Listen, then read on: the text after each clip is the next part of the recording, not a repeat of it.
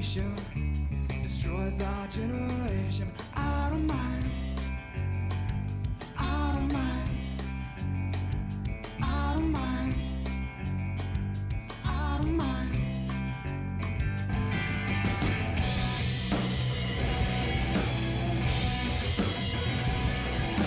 Looking for inspiration in my life, looking for inspiration all the time, looking for, looking for, looking for, looking for, hey!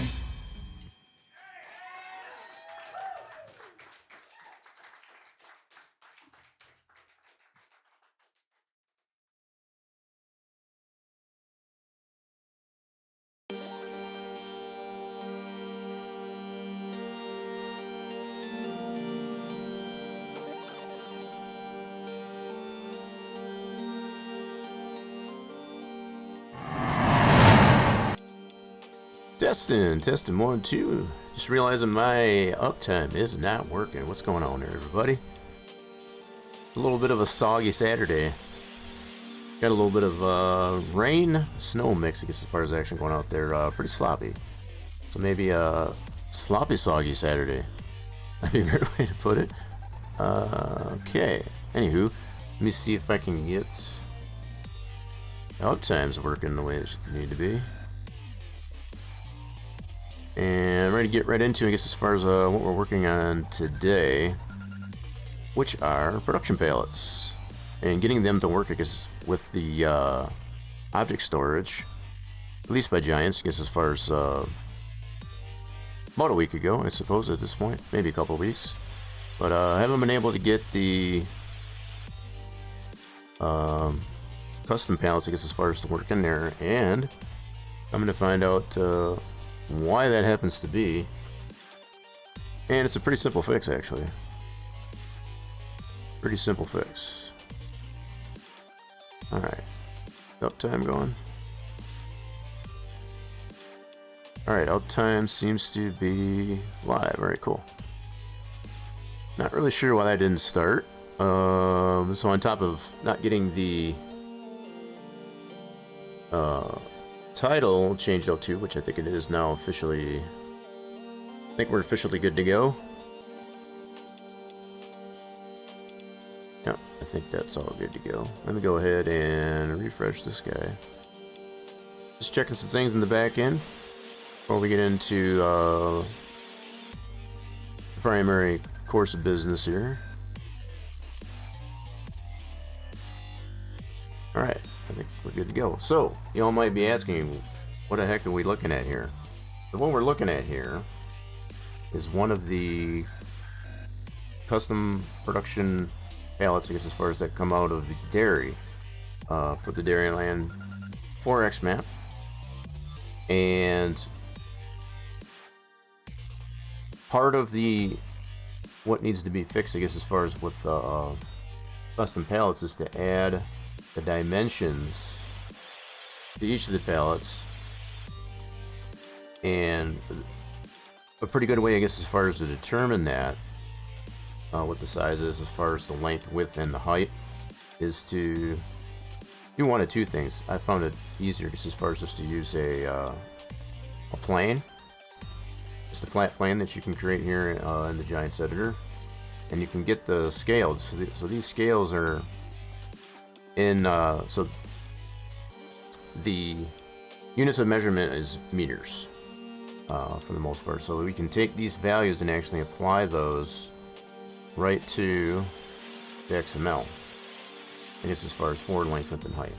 So it does make a difference from what I've tested so far what we make these dimensions. So if we make, say, the width too big, it tends to space out the pallets a little too much, puts in a little much too much space in between. So it does help, I guess, as far as to put a closely related size, I guess, as far as to your pallet, so that they will go into the object storage building, I guess, as far as, you know, nice and snug. You can get the, so you can basically maximize the storage space, I guess, as far as of those.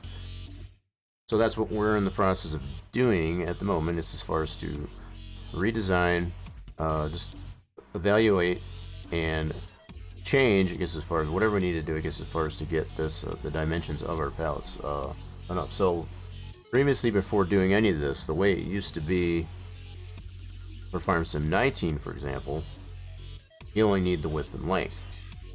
You didn't necessarily need height. I'm not 100% sure yet why the height is needed so much, but it is evident in the object storage building released by Giants about a week or two ago. It does look for the max width, length, and height, I guess, as far as for the pallets. From what I can tell, 250 different pieces of pallets in combination of bales and pallets can go into the object storage, but they seem to all stay on one level. So the fact that the height is needed, I'm not 100% sure why, but that seems to be the design for all the standard default pallets as well. So what we need to do basically is just to change and make sure that, I guess, as far as we have width, length, and height, I guess, as far as included in all of our custom pallets, to make sure they can go into that object storage. So I've already got a couple of these done already, one for our butter and then one for our cheese pallet. And we're just going to go right down the line and confirm the size of each of these pallets as we go through it. Most of them, probably for the dairy production anyway, are going to be about the same size.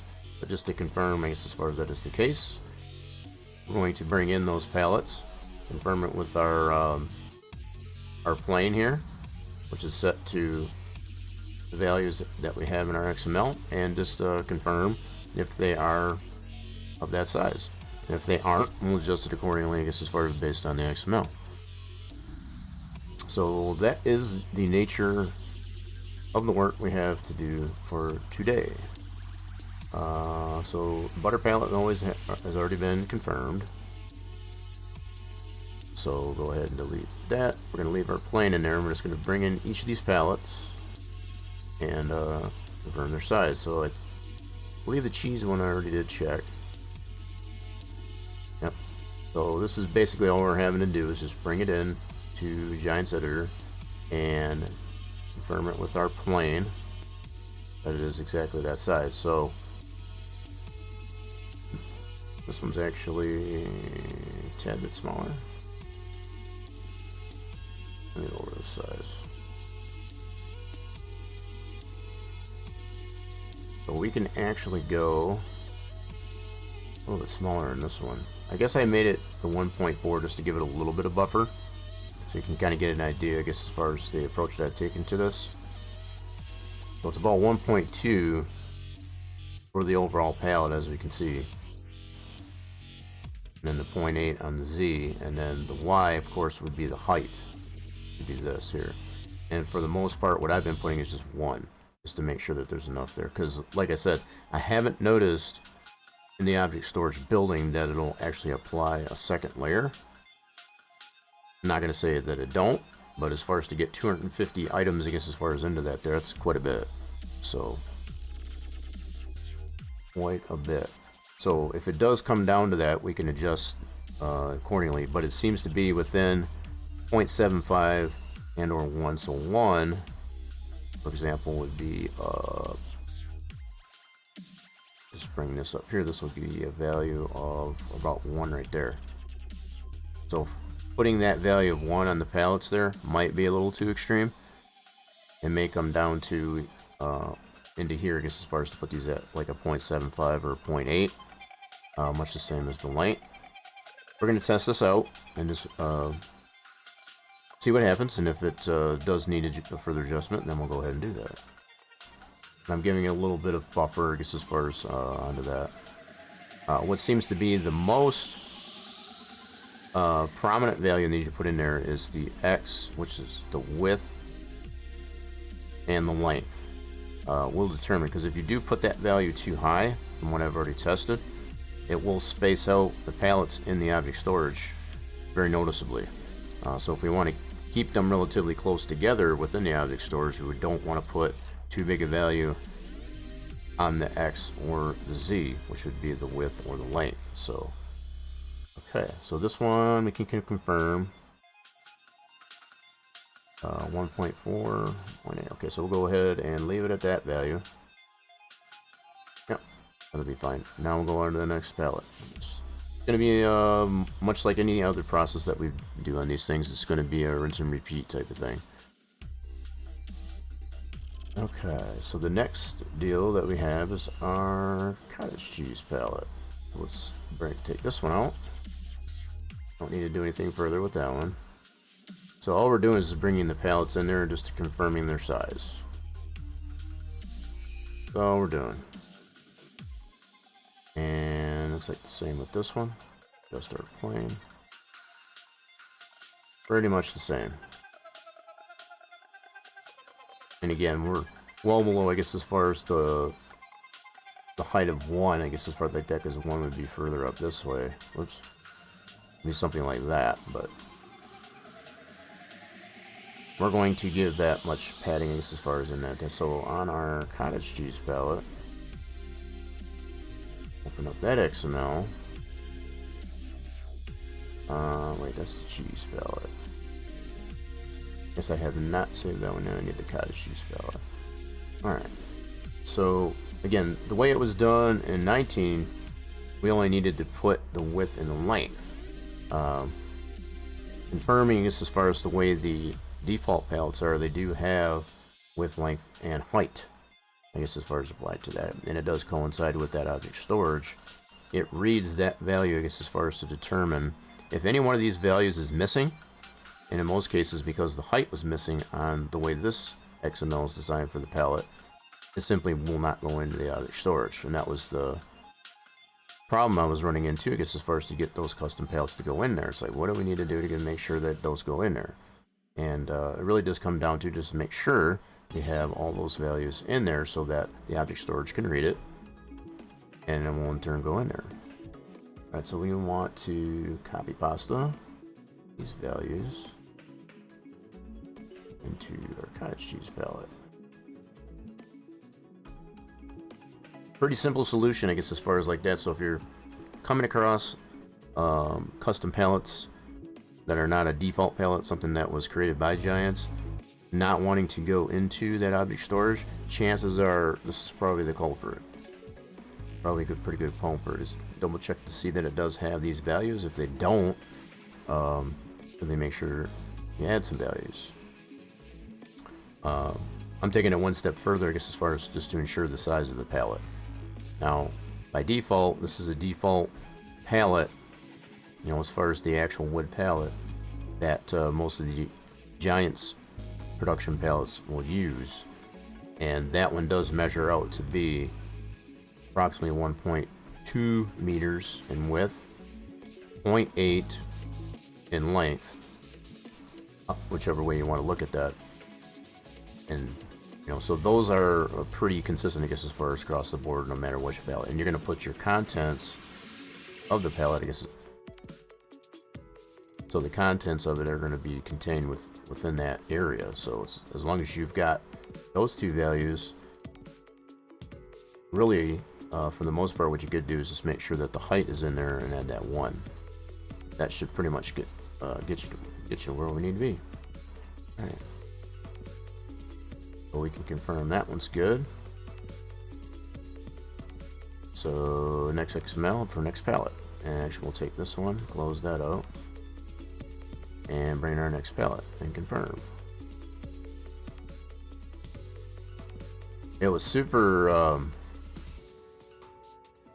good news, I guess, as far as what we found out, I guess, as far as that this is all that really needed to be fixed.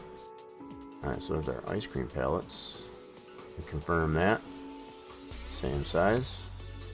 So we can apply those same values. As long as they continue to be the same, we can just add these all to our other pallets.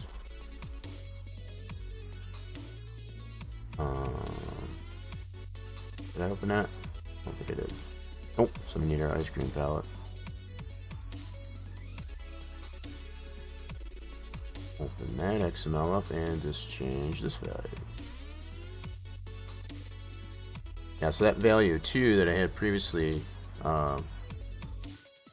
in compliance with the global company parameters, that was sufficient there, but putting a value at 2 with all the testing, as far as put all the values at 2s, it does create too much spacing around the pallet. It'll put the pallet into the object storage, but there's a lot of spacing in between each one. So we want to keep them relatively close together, so somewhere around that range. So there we go. What's going on there, Tiger? Yeah, we've been really good. We're coming in from the slushiness and yeah, the slushy, soggy type of Saturday out there today. But other than that, how's it been over here in neck of the woods? So we're just in the process of redoing our production pallets for our Dairyland map, so that they work with the object storage that Giants has put out, I guess, as far as for that. So it is raining there too. Shopping, cool. What'd you get me? Heard music playing on your PC. Oh, you talking about stream here, or what's the deal? Yeah, so it's raining over your neck of the woods too, yeah. We got a little bit of rain-snow mix, but most of the snow is kind of melting off at this point. It was the Death MSC music? I forgot to log out on my PC. Oh wow. So that was the game music was playing? That's crazy. You forgot to turn down the get out of the game, I guess, as far as that. That's hilarious, actually. You died while AFK. Whoopsie. So I had it on the newspaper, I guess, as far as that that you died, along with the music. You just got the car running. Oh my god. Yeah, that's the joys, I guess, as far as the MSCing. All right, so we got 1, 2, 3, 4. Okay, this is the 5th pallet. So yeah, there's 5 custom pallets that do get produced by our dairy production. So yeah, just making sure we got them all open. Oh, the newspaper had Alt tab. It was that stuck that it wouldn't let you. That's wild. So you must have had it open for a while. Okay, okay. So I'm just double checking. Okay, we need to bring that one in, so our ice cream pallet is good. Let's bring in our yogurt pallet.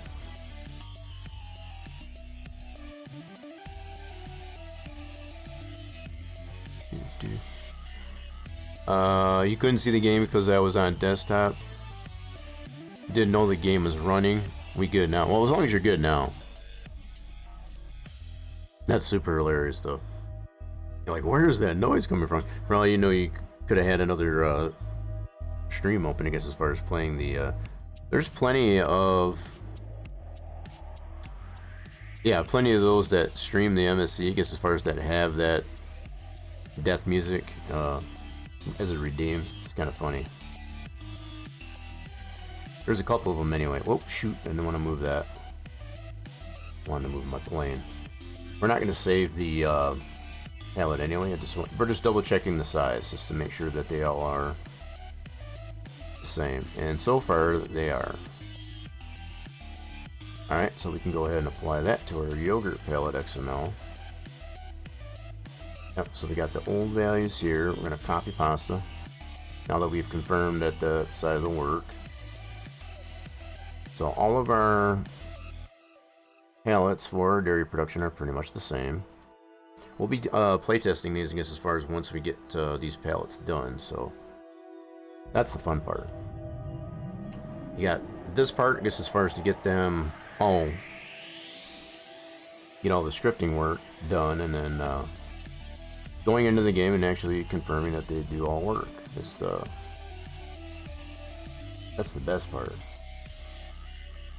Okay, so yeah, we got a yo case and yo case. All right, cool.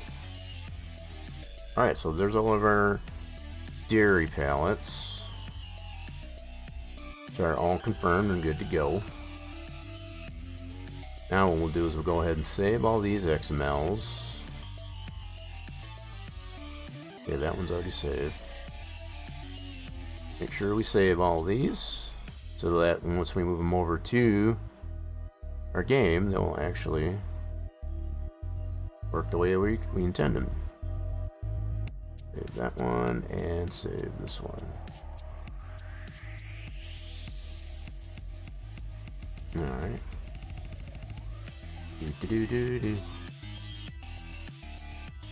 So, you got any streaming plan, I guess, as far as for this evening? Or, well, I should say afternoon, I guess, as far as at this point. Do we expect a Tiger Lily stream, I guess, as far as in the not so distant future? I'm gonna go ahead and close these all out, actually.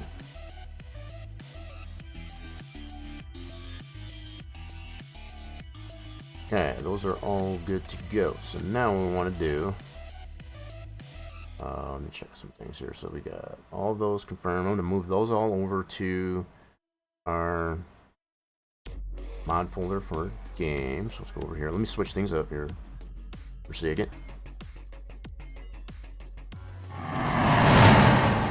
Okay, so what we're going to do is actually move those XMLs that we just saved over.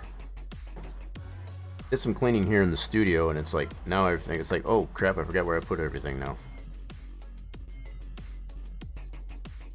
Okay.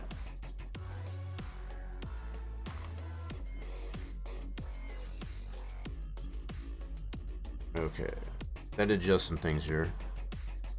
Momento. All right. So what we need to do is move those XMLs over. So on here, let's go ahead and copy that guy. That guy. Should have 5 of them. 3, 4, 5.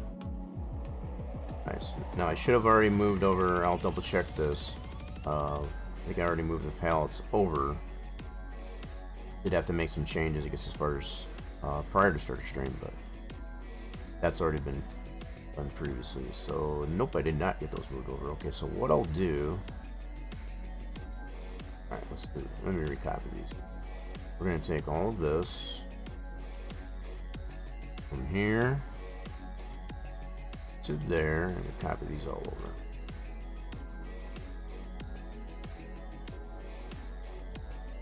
There, and we want to replace all those. Alright, so all those pallets are done. We'll be able to display test those. Okay, let's switch it back over.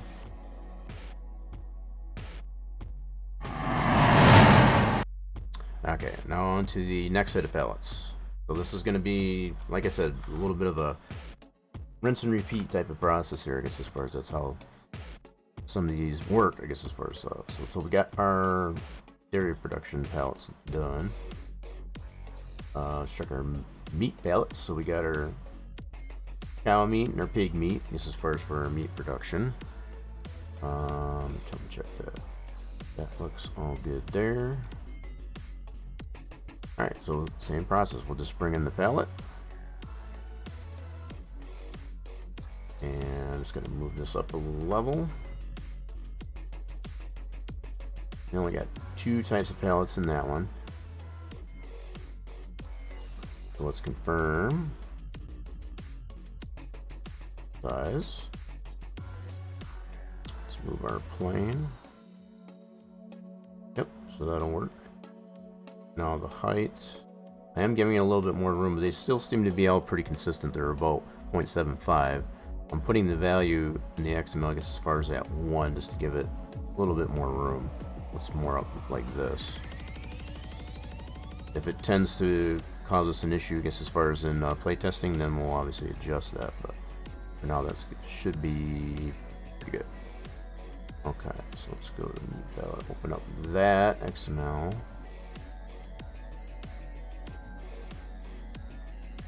Yep, so we got to change this here. And actually, I'm going to open up one of those other palettes so I can copy paste off of that. Take any one of these, really. Let's take this one. I think this one will probably save it as our donor. I think most of these pallets are probably going to turn out to be the same.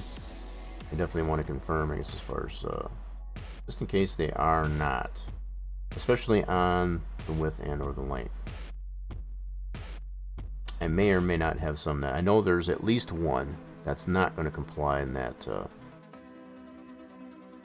Yeah, there might be at least one that may not, and I can think of. Well, we're going to go through all these, I guess, as far as to confirm.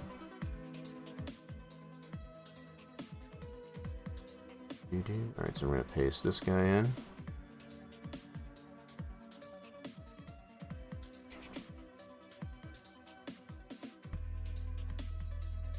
Alright, that should be good. And then we'll check our pig meat one. So the cow meat one is good. Or this one in.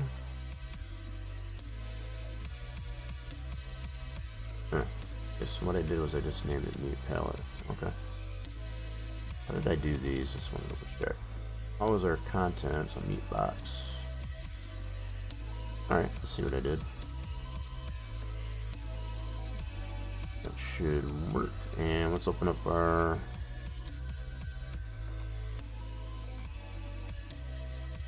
big meat pallet. And same there, we gotta change that out.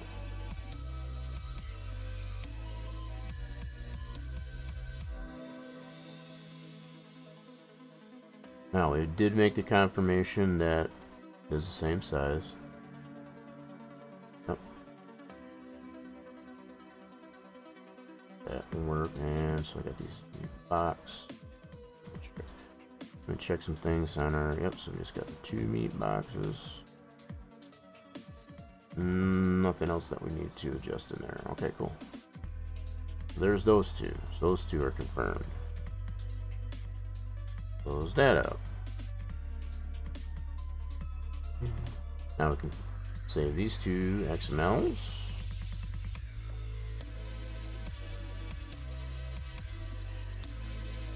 Save that one. Save that one. Go ahead and close those out. I'm going to leave this one open and use it as a donor.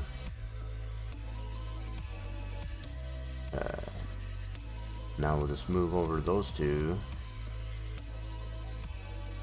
For a game directory. I'm gonna go ahead and do this off screen. You kind of get the idea, I guess, as far as what's going on there. What we need to do. Okay, so we're just gonna move these 2 XMLs, that one over to game directory. So when we go ahead and play test these, which I'll probably just spawn them in manually. Using easy def controls just to expedite the process.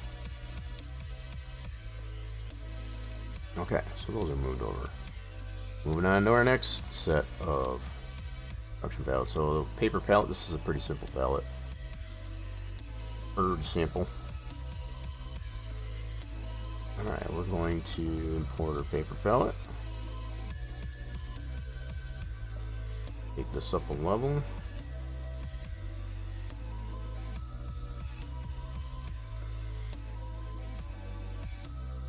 Okay. That one looks pretty consistent. Okay, well, what is the height on this one? Oh crap, I keep moving the... I want to move the plane, not the pallet. This one's definitely closer to 1. That definitely needs to be a 1, but we're still consistent on the length and width. Okay. So that we should be able to apply the same value. Simple copy pasta. We'll open up that XML. Let's make sure I don't have anything else. Does not look like it. Nothing else I need to adjust on there. Pretty simple palette. So yeah, we do need to change this values right here. We'll copy pasta this. And paste them those in here. Now that we've confirmed the size, at least anyway. Oh, why did that shift over? Doing that. And then we'll save that one. Just the one pallet in that production.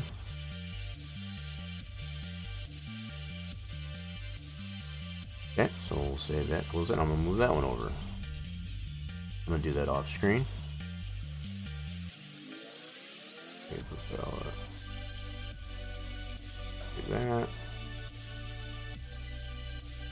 And we'll paste that over to our game directory. So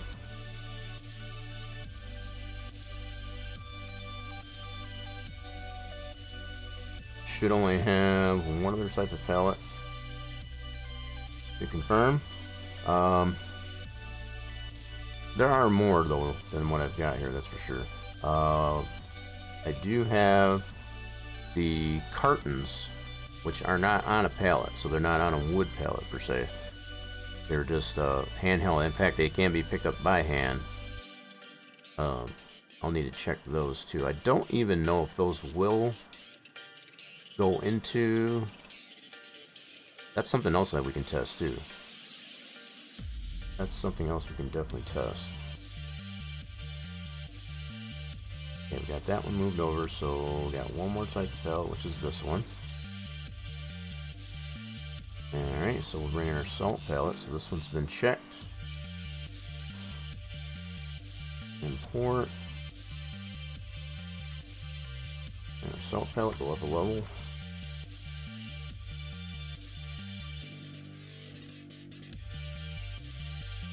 This one, we did stream it on a Modeling Monday, I guess, as far as to make these, put these together. That was kind of fun. So we should have a VOD on the channel, I guess, as far as it covers, I guess, as far as us creating these salt bags on the pallet. That was super fun. We had to figure out what was going on with how they were being strapped. Just to kind of summarize, I guess, as far as what went on with that. Okay. We did come to find that we needed to simplify the tension shape, I guess, as far as for the bags, and not make them so... so initially what we tried to do is to make the tension, so on a partial pallet, what it would do is it would put the strap over the pallet with whatever bags are remaining. We came to find that the tension, the shape for that can't be too complex, as far as, so we had to make it more simplified, more boxy shape, as opposed to using the shape of the bag as a form of the tension. So the Giant's engine does not like it when you make the tension shape, I guess, as far as a little too complex. So that was just a little bit of a summary of what went on with the construction of this pallet. So yeah, we did confirm on this one, same deal. We got the same size as the rest of them, and the height on this one, yep, that one's falling right around the 0.7, 0.75. One is right up here somewhere. Okay, so we're giving it a little bit of padding, I guess, as far as on that. Again, if we in playtesting, if we find that to be a little bit of an issue, we can always adjust that as far as the height. Alright, let's open up our paper palette XML. Or, we did the paper one, we gotta do the salt one, so open that one up. And the same value, we gotta change these. No. We'll copy that. Simple copy pasta, and paste these values into this palette, now that we've confirmed. And we shouldn't need to change anything else in there. Bag tension 601. Let me see. Yep, that should be all good to go. Just checking the names of my nodes and making sure that they definitely do line up with our i3D mappings. Nice. So let's go ahead and save this XML. And we'll get that one moved over. And then we're going to take a look at those cartons that get produced by the fruits and vegetables garden. That'll be the next thing we'll look at. So let me just get this moved over real quick. I'll do this off screen. Give me a moment moment. Salt pallet. That XML. Copy pasta. Over the hill. Alright, so we gotta make sure I get it in the right folder. Paste. And yes, please. Well, right down. Okay, cool. Now we'll take a look at our cartons, which are much smaller. They're very hand-holdable. Yeah, I guess that's the best way to put it. They're very hand-holdable. Alright, so let me pull this one out of here. Now I just want to make sure, remember where I put those. Those are a majority of the custom production pallets. Alright, now we just got to remember. I still got to do some work on this window storage, so not all the heaps want to show when you put the contents in there. Can't remember off the top of my head which ones didn't want to show, but yeah, there's still some work that needs to get fixed. So for the most part, the items will go into the silo, but the visual heap that's supposed to show, they don't all necessarily show. There's like 5 different windows that'll go into this window storage, so there's still some work I need to do on that. Okay, so this here, so yeah, we got these pallets right over in here. So let's bring these in. Let me go ahead and open up this XML. Okay, this one's already set. They're definitely not this big though, so you might need to adjust this. They're pretty small. They're definitely pretty small. So components, max mass. Okay, so I do have that a little bit different on these. This component. Okay, so I did add. So in order to make these, I did a lot of play testing within the game itself, I guess, as far as to determine to make it possible for these types of cartons to be lifted by hand and not needing assistance, I guess, as far as through something like a, forklift pallet, fork, or anything like that. So yeah, I definitely probably need to change this though. I'm not even 100% sure if these will go into the object storage. We're going to find out, because it is still a pallet per se, even though it isn't on a physical pallet. It's just a carton, very much smaller. And I'll bring this in here real quick just to kind of show. So import. We go up a couple levels here. I need to get out of the production and go into our fruits and vegetables garden, our pallets. Let's load this up. Lettuce curtain. There we go. So you can see how much smaller these are. So I'm thinking what I will do. So using the same method, I guess, as far as I use with the bigger pallets, I can size this up to get a better idea of what size I need to put into my XML for these, so that they will go into the object storage, I guess, as far as feasibly. Already by default, they should already go in there, just due to the fact we have the width, length, and height. This is what that object storage building will look for in the pallet XML to ensure, I guess, as far as its entrance into it. If any of these are missing, let alone if this whole line is missing completely, they definitely will not go into that. Okay, so let's adjust our plane, get a better idea of what these values need to be set to. It's definitely what we got in there currently is a little too big.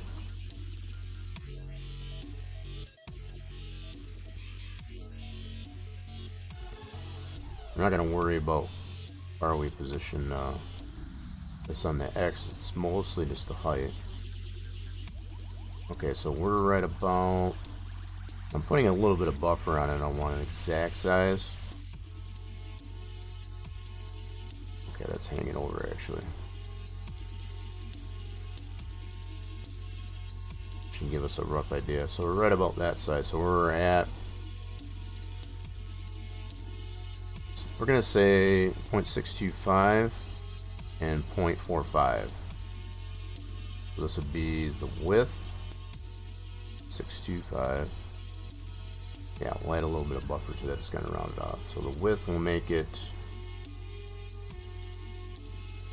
0.625. The length will be, what did I say? 0.45.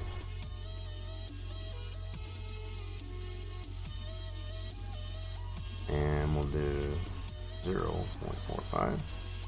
And the height, oh, that's already, where's 0 at? 0, right about the middle of that. Okay, I got it. So the height, wow, this is going to be really low. I was going to be curious to see if these will actually even go into the object storage and how they will stack. So yeah, I'm definitely going to test these out. I think I'm going to put the height at 0.15. Try that out for starters. 0.15, like so. Alright, cool. So we'll set all of those cartons, I guess, as far as the same size here. We'll use this as a... We'll close this one out now. We'll save this one. And then we'll bring in the other pallets for... Alright. Now we'll open up our potato. Actually, the potato might be a little bit taller. We'll check it out. We'll bring it in and we'll check it out, make sure. So this one. Yeah, so let me bring that in, much the same as we did the other pallets. We confirm the lettuce one. Let's bring in the potato pallet. Carton. All these cartons. As far as the game's concerned, they are a pallet, but we're calling them cartons, I guess, as far as, for clarity, I guess, as far as for gameplay, I guess, as far as in the game. It'll make sense once we play test it. Import that. There's carton. Yeah, these are definitely a little bit taller. Okay.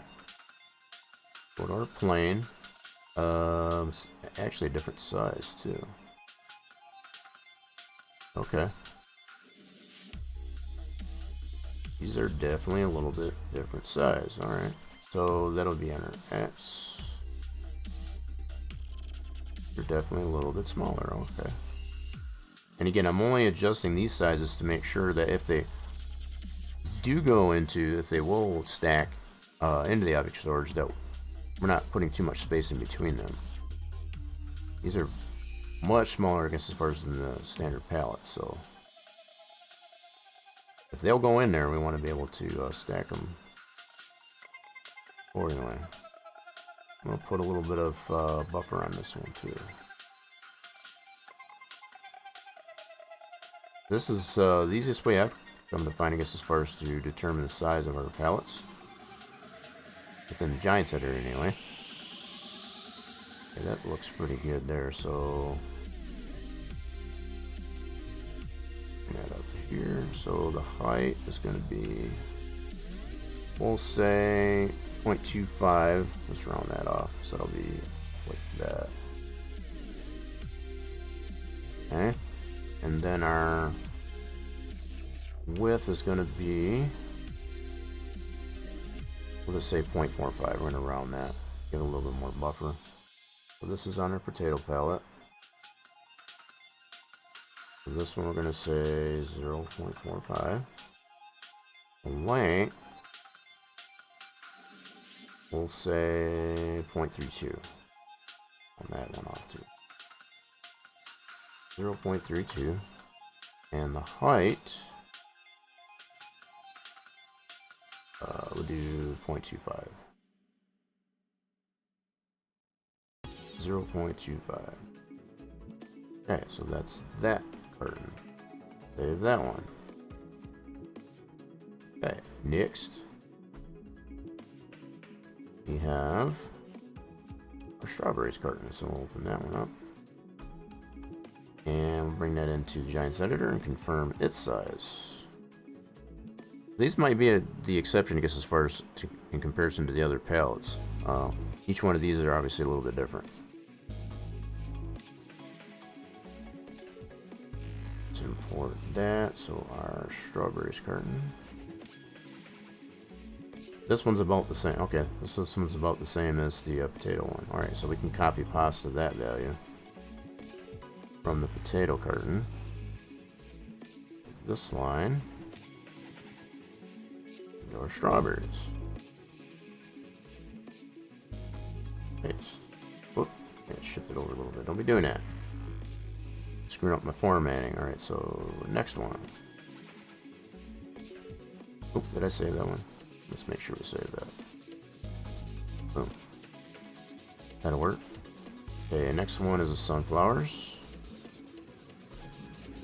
And lastly, beef tomatoes.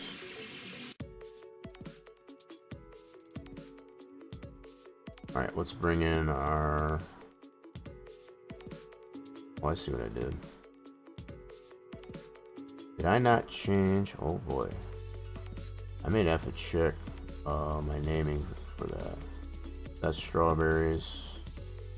Lettuce box palette. Do I have one for sunflowers? I gotta double check that. I don't think I named this right. Let me look at my translations here real quick. Because I think I made one for sunflowers. I might not have. So that's definitely not right. I don't want these named lettuce. It's definitely sunflowers. Alright, let me double check that here real quick. Need to open up another directory. So I gotta go to... Hold on. Let's do it this way. Alright, let me get to that folder real quick. So that one is...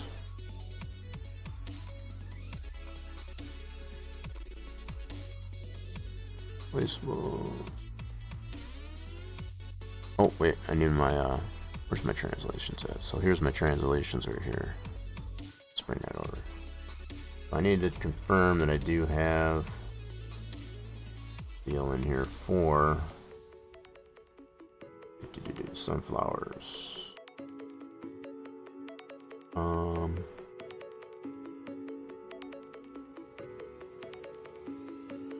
I got my tomato carton, sunflower carton, so I do have a fill type.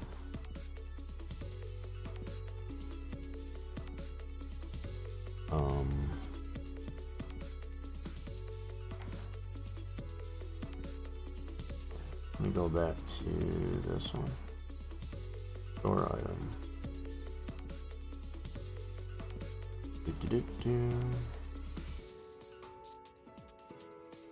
Making sure I do have one. Wait, do I not even have one for...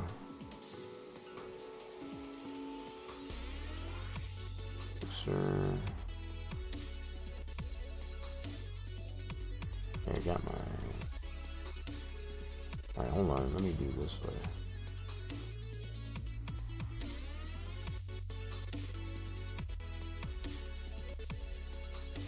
Do a search for this one. Not seeing. Oops. Get to the right deal. There we go. Here. And search for that. Search. Fine.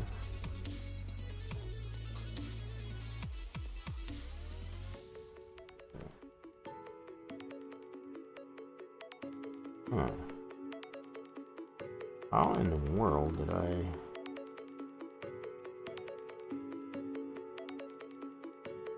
Okay. So, just trying to remember how I did. Lettuce box palette. Okay, so that's not my carton one. Ooh. Okay, so I still need to get this renamed, I guess, as far as that. So there is a little bit of adjustment. So I got the strawberries.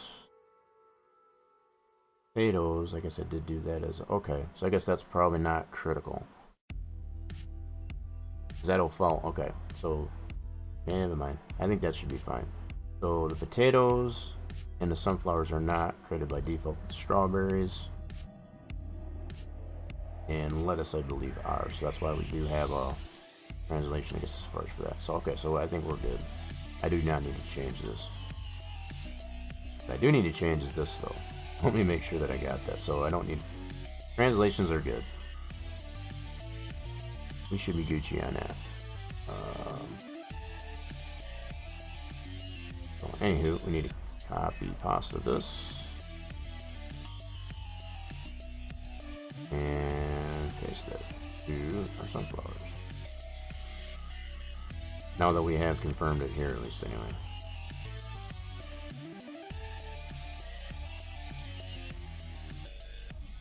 That is what we got open here, right? That is the strawberries. So, strawberries and sunflowers should be the same. Let me double check here. Okay, strawberries are the same as sunflower. Yep.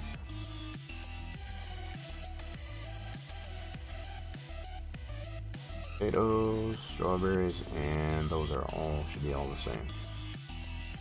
And currently I've got strawberries in there. Let's bring in the sunflowers in. Might have got ahead of myself there, I guess. Let's do sunflower. That is confirmed. Alright, cool. So we're Gucci on that one. So now we can bring in our tomatoes. Tomato carton is this fella. And this one's definitely a little bit different. Okay, so let's check our plane. The height for sure. See what we got here though. Let's bring this to the top. This one's definitely probably gonna have to be, well, maybe not. So it's only like 0.5. A little more than 0.5. Alright, so let's do this. Technically, yeah, it's about the same size, just the height's different.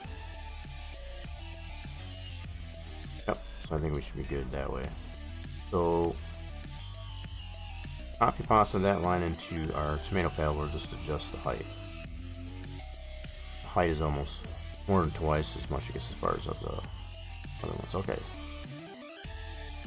Got it. So let's open up this XML.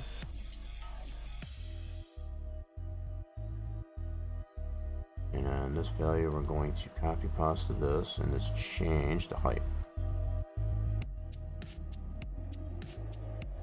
Like this. Paste. And we want to set this height.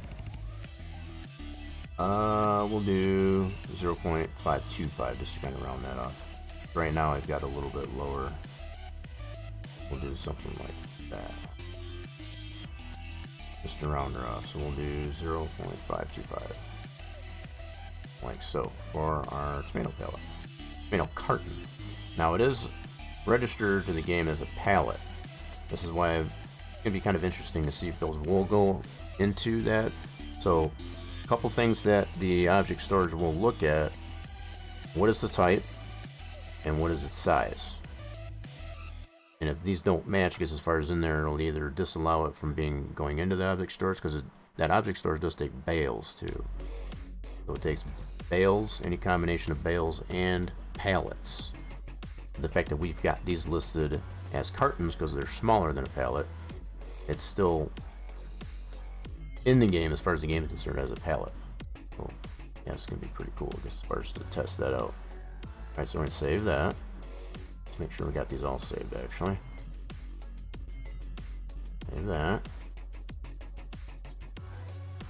Okay, that one's already saved. Now we can move all of these over, which are 2, 3, 4. We got 5 items, I guess, as far as for fruits and vegetables garden over to... I will go ahead and switch this over.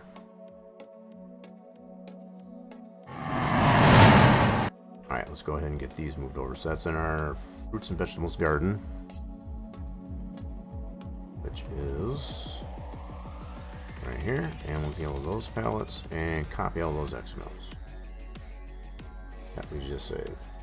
That one, 2, 3. Evan the Bandito says, 4. I got my new car today. You got a new car today? You said to hell with the exploder? Is that what the deal is? You said to hell with that exploder. It's costing too much damn money. That's probably what you did. Did you get anything for the exploder as a trade-in? Everybody wants to know. The exploder exploded. Yeah, I saw the video. Yeah. We were all like exchanging, I guess, as far as like, what? I can't hear you. What did you say? Yeah, so the exploder physically, it literally exploded. So, yeah, so what I was curious about, I'm sure everybody else would like to know, did you get anything trade-in wise, I guess, as far as on the exploded exploder? Alright, so let's move these over to our game PC. This is going to be pretty cool to test these out. I'm kind of really anxious about this. It's going to be cool. Especially if they work the way we expect. Alright, let's get these replaced. Cool. So if anything, the takeaway from this, if you're noticing any custom pallets or cartons in this case that I've also included, if you're having a problem with them going into the object storage, has been released by Giants within the last couple weeks, double check it to make sure that it has all the values there for the width, length, and height. If it don't, then chances are you could probably just add that in there. I've taken it one step further to confirm, I guess, as far as the actual size of the pallets and or cartons, depending on what it is you're dealing with, just to confirm, so that the proper spacing will be applied to those pallets, I guess, as far as when they go into the object storage. So that's the only thing. You sold the exploder for $1,000 and went to buy a 2015 Dodge Dart for $60,000. Nice. So did you buy the Dart outright, or did you have to? I'm sure it was more than $1,000. It's a 2015 Dodge Dart. I mean, obviously, the 2015. It's not like the old-fashioned darts that we know. I guess as far as that, that's pretty cool. So you bought it outright? Damn. So you had enough money saved up, I guess, as far as to just buy it right out. Nice. So for what is it? 7-year-old car? That's not bad. 60,000 miles. That's less than the average. The average amount of miles you put on in a year, I guess, as far as would be about 10 to 12,000. So that's definitely under that average. So it's sounds like the Dodge Dart got taken care of really well. It was listed for 10. Talked him down to 8, and you bought it outright? Holy shit! Damn, son. It is as Tiger Lily would put it. Yeah, cash does talk. It is as Tiger Lily would put it. Where's his emote? He's got this one here, which I thought is pretty good. Good God, son.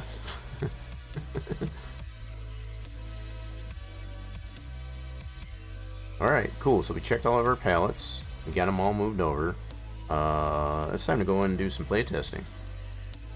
We'll be all ready for that. So let me just adjust things here real quick before we switch it on over to the game. Just un momento.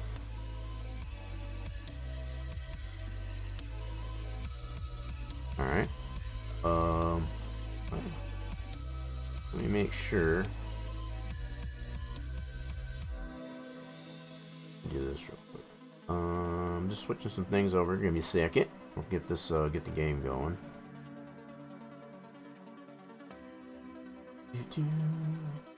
Play testing is always the fun part.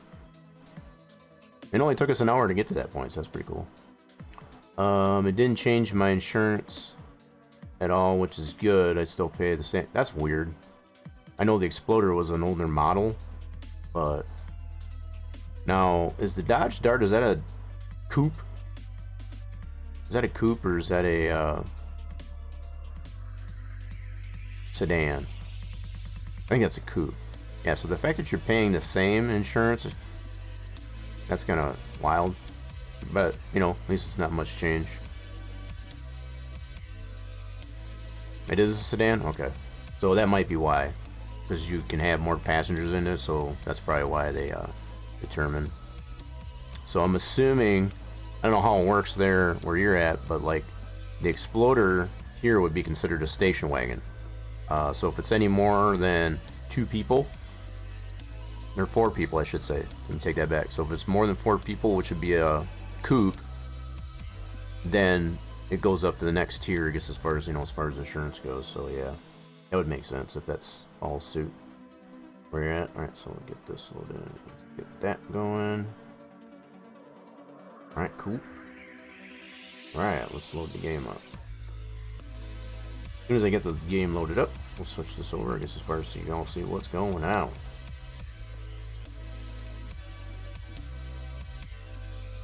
Here's just considered a sport utility vehicle. They don't. It's considered a station wagon. See, here in the great state of Michigan, they, if it's more than, I'm just gonna switch this over.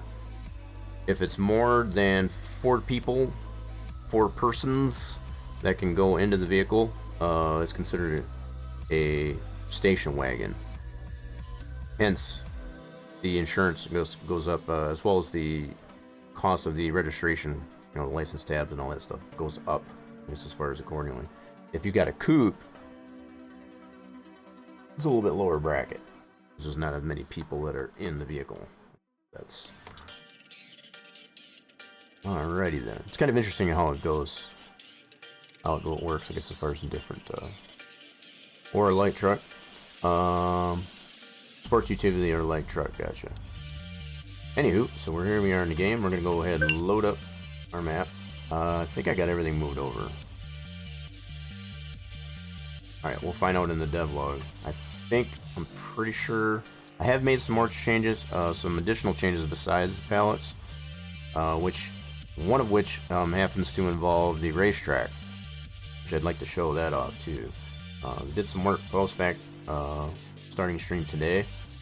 I was going to show a lot of that process there. I just wasn't 100% sure it was going to work the way I wanted it to. The fact that it did, I can actually show the results of that, if nothing else.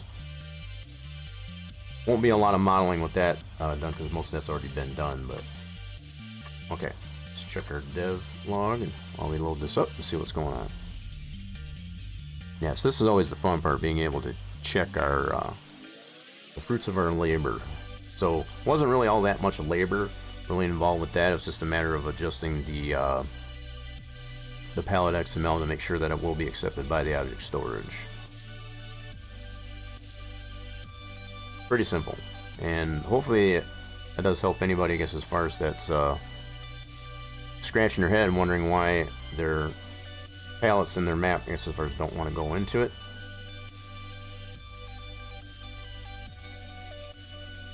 Good chance, because as far as it doesn't have all the proper parameters in the pallet XML, I guess, as far as for accepted. Okay, so we didn't have any additional warnings or errors. That's always a good sign. Always a good sign. Alright, so we can close that out. Let's go into our map, confirm our character, and let's turn off the autosave while we're in testing. Okay, so what we'll do right here at the main farm here in New Farmer mode, we're going to, oops, give me a second. You know, the way I've adjusted the studio in there, I don't know if it's going to work in the way I was hoping. I'm going to find here, I guess, as far as on the fly, that it's probably got to do some more adjusting, but that's okay. Alright, so right here at our main farm, on our New Farmer, we're going to place down the object storage, and what I'll probably do is just manually spawn, using easy dev controls, the pallets, and play test those and see if they'll go in. So this ought to be fun. Alright, so let's, nope, wrong menu. So I gotta go to the store. Let's go into construction. And you know what? I'm gonna turn this guy off so we can actually get game sounds. Hopefully you can get the game sounds. That was one of the things I had to adjust. So if the game sounds are too quiet or not loud enough or whatever, you definitely let me know. I think I need to turn that down, actually. I don't want to blow anybody's eardrums out. It's good on my end, so if in any case it's not good on your all's end, definitely let me know, and I'll adjust them accordingly. Okay, so what we need to do for this object storage, that Giants is applied, we're going to go into the store, go into silos, put this guy down. We're just going to put it right there. Cool. Now, it holds 250 items, and I've only been able to get the items, I guess, as far as to load in on one level. So even though it does have the height to be able to put another level, it doesn't seem to stack them. You know, so once it gets one layer down and that's full, it may or may not get to 250. That is the maximum. It just depends on the size of your pallets and or bales. So that seems to be, from what I've tested anyway, how this object storage works. So what we're going to do is all those pallets that we adjusted, we're going to spawn at least one of those, if not a few of each. So I need to go, not here, into our easy div controls, and we're going to spawn those in. And I also want to give myself something else I want to do before I do that. I want to show the cartons. I'm really curious about the cartons, so let's do this. On products, let's go to here. I want to spawn these cartons. I want to see if these little bad boys are going to go in. So our tomato carton. Do the sunflower carton. The strawberry carton. And there should be 5 of them. Potato carton. I think that's it. Should be 5. And a lettuce carton. There we go. That should be all 5 of them. That is all 5 of the different types of pallets that you can spawn. Now, this is without any heavy lifting. You know, as far as like this is just normal strength. I guess as far as by default, you can pick these up by hand. So these are produced by the Fruits and Vegetables Garden, which is also available in the store. We do have one that starts in on map start, which as long as you put the ingredients in there, and then you'll produce these pallets. But this is not using any super strength or anything like that. You can pick these up by hand. So let's see if these will go in here. They sure to heck do. Now what I'm not seeing is them actually show visually. That's why I was kind of curious. So it is showing it's in there. It just doesn't show visually. I find pretty interesting. Okay, so if we go into here, you can see in the info thing, but it is in there. It is in there. So it's only a 6-liter deal. It's showing there's one of those. We should be able to get that back out. And there it is. So the only thing with putting these in here, it goes in, it just doesn't show visually. Okay, let's confirm. Let's try these other one out with these. So it's kind of cool that they won't actually go in there, but it doesn't seem to. Oh, there's that one. Okay. Oh, it's just a crow. So I see that one. Yeah, it's got to stop right here, so we can't actually go in there. So there's the tomato pallet. I'm not seeing the lettuce pallet. You can see that tomato carton is in there. Let's try these out. It's cool that these are actually will go in there. So if you've got a bunch of these, there is a shed, which kind of serves as its own object storage into there. You got to put those in manually, though.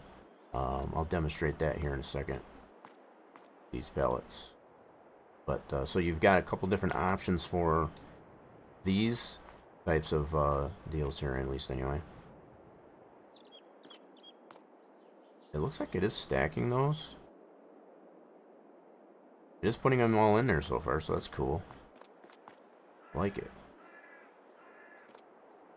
And these are our potatoes. That's our little potato carton.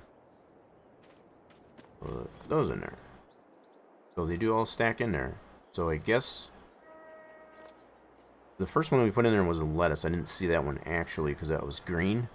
I don't know if this just doesn't want to show visually, but they all are in there. You can see the info right there at the bottom right.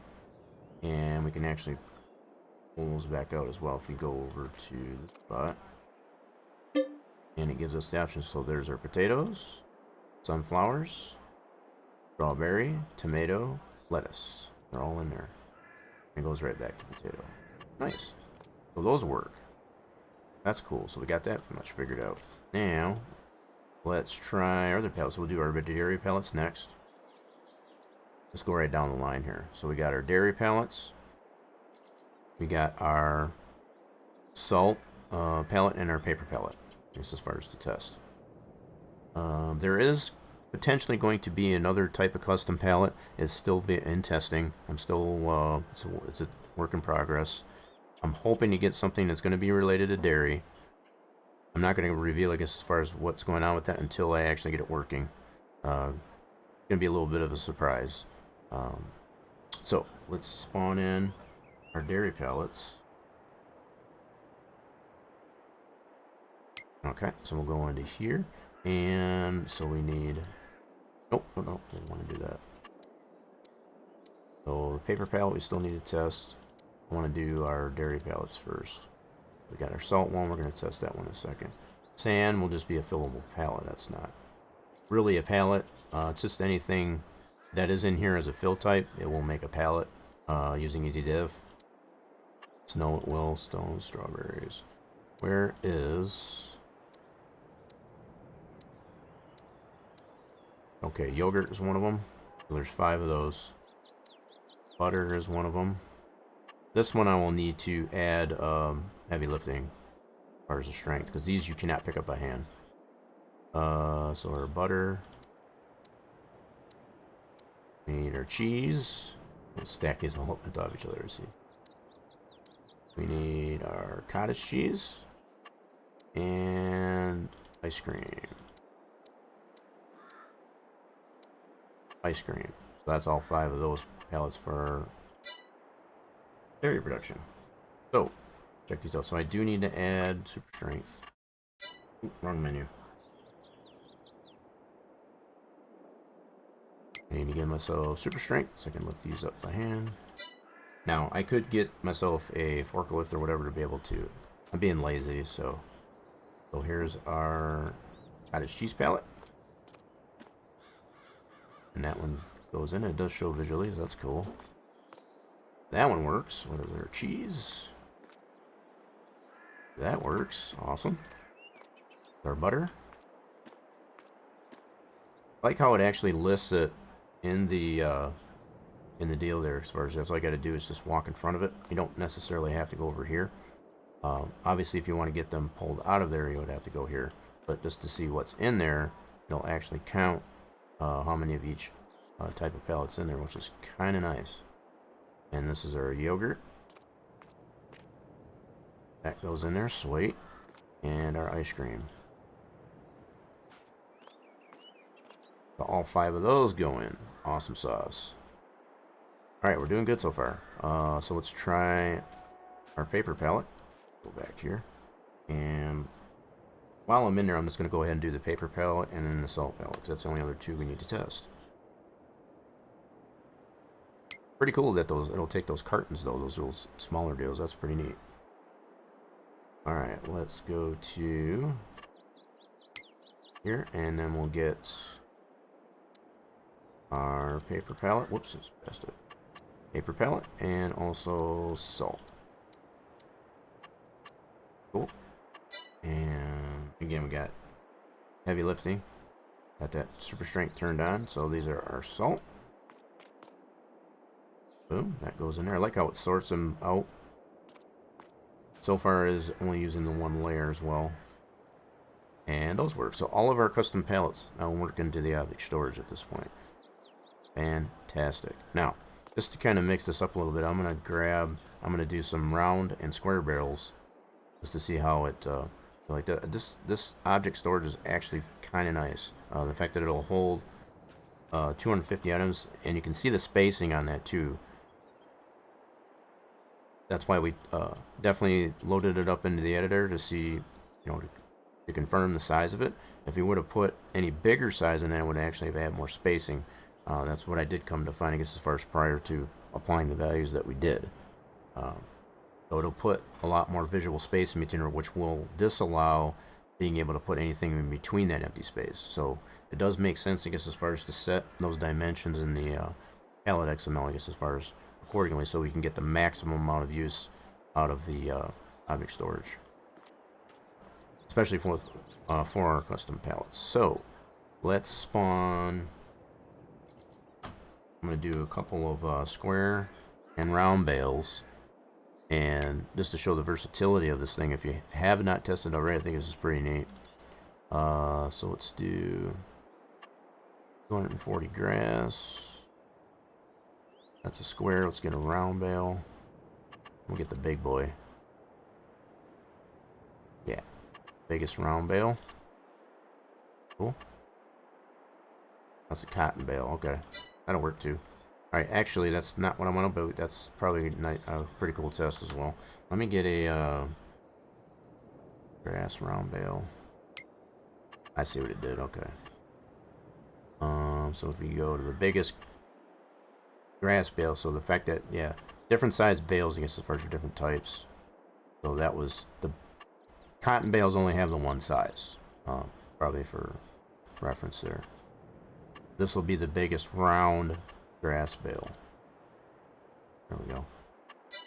Sweet. All right, and then we should be able to put these in there. So I still got super strength. So we have to be able to lift these up and slap those in there. Boom. Yeah, this is what makes this thing very versatile. You can put any combination of pallets and or bales, round or square, into this thing, and it'll actually just sort it out and list it. Look at how much room that sucker takes. All the more reasons, probably very, very important, I guess, as far as to set the size of that. So the fact that all of that fit in there, so we got one of each type of our own custom pallets, and it's still able to put that all in there, I guess, as far as nice and snug and neat and organized. Let's put the square bale. See how it sorts it all out, so we now have a space over on this corner. Just out of curiosity, let's grab one of our custom pallets and see if it'll squeeze it in that corner there. I'm just kind of curious now. We're just playing around with it at this point. Pretty neat, though. I'm glad those all go in there. Okay, so let's just do a salt pallet. That'll work. See if it'll put it in that corner. That's now freed up. Ta-da! Still got room probably for one more. So yeah, this is pretty neat. The fact that 250 items or whatever is quite a lot of space. Quite a lot of space, I guess, as far as we'll be able to put in here. And as we can see, as far as especially with that cotton round bale, see how tall that is in comparison to all the other deals. I think that's the only reason why they've made this object storage the size that it is. I don't even know how many more items can we get in here. A lot more items. The fact that it has a 250 capacity, I have not taken the approach, I guess, as far as to fill it to max. But in comparison to have all these pallets just out loose, you know, in a lot of your productions, this makes really nice use. I would very much like to consider, even for the Dairyland map here, to make a smaller version of this so that you could put like a specific object storage, I guess, as far as for you know, next to a production, and not necessarily have to have this thing, because this is pretty big. It takes up quite a bit of real estate, but to have the same capacity only in a smaller, so maybe about half the size of this object storage, that's something I might take a look into to see if make that possible. Because say, for example, if I wanted to put this building into an area that has a production like our dairy. In fact, let's go over to our dairy here real quick. This is kind of how my brain works, I guess, as far as when it comes. There's our garden, here's our dairy. So if I wanted to put one of these down into here, see how this works. I've already kind of tested this in the Giants editor. That object storage obviously does take quite a bit of space. So if we did want to put one of these down in here, it's going to take a lot of our, you know, space up here, I guess, as far as for that. But let's go into silos, go to here. It's pretty decent size, so if we just to have something that's a little bit smaller, that doesn't take as much room. But even with that being said, you could put this in here and still have, you know, a decent amount of space. We don't own this land, but you get the idea, I guess, as far as how much room that takes. It's pretty reasonable. So even if we were to put it, like, say, right there, that might work pretty good. Cool. We don't have this this land purchased, so we aren't able to do anything with that, but you kind of get the idea, hopefully. Alright, cool. So, the other thing I did want to show, kind of hinted on that, is how the fruits and vegetables garden work. Let's over there. Like so. Now, those cartons, by default, you have a space, put them in right here, which is kind of serves as its own. The only thing is with this one is you put them in manually. Now with this object storage, as far as the mechanics of that, I may look into actually making this to where it works much the same as that object storage. So this is kind of more smaller scale in comparison to that one provided by Giants. So if I can figure that out, I might make this to where, you know, it'll have a place that you can just spit them in there. Not sure, I guess, as far as if I want to do that or not. I might just leave it to where you can put them in there manually. But yeah, if we can't figure that out, because as it stands right now, from what I can tell, there's no way to stack height-wise, I guess, as far as to stack pallets or cartons in this case on top of each other based on that object storage dynamic, that mechanic. So it wouldn't make any sense, I guess, as far as to have that in here, because you have so much space to be able to. If I don't have the ability to stack them, then it wouldn't make any sense to do it that way. Anywho, so let me spawn these pallets again. I know I've shown this before, but it's kind of a neat little shed to be able to store stuff. I went in the wrong menu again. Let's go into here, and let's get one of each of those. Let's go back through these again. Oh, whoops. Did that wrong. So oh, come on now. Farm products. Need these. So we'll do strawberry carton, sunflower carton, tomato carton. That's 3.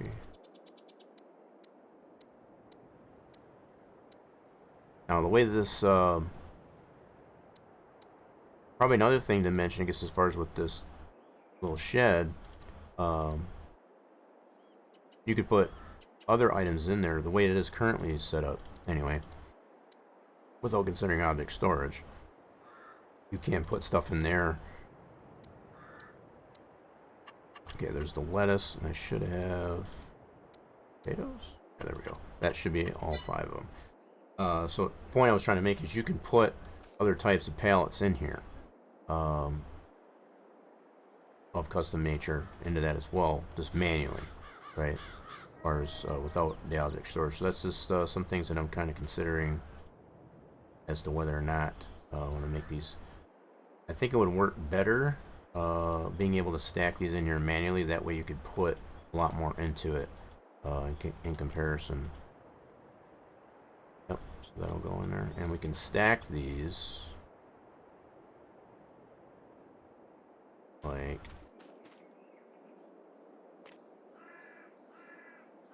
it's pretty easy to move around too. So that was some of the parameters that you see. It won't clip into the building either, even though the building itself has collision. Yeah, so in order to get these stacked nice. Whoop. Oh, I'm kind of pinned myself up against the wall. So anyway, you kind of get the idea of how much versatility you have in that. I mean, it's a small shed, so I don't expect there to be, but you do have the ability of being able to stack these on top of each other. Oh man, come on now. So anyway, that's something that I will look into as you know, if I could figure some things out, I guess, with how the object storage works, especially being able to stack, the items in there, I will try to apply that. But as it stands for right now, you can put these items in there manually, and you can see the result. Sometimes it can be a little bit tedious, I guess, as far as to do it, but you can store those in there. That's the reason why I made them as small as I did, I guess, as far as to do that.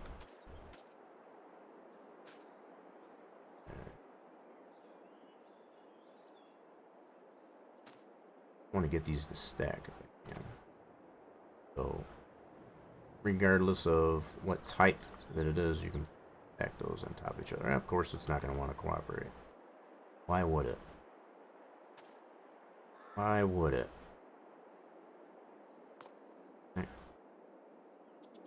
Whoop, whoop. No, no, no, no. Oh my goodness. So my depth perception is not 100%. All the more reason why I would like, you know, if I can figure some things out, I guess, as far as to get these to work with that object storage mechanic, I will try to apply that. You can see how clunky it can be, I guess, as far as to do that. This was all done, I guess, as far as prior to that object storage actually becoming available to us, so hopefully that does give you a little bit of insight on that. The other thing I wanted to show that I've worked on, I guess, as far as outside of streaming it, and it does correlate, I guess, as far as with what I have already shown previously, which was the racetrack. I've done some more stuff on that over here real quick. So one thing I'm still is kind of a little bit of a work in progress yet is these boards. These now come in here as junk, what I consider to be junk. So they are not 100% attached to the racetrack itself, but just the position. So what you can do with these boards now is take them wherever you want, and every time you save, wherever you put them last, they will stay there. So that is a nice feature, I guess, as far as with these. The other thing I haven't quite figured out, like when you try to put these down on the ground, they seem to be right now. A lot of times what will happen is these, especially if you get them flipped a different way, they will not want to lay down flat. They tend to spaz out like so. So that's the only other thing I haven't been able to figure out with how these boards work. What works really nice though is when you put these down, they will stay. They're not quite as floppy as I've previously shown when it was more attached to this, the racetrack itself as a part of a prop for the speedway, for example. It does it worked really nice, I guess, as far as to stay more in place than they did. Again, still kind of a work in progress, but one of the things that has been added to the track next to that, as far as to have access to to getting your vehicles in here, is this gate. So you do have to buy the land. The way it's designed, you have to buy the land to have the functionality of it. So let me do that.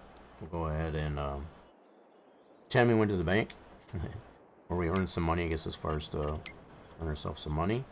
And this plot of land is just north of 320,000 to buy it, and that's just the land. It doesn't necessarily include the cost of the actual racetrack.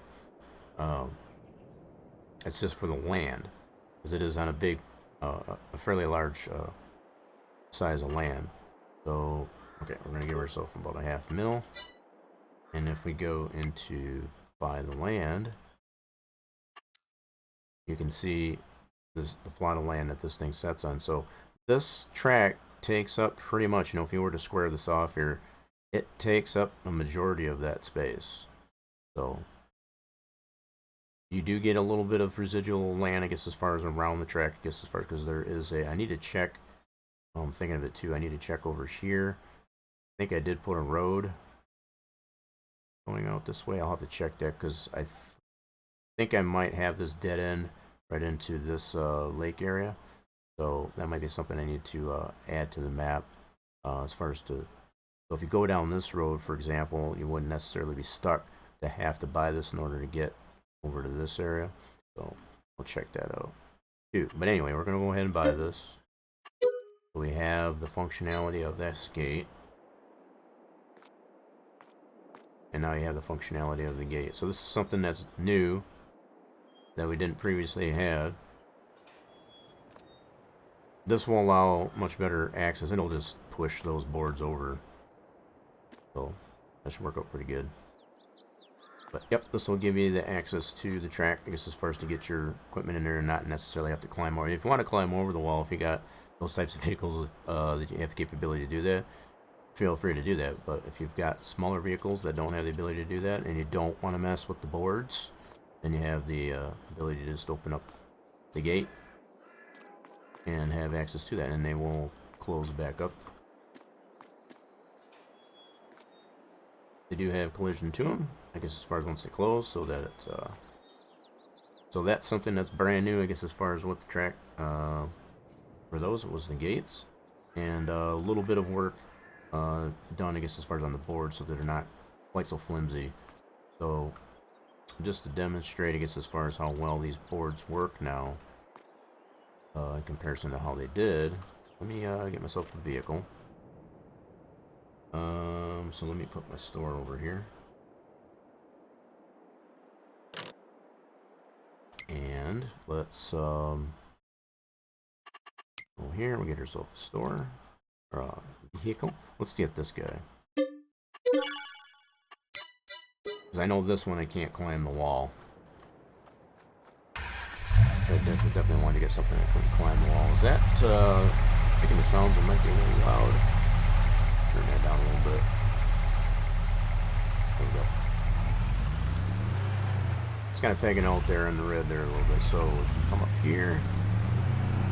Again, like I said, with this truck, you definitely cannot climb the wall with this truck. So all the more reason you got the gate. Open them both up here.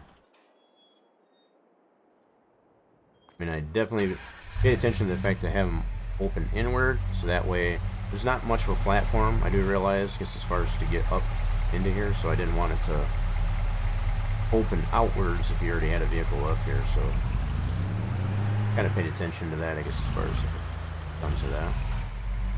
See, that gives you the access to there, and you can close these back up. And the wall is easy enough, I guess, as far as to be able to jump over it, so it's not that tall. But these boards, show you how these work. Something as simple as this truck. They will stay in place much better, I guess, as far as than they did. So as long as you go over them square, it works pretty good. And they do tend to get a little bit funky, I guess, as far as like that. So they'll stand up like this. I haven't 100% figured out how to fix that, but I figured as long as they don't go flying, it'll work out pretty good.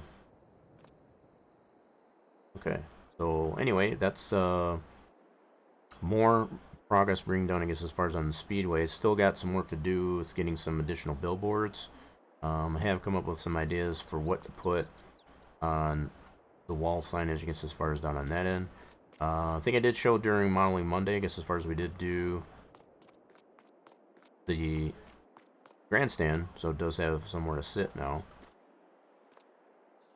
You want it to spectate as opposed to and divulge, I guess, as far as into the activities down on the racetrack. So, or you can be an officiator, I guess, as far as you can come up into the flag stand. Yeah, sure. Come on, there you go. Or you can spectate from this angle.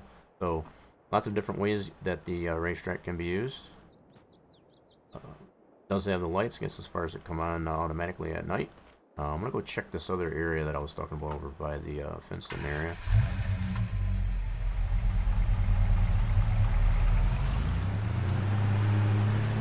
So you do have access, you know, kind of a roadway, I guess, as far as all the way around the track. This is all part of the land that you buy.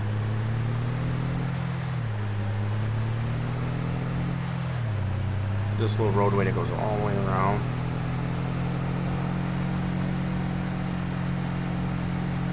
Ooh, a bit of a bump there. Let's smooth that out.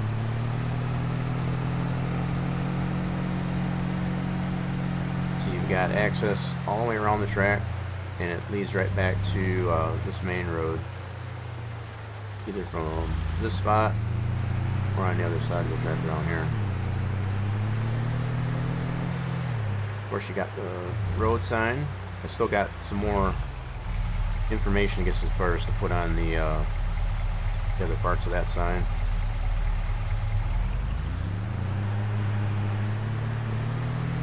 Then you got the driveway from this side too, which includes how you get in via the gate. Okay, so that's progress, I guess, as far as being done on the speedway. We're going to check out this lake area. Super glad all those pallets and cartons didn't work out in that object storage. That was actually pretty simple work, I guess, as far as for that. Gives us time to be able to get into something else with the map. Alright, so let me look over here. See, I did not put a road. Yeah, I'm going to need to fix this. So we do have a road going around this here. Well, the way it is right now, you almost have to buy this if you want to get to the other part of the road. So I need to put a road going around this thing. Hey, deer. What's up, deer? Yeah, I need to put a road going over this way. Go around it. So either like that or... Whoa, steering.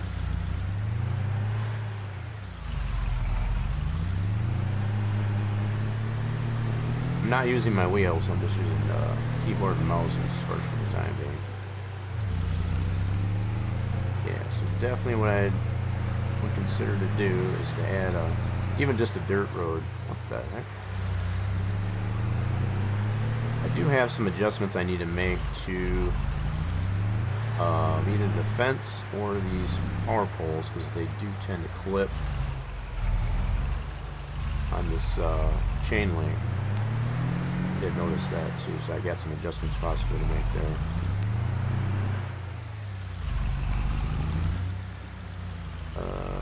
That one's actually good. That one's good. That one's good. I think it was. I know there was one of them that looks pretty good. That one's actually pretty good. That one's definitely good. Okay. Did I already fix that? I wonder if I did already fix that. Actually, don't seem to be too bad.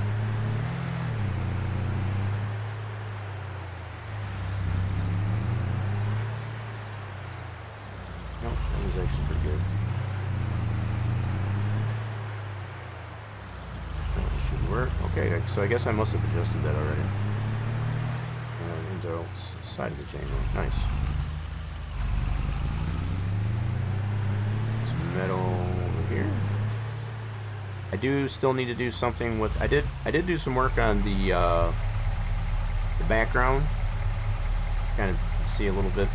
So it's got a little bit more of a elevation change, I guess, as far as in the outreaches of the map. I do need to put some trees or something on the backdrop. That's still yet to be done. That shouldn't take too long, so I might actually take a look at it and see what we can do with that. Because so far, everything that I'm checking out here, other than putting that road that goes around this lake area, we don't drown in the water.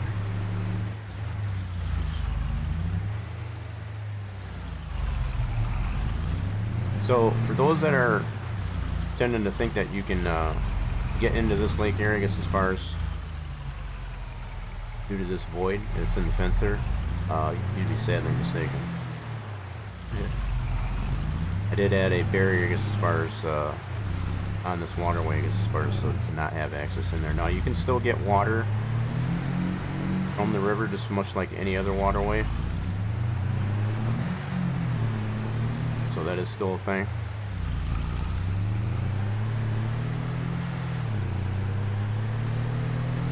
And that might be something we'll look into next, as far as to see what we can put on the the outskirts of the map there, I guess, as far as definitely need to do something with that out there. Not terrible that way. It still looks a little bit plain. I got good to put some trees out there or such.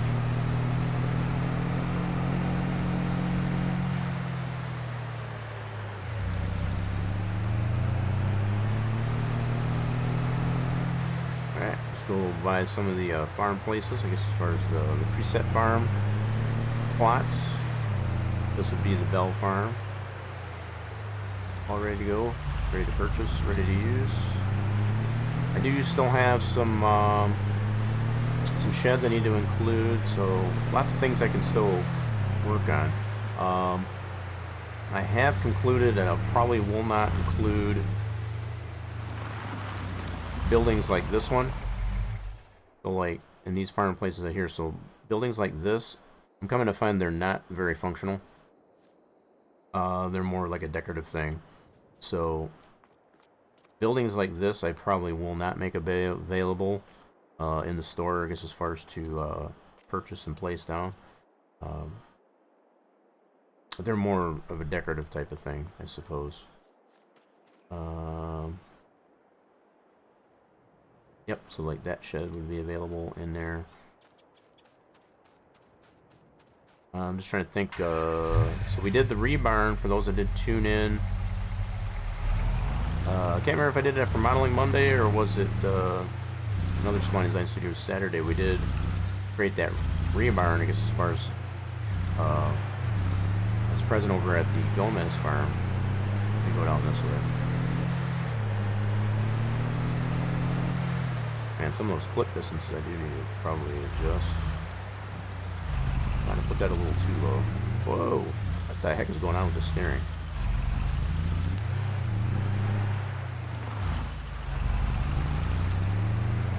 So amongst the other things, as far as the junk is concerned, while I'm thinking of these things, are such things as these junk cars. So these can be moved, whether or not you purchase the land or not. These can be moved around. And just like the boards, if you move those around, and on map save, wherever that is positioned when you save, it'll be in that same spot. So if you tend to move it out of the way, it's because you want to you know, use that land, I guess, as far as to create a field. It's not going to put that item back in that spot, so it's not going to respawn it. Got a little bit of a swampy land area here, which is totally purchasable. You to do whatever you want. And make our way over to this part. Oh crap! GTA physics, you gotta love them.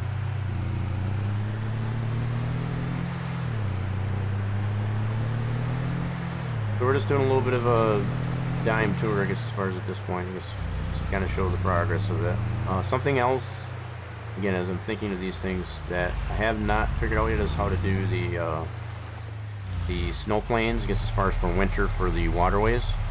The only option that I have come to find is, and it's not a perfect science either, because I'm finding that when I put a collision, I guess, as far as on, you know, so that the water does completely freeze over, that collision seems to remain regardless of the frozen plane. In the winter when it shows, that collision remains there, I guess, as far as even in the warmer months like it is right now. I don't really like that, because as far as that you're not able to get into the water and get to the water trigger that's available there. And I don't want the water trigger necessarily to be available in the winter, because obviously the water would be froze over. So I'm still coming up with a solution, I guess, as far as for allowing the water to completely freeze over and not have access to that free water. That's more or less what that comes down to. But getting back to Gomez Farm, so we did do that barn, one of our streams, I guess, as far as to create new doors for it. That is definitely one of those items that are available in the store. these are an item that you can get in the store. One of these rebarns. So some of the smaller things. Oh, is that a deer? That was a deer. Some of the smaller things like this deal won't be in the store. Most of the stuff that I'm putting in the store are going to be functional. So they're going to have some type of operational function and not just decoration.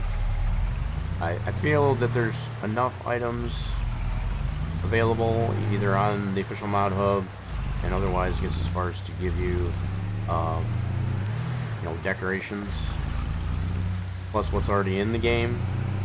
So I'm not going to overload the map, I guess, as far as with a lot of model weight for decorations and such like that.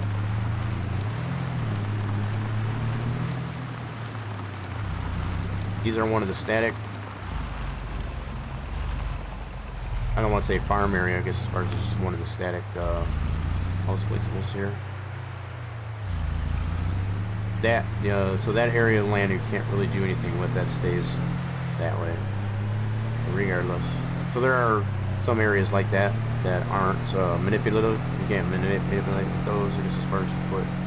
This area here definitely is, as I already showed.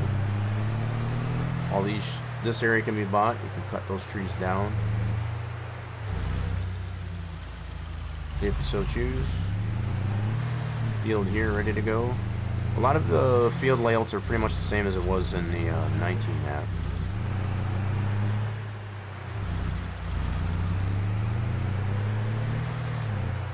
So some of the other consideration I've made, I guess, as far as this area originally had a house that was plotted in here. This area here you can buy and put your own house. So if you've got a house that you like and want to be able to put it in this area, or if you just want to buy it and plow it and make, you know, extend the field over here, you can do that as well.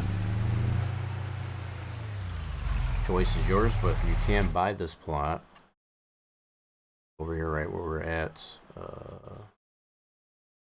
Yeah. Oh crap! Did I lose my way? Yeah, here we are, right here. I was gonna say we're right on the edge of field 16. So if you wanted to buy this plot, you can totally buy that plot around this, and it's got a free water source right there. You can buy this field 40. There's 32. This is the farm plot around here, so it's just a little parcel of land. It's only 130,000. I didn't think it would be that quite that much, but it's got a pretty good yield potential. Gives you room, I guess, as far as to be able to expand this field if you wanted to. Not really sure. Oh, I get it. So when you buy this, it actually includes this field 32. I was kind of wondering, because I thought it was just that parcel of land. So it does include this field 32 with that little parcel of land too. Hence the 130,000. We can actually buy that. Why not? We got money. And I want to test this out, actually, I guess, as far as to confirm how it'll let me terraform this. So, good, you know, a little bit of play testing as well. We can get the farmland there. We don't want that part though. Alright, so what I wanted to do is actually go into construction, go to landscaping, and let's do some painting on this little parcel of land. So it should not allow me to do anything with this here, for example, because that's a static item. That's what I wanted to test. While I'm here, new texture that has been added is this mountain new texture, I guess, as far as we did that. I think I showed that on a modeling Monday. I can't remember for sure. Let me see here. So, wait a minute, why is it not? There we go. I'll make that bigger. Yeah, see, it won't let me paint into here, and that's what I wanted to test. It will let me do the edge, but not the actual pond. Yep. And that's the way a lot of the purchasable lake areas will work too. And create that buffer, I guess, as far as around that. Let's see, we'll let you paint all around that. As well as terraform. The painting and terraforming will be much the same. So just to kind of get an idea. So we'll include this field, which is field 32. And let me check this board over here where we're parked.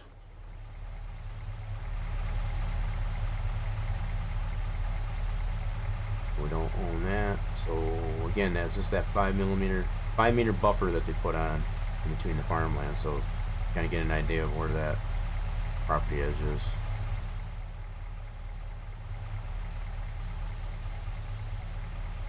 We don't own this already, so it's, again, just taking into consideration the yeah, this is kind of why I wanted to play test this, to see how much. So if we had both these pieces of land, obviously you'd be able to, if you wanted to anyway, you could extend that field out into this area and not even bother putting a house. Or you can combine these two fields. Do whatever you want. There's a lot of versatility in that regard.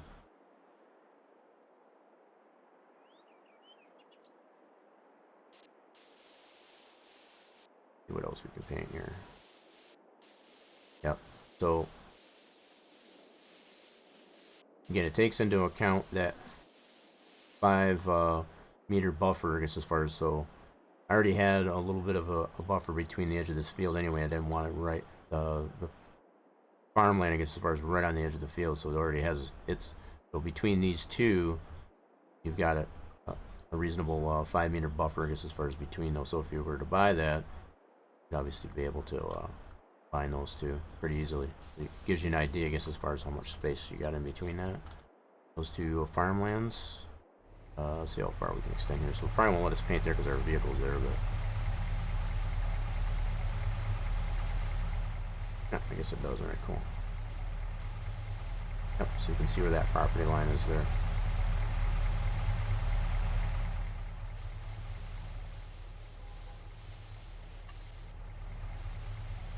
Nice.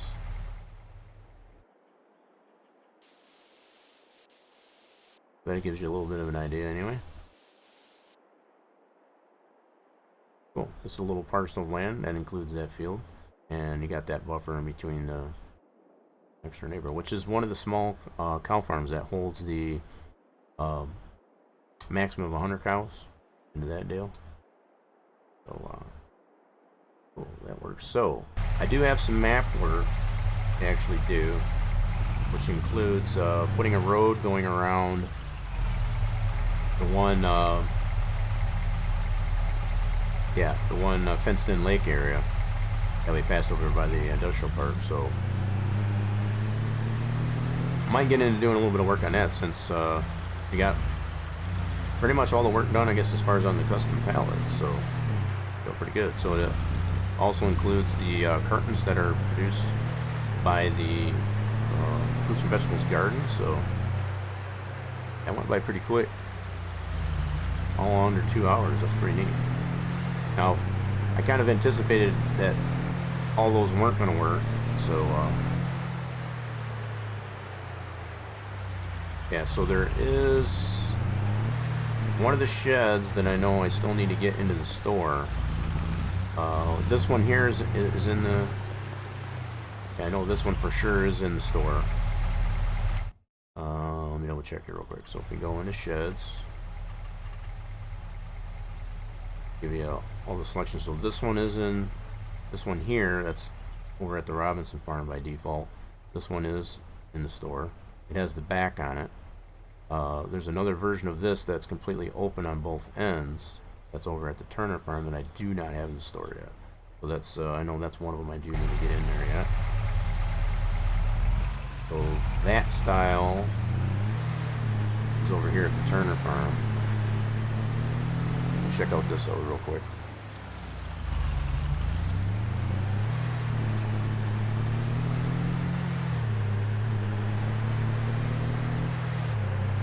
You can see from here or whatever how it's got the open ends on both. This is a different style of that same barn over at the Robinson farm. Pretty sure. Yep, so that's this one right over. That's this one right over here. So I do need to get that one in the store, and I think, if I remember right, I do have this one in the store. Let me double check here. I think we did that last week. Let me double check. Just confirming now as far as which ones we do and which ones we don't have in the store. All the default ones. The ones that are built into the map are going to be clearly defined, both by a text that's on the bottom below the price, as well as the 4X logo, I guess, as far as on the image, the store image itself. So yeah, that should be this one right here. Yeah, this one is in there. That one's good. So I know for sure this one right here still needs to get in the store as far as the one on the open ends there. So that's just version 2. That same one that's over here. Okay, so that's something we can do. Another one that I think of while I'm in this mode is over at the Allen farm, and that's the Quonset style. Yep, so this one over here. Another one I'm still debating whether or not I want to include it is this little shed, which is this one right here by the road, or is this little small one. It's pretty functional, I guess, as far as for storage, but it's definitely for smaller equipment. Nothing really big, so I might actually bulge into making that into something that's available in the store, and also this Quonset style one here. I'll probably keep this Quonset one pretty simple. I won't have like any animated doors or anything like that to it. Just make it to where you can get stuff in and out there. Just keep it protected, I guess, as far as at least anyway. What's happening with... I got some things to probably adjust on the texturing there. I don't know why I've got that piece of wet sand there. I'm not really sure. Huh, interesting. So I do definitely have some map work to do, I guess, as far as with adding that road to that fenced-in lake area, and I might come over here and actually must have been testing some stuff over here, so I'll have to fix that. All right, I'll take a mental note of that. Okay, so we got a couple of items to get into the store, I guess, as far as sheds wise, and some map work. So I might divulge into that next. Alright, let's get out of this.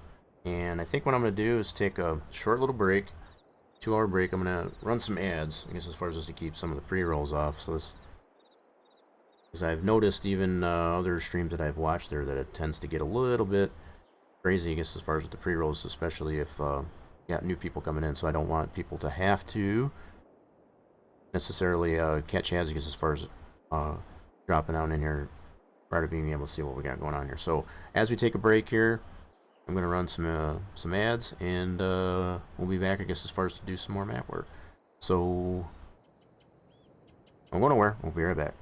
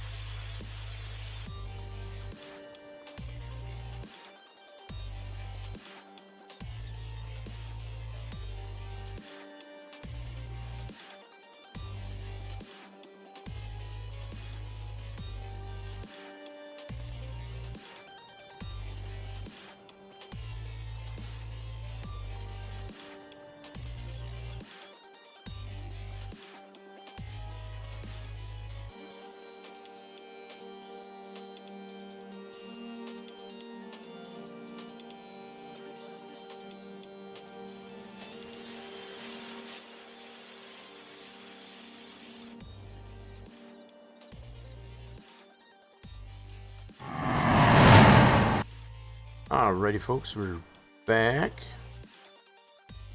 Cool. This is pretty quiet in here. I forgot to turn the intro fighters on there. Guess I could have had that going, I guess, as far as while we're in our short little intermission. But, okay, I'm gonna get the game closed out here. We do have some more map work to do, I guess, as far as like I was mentioning, so we'll probably get into that next. Alright. So we're done dealing with our custom pallets. That was pretty quick work. I wasn't 100% sure how that was going to go. I kind of imagined, I guess, as far as that there would be a problem with the cartons for sure, but didn't have any problem at all, so that's pretty cool. Alright, we're going to go ahead and close that right out. And I'm going to actually close the editor out. And don't need any of our XMLs. We already confirmed all those pallets are working beautifully. So what we're going to get into next, I'm going to open up a new session here of the Giants editor. And we're going to do some map work here real quick. Alright, let's load the map up. Give that a second for the map to load up. So one of the things I want to tackle is putting that road that goes around that one fenced-in area. And once I get the map to load up, I'll show you what I'm talking about. Alright, so all of our pallets turned out marvelous, which is cool. We get the map loaded. So, may not necessarily be a whole lot of modeling that we'll need to do today. I did a majority of the modeling like I showed, I guess, as far as the functionality now and how it exists at the racetrack. I did all that. I know it's like as I was doing it, it was like, shoot, you know, I could have probably actually streamed that, I guess, as far as to show what was going on with that. I guess I just wasn't 100% sure how well that was going to work out. But as you saw, you know, in the playtest there, I guess as far as it turned out pretty good. And gives you a little bit more accessibility, I guess, as far as to the racetrack, at least anyway. So, okay, we don't have any errors. Alrighty then, I need to turn up this camera speed. Alright, so one of the areas we need to go to, something that has been added since the last time I showed is the cell blockers. That's probably something else I haven't shown. So during the times here now, when you initially, it's probably fair mention, when you initially start the map, because this time frame that shows on the sign, hence that's the reason why it's got the sign on there.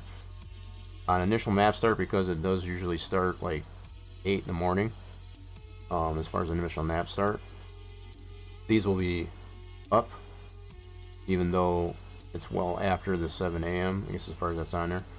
Once you get past the first hour of gameplay, then these it'll remove, I guess, as far as that cell block, and you'll have access to the trigger.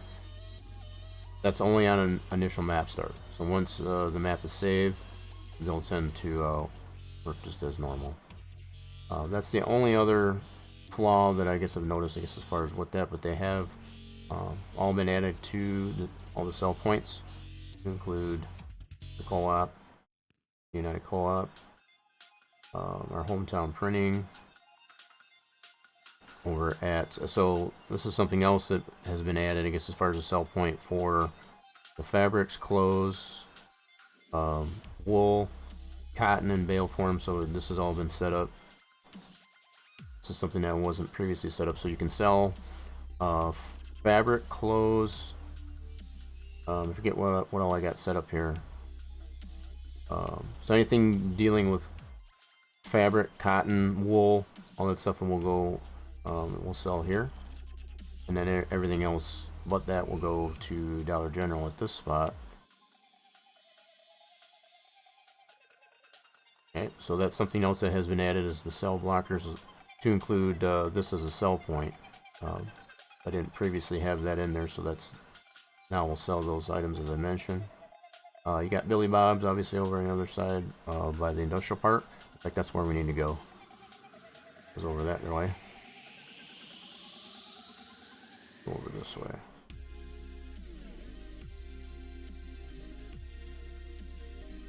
So a quick little overview, I guess, as far as of how the map is coming along. I want to go to that area. Oh man, I don't want to forget about that. So there's that area that was the Allen farm. Nothing serious. Okay, so this is one of the farm areas. Alright, so on the end of this road, so the speedway would be down this road. You'd have Watson Farm would be situated right there. Speedway would be right in this spot. Right, you have that access road all the way around that. Down this road is where I need to add. You know, I'll probably just do it as a dirt road. Yeah, so right along here. So I was thinking I had to adjust some of these power poles, but as we've seen in the playtest, they're those should be fine because as far as not be clipping into that fence as much as I thought. Let's see here. I'm also thinking of maybe not going with this meadow grass for that, because I have used the shorter grass just as far as for these fenced in areas, so I might change that out. What do I think of it? As far as at least on, you know, the fenced area itself. So along this roadway and such, I might change that out. Let's see here. Yeah, because it's right about here is where that fence. Yeah, so I don't know where that fence actually. I don't know. We'll think about that. So I do need to add a road going. I don't know how do I want to do this. Let me see how the farmlands work. Okay, so we do get a farmland right there. That's two different farmlands there. We could put a road going this way up to that one. Like I said, I'll probably just use a simple dirt road. That way it'll be easily removed, I guess, as far as if one so desires. Yeah, we'll just have it go to this road. This is a static road, obviously. Okay. Check something here. Is this road? Let me turn this one off. And let me turn on. Okay, so that was okay. I just wanted to double check. So this is not purchasable. Okay. That's all I wanted to confirm. So yeah, I can probably put a road going in between these two properties. Yep, I think that would work. So the approach I've been taking with the dirt roads is to kind of split it between two properties, as opposed to just having it on one property. Again, taking into account, I guess, as far as that 5-meter buffer that goes in between the two farmlands. Alright, so I think what we'll do, let's bring in our window for train editing, and we're going to switch this to square, and we're going to set our brush to 5 meters. Alright, and then on here, I need to remove some of this foliage, just what I need to do. One second.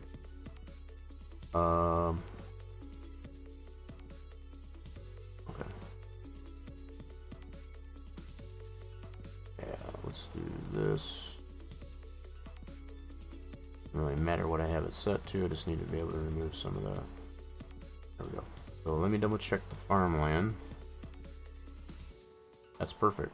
So yeah, I want to split it between the two. Alright, so that'll be kind of my guide there, I guess, as far as how much, where I want the road to be. Take it straight over to that road.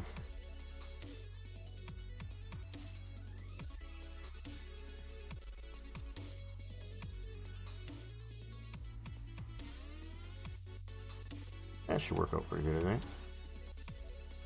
The more I think about it, I almost might want to put that shorter grass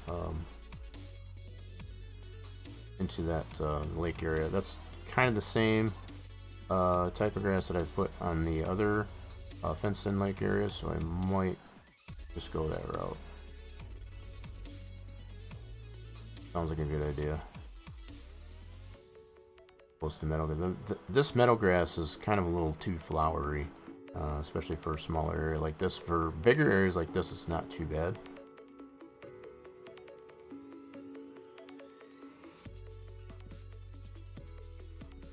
Oh man, did I might have got a little bit crooked there. Trying to keep this about 5 meters wide. 5 meters wide is more than enough to get 2 vehicles going in opposite directions. And when I say vehicles, I mean like, you know, just a standard truck, not necessarily a combine or something like that.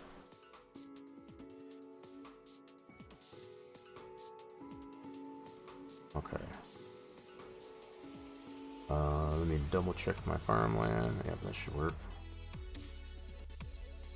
That should work. Okay, so let's do green paint and let's add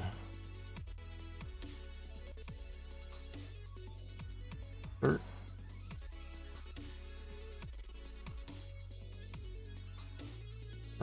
Go straight down. Oops, yeah, I kind of figured it was going to do that.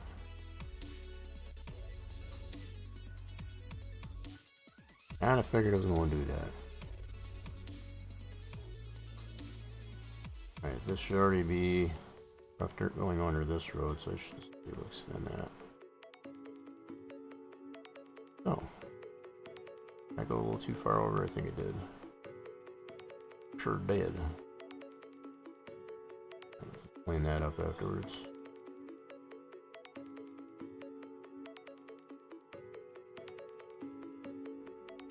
Nice and easy. Nice and straight down here. Oops. I took it too far. Alright, we'll adjust that. That's how we did the foliage. We'll fix it here in a second.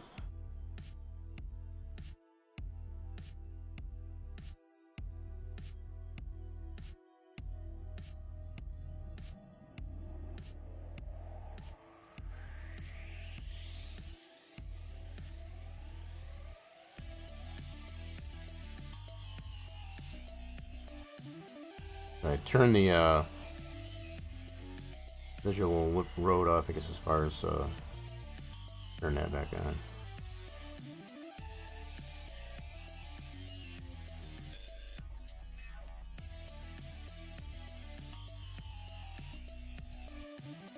Okay. Now let's look at our there. Okay, cool. That should work out pretty good. Alright, let me go ahead and turn this road back on. Okay, so that'll tie into that road. Nice. So I get this another means, I guess, as far as to get. Doesn't necessarily. So this road here, which is a fixed paved road, not going to dead end just into there. There's another route to go, I guess, as far as to go around that and get over to this road. That makes sense. Alright, cool. So now let me clean up edge here. Let me grab the grass. And another nice thing, if you didn't want to keep this dirt road here, if you were to purchase those lands, you'd be able to just take it out pretty easily. Whoop. Too far. Okay, get it. Alright. Yep, definitely went over too far. I don't want it right there. Okay, let's get our rough dirt back. Make this a little smaller. Just need to get this one edge. Like so. And we got a little bit on this part. Okay, grab the grass.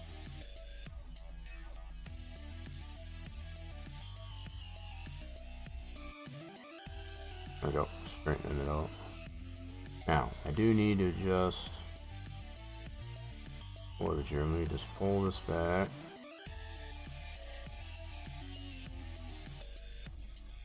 And I'm going to repaint this so that it, oop, got another little spot there. Bugger.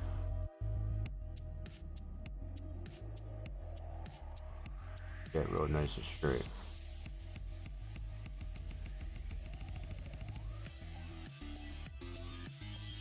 Oh man, I screwed up down here too. Ay, yeah, caramba. Alright, let's fix that.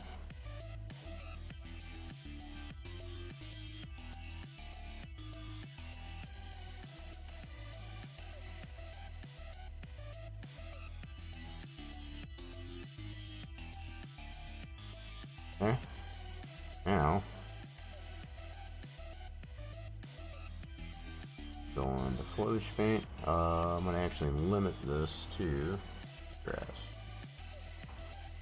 We'll grab that. Let's make sure that we're going to limit it to grass. What are those numbers? Awesome. Something else I do realize I gotta do, a lot of little things, thinking while we're doing our map edits, is I need to make the certain roads plowed. I'm gonna check that here real quick. I think I already made this one that way. Let me do that. So we go to farmlands, let's go into indoor areas. And yeah, so this one's good. So roads like this, I don't necessarily consider to do that, because otherwise what'll happen is anytime it snows, even if you were to take this out, it's gonna keep that cleared out. So I'm not going to make these dirt roads, I guess, as far as with no snow on it, since they are potentially removable, I guess, as far as if decide to. Okay, so there are some areas, so we got that road in there, that's cool. That was pretty simple. Yeah, let's just take a look at what we need to do for our roads here. Let's go over this way. We're gonna check all of our paved roads. Now, same thing with this one here. I don't necessarily want to make that the same idea there, so because there is the potential there, at least anyway, to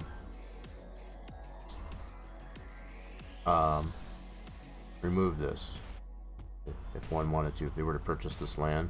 So to be able to manipulate that land, I guess, as far as that way, I don't want to have this.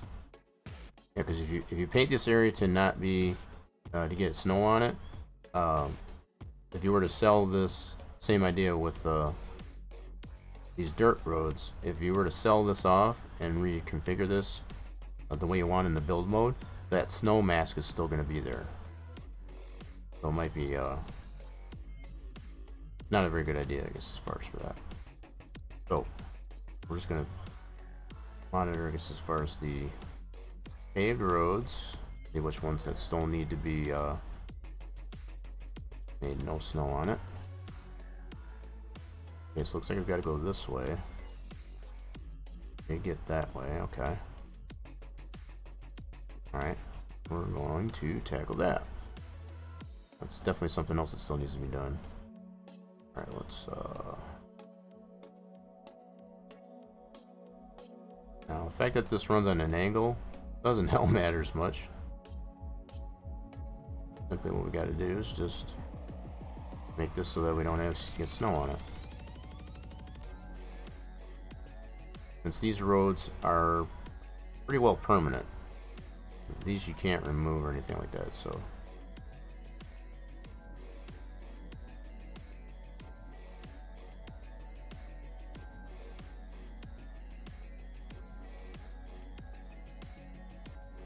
I do have some other areas that are for sure on the west end of the map that are the same thing.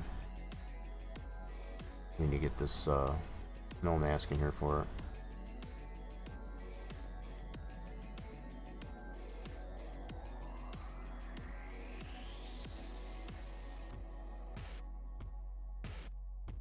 Trying to do this as neat as possible. The fact that this is on an angle, I said it doesn't help matters much. I want to make sure I get enough of the road that's not included with snow, but to not go too crazy with it. Staying within that range, I guess, as far as of the road being not purchasable, at least anyway.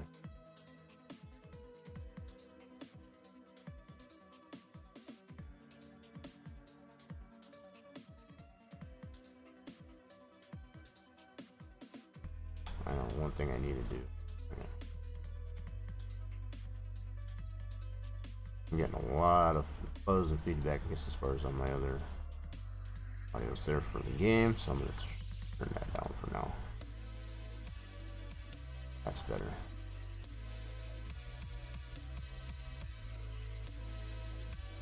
I don't mind a little bit of white noise, a little bit of fuzz and feedback, but that was getting to be a little bit much.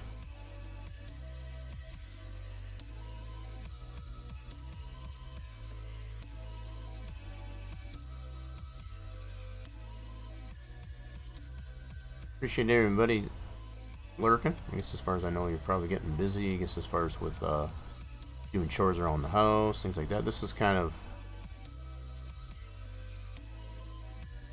my way of doing chores around the house, as far as to get a little bit of map work done. It's getting there ever so closely. I mean, I know I had put it out there to have it done about now. To have y'all enjoying it, but especially with that issue with the custom pallets not wanting to go into the object storage, it's kind of a blessing in disguise at this point, because if I would have put the map out and they would have done the patch, I would have had to patch the map as far as to get that corrected. So yeah, just throwing an effort for everyone not to have to re-download the map for a simple update to the pallets. I'm considering that to be a little bit of a blessing, just as far as that. It's taking a little bit longer than we anticipated, so that we can deal with such issues that Giants puts out with their patch. That's a pretty solid update at 1.9. To include that object storage. I think it's going to be a really nice addition there. So not only can we put the default pallets and bales in there, but also custom stuff. Now, something I didn't test, I'm thinking of this stuff now, is we did not test, I guess, as far as our custom alfalfa bales into that. So we'll have to test that out to make sure that our custom square and round alfalfa bales will go into that object storage. So if we find out that they don't, then obviously we're going to have to make adjustments to that. So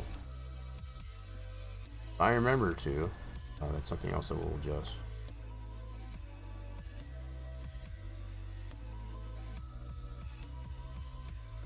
We want to make sure all those things will be able to go in that object storage.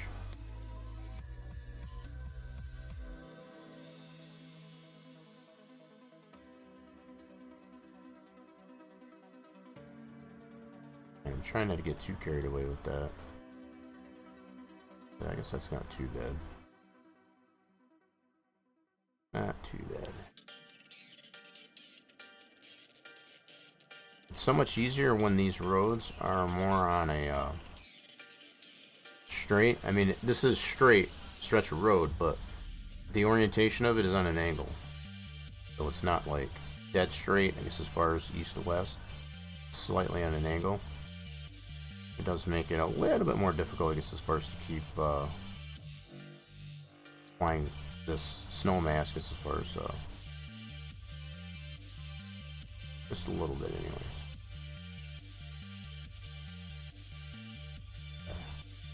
We already did down that road. Okay.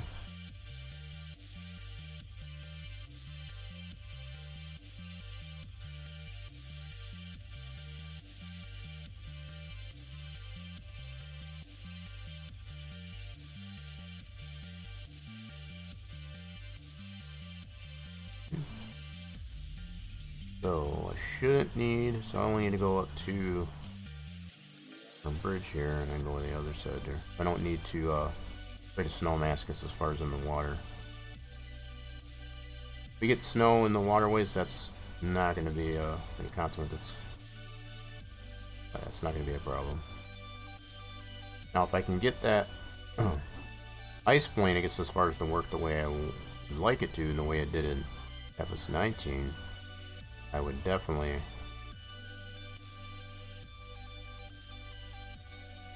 make an attempt, I guess, as far as to create a snow mass there.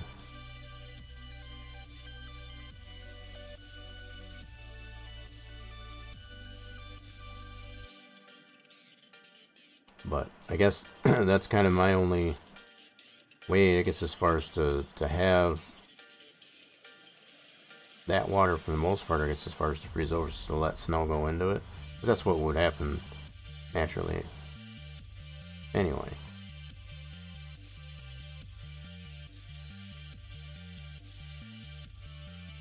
Okay. We can definitely test this out in the game too, just to see how our roadway is having no snow on it. So yeah, this is definitely something we'll play test.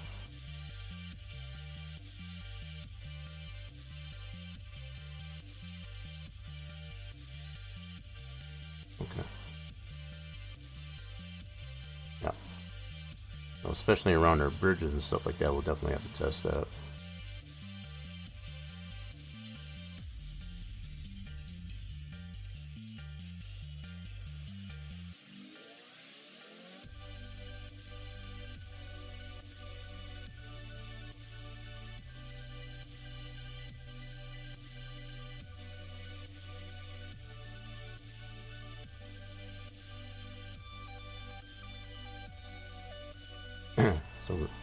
So once again too, like these areas here, I don't want to make that painted with the snow mask there, because otherwise you'll still be able to do the terra painting, I guess, as far as if you bought that land as we play tested, but it's still going to have, anytime it snows, it's going to have that area clear. So I don't want it to be like that. I got a little patch of grass there I need to fill in. Let me fix that real quick.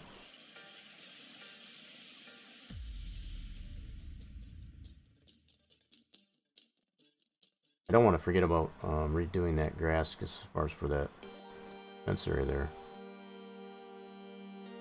But we got a couple things to do in here anyways, as far as we do this. We got a couple patches of grass missing here. What the heck? Fill that in. That's another nice little thing that this mode is good for, is as far as to see where you might miss patches of grass. Creates that opaque background, I guess, as far as onto the foliage, so it makes it a little bit easier to see where you might have missed putting some grass down.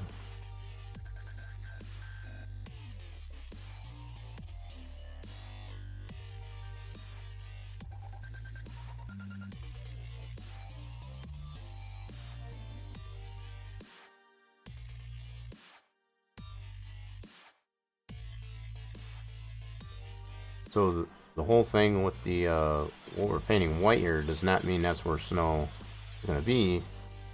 you have to kind of think backwards. So although the way we're painting it is white, that means there will be no snow there. For the longest time, when I started doing these processes, I was thinking it the other way around. It's like, I want snow to be here, so I was painting like the whole map, I guess, as far as with white, and leaving the roadways, I guess, as far as with no white, and it was completely backwards. It's kind of a trick of the mind, I guess, as far as, you know, it's like you feel like when you're painting it white, that, you know, snow is white, so don't want to think of it that way, that's for sure. So what we're creating here is actually like a snow mask, as far as where we don't want snow to accumulate. Alright, we're gonna be getting on the straight here in just a second. Let me switch this over to square.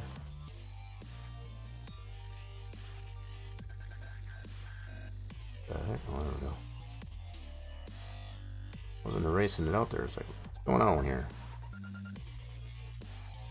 Yeah, see, I don't want to go too far over the road. Something like that. There we go. I don't get too carried away.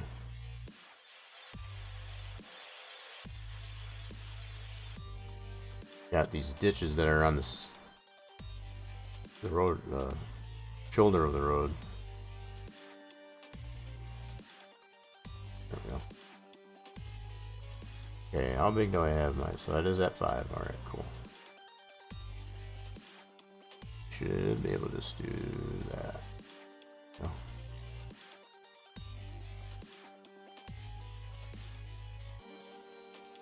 Whoop. These ditches on the shoulders definitely creating a little bit of an issue.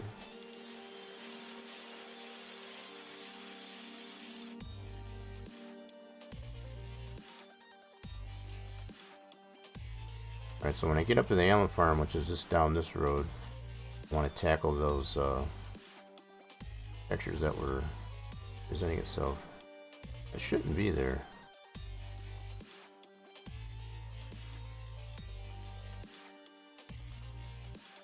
Getting a little too carried away there.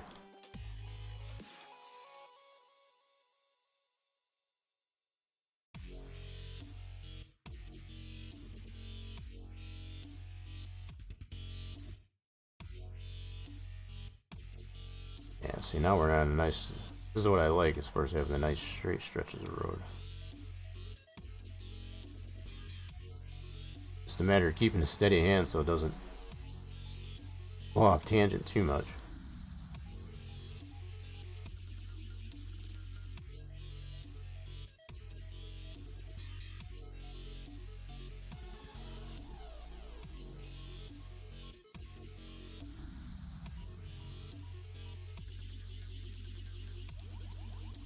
I still got to get that road as well. Okay, I'm gonna go all the way down this road, go to Allen Farm. I don't want to forget about this road. That road over there should already be done. I can see that from here.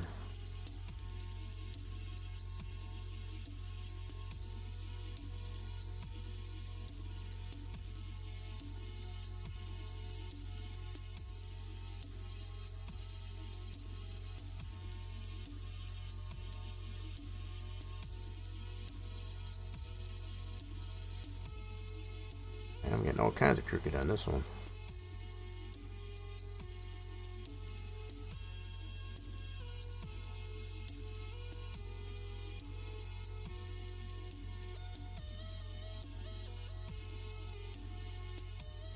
A little better.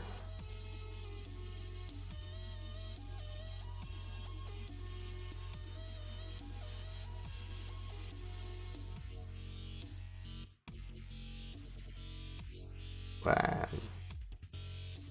Bugger. See, there's a ditch that's there, that's why it's brush is kind of wobbling all over the place. Go.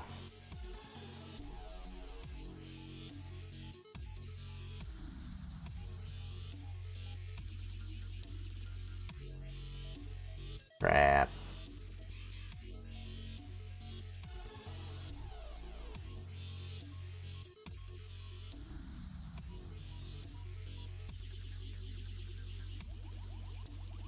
OCD's getting the better of me. I don't want to have all that overspray like that. Especially on a straight stretch road. It's one thing it's on an angle. Oh my goodness. I don't like to have all that overspray on that.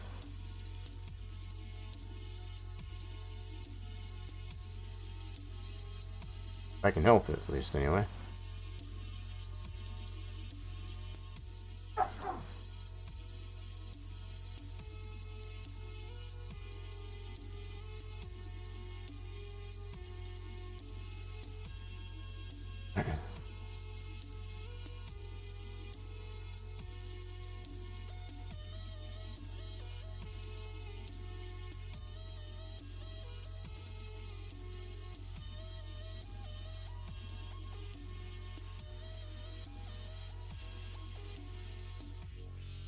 Well, this is the farm I want to actually do some work. Yeah, there's some texturing in there that I don't want to have. That's that wet sand over there. I'm not really sure why I had it there, so I'll probably remove that. So I don't think this road here is done. I can't see the white on there, so that's something else that still needs to be done.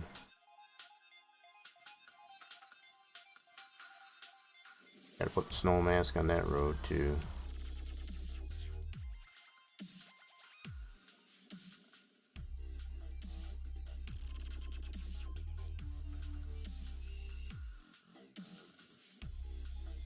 Okay, so while I'm here, other switch modes. I don't need this patch of wet sand there. Not really sure why I did that. Something else that I noticed there too. If I can straighten that out. I noticed this little bit of dirt in that one corner of the Quonset. Let's see.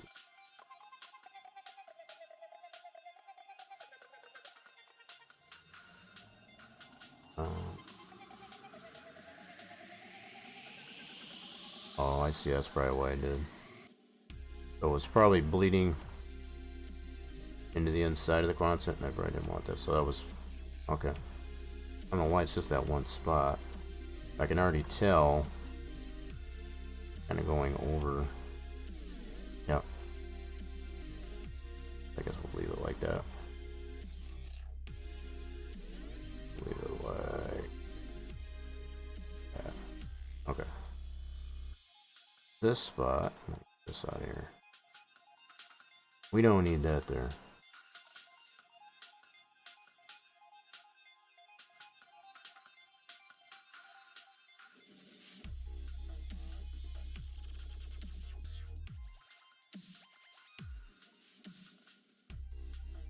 Okay, I'll just fill that in with some grass. And I want to make sure that is limited to grass. Wait a minute. Oh, I'm in the wrong tool, that's why. What the heck? Oh shoot, that's not the right one. What the world? Hold on. That's small, there we go. Give me the right stuff.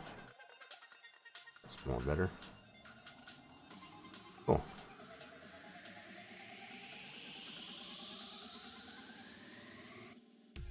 I'm not really sure why I've got grass under that shed. Oh, leave it like that. Sure, there was probably a reason. Okay, let's get back to our mask.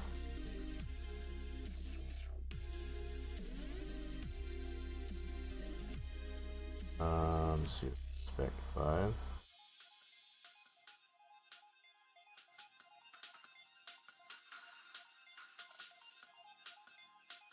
Dude.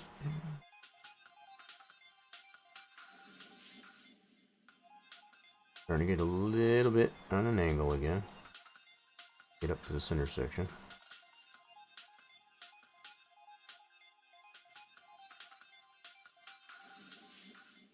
Let's switch this over to round.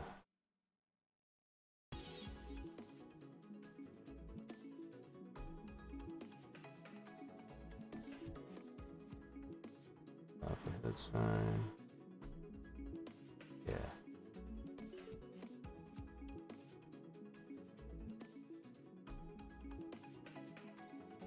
So just fix that spot at the Allen farm. I think once I get done with doing the snow mask here, I'm going to tackle that fenced-in lake area, I guess, as far as to change the type of grass in there. So instead of the meadow grass, I think I'm going to go with the shorter grass, less flowery.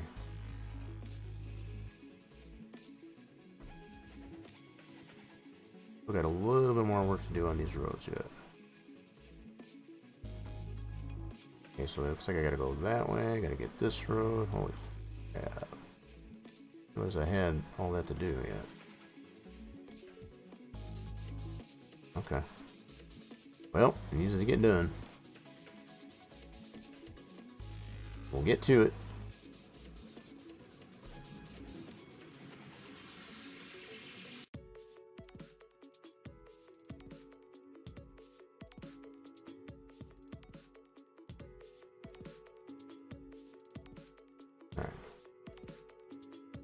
Fans were being awful quiet. I just had to double check and make sure they were running.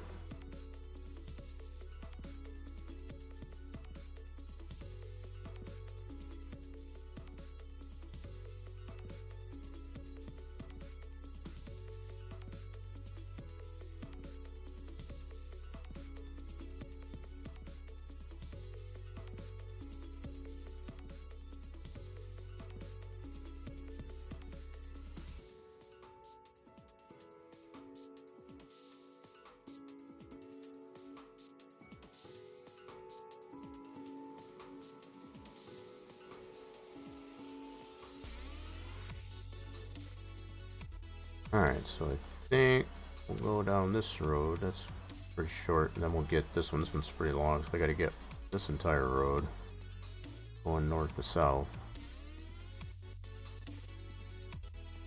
Finish this up here. This one actually... Okay, so this... Yeah, we need to get this, all this road. I don't have any of that. You can see the ones that we do have. Okay. Just seeing how much we got to do yet. Quite a bit, actually.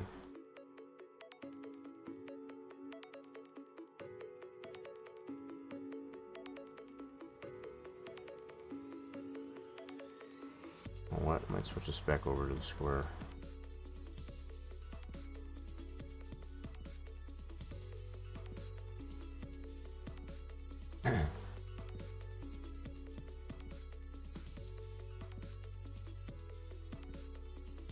Okay, then I guess that's the way it wants to be.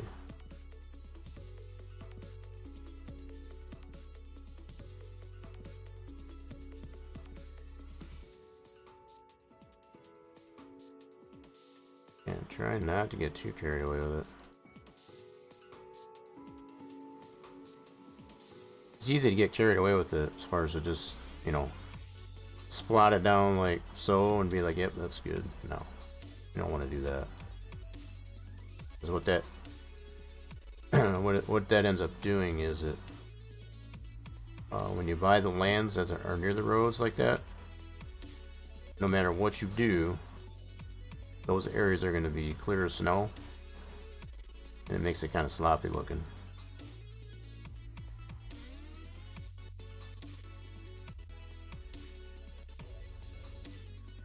We don't want to be sloppy.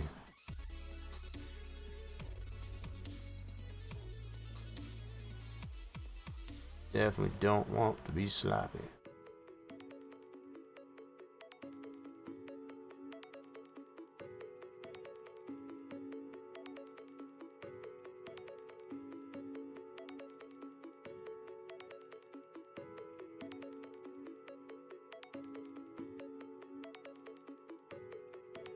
Let's see, who's okay,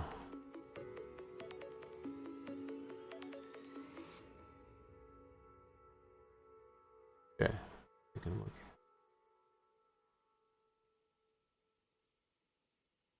Checking some PC specs, making sure that everything's running smooth. So far, we're good.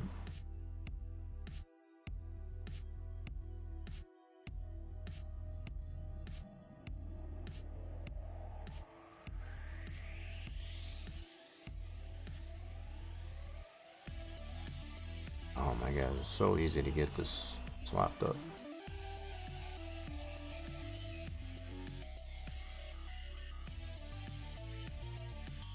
And the fact that these ditches are next on the shoulder of the road, it makes it a little bit tougher because the brush tends to want, especially if you veer off too far over, it wants to like wonk out.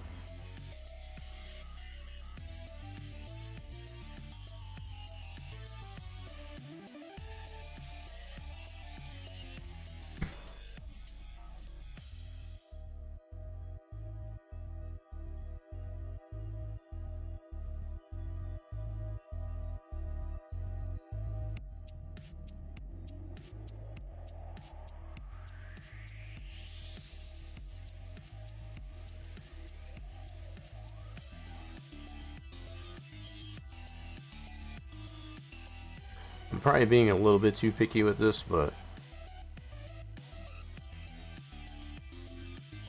I've seen how it makes like jagged edges, I guess, as far as the way the snow is cleared.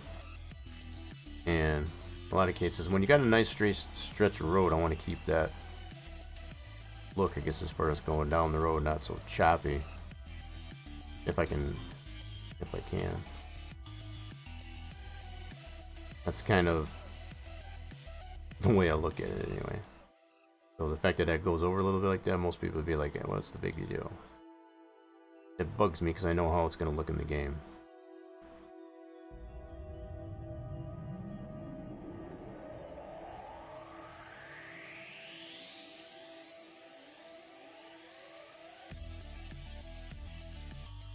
Oop.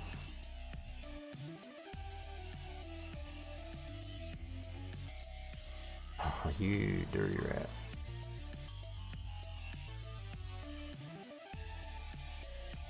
Really? Right click instead of left click. Adding too much to this side.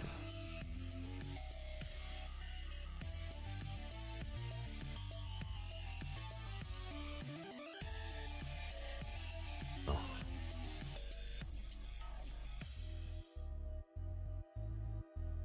I'm gonna go up just a tad. There we go. Maybe I can keep this in a straight line. Oh. Kind of tough to keep this steady hand sometimes.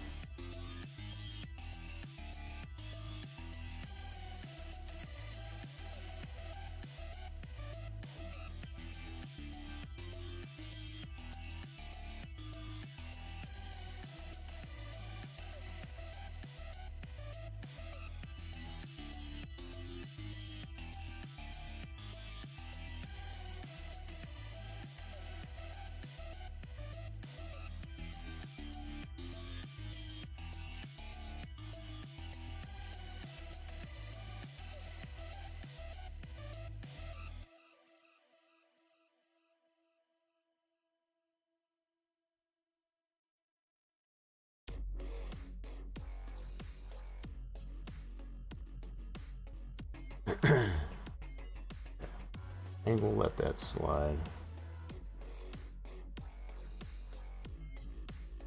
Man, this goes over too far. Okay, so this dirt road we're not going to get. When you go all the way down this, we need to get this road. I don't have this road yet.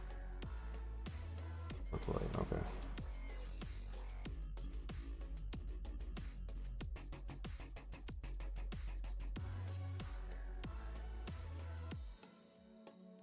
I think at one point I was considering, I wasn't sure if I was going to move or what kind of roadways I was going to go with, all this type of stuff, so I just kind of didn't do these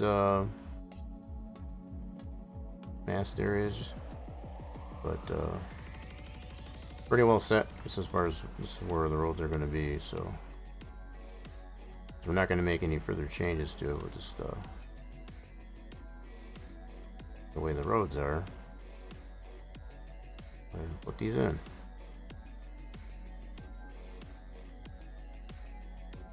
I like how far over that went.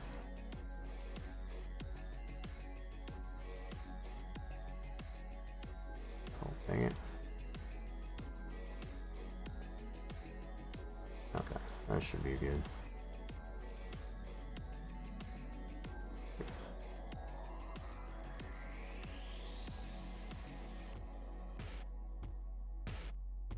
See though how easy it is to get kind of carried away with it. Yeah, we still got to put some foliages and such, I guess, as far as in these areas.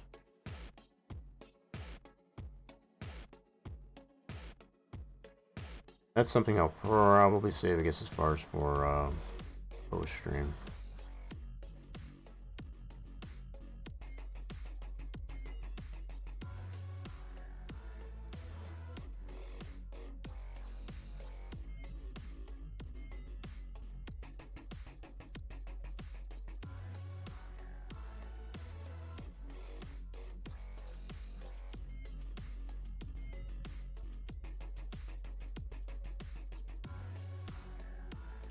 Let's switch this over and around real quick. Clean this up. I don't like how much overspray there is on that.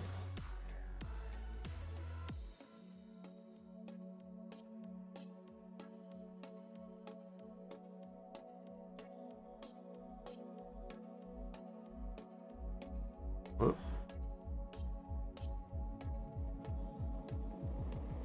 I end up playing a little bit of ping pong. Going back and forth with this sometimes.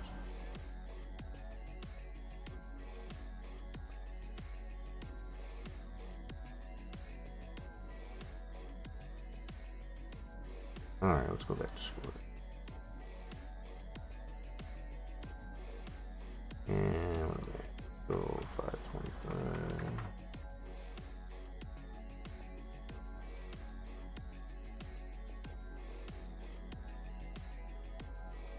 Man, that is a pain in the butt to keep that straight.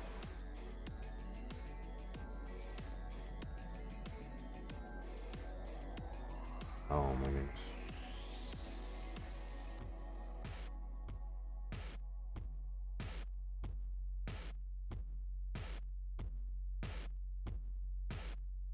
I might actually go back to 5.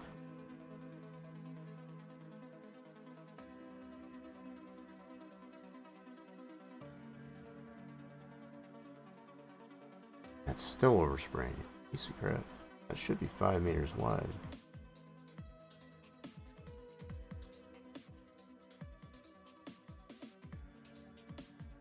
Alright, I'm gonna have to adjust my brush size again. Let's try 4.5.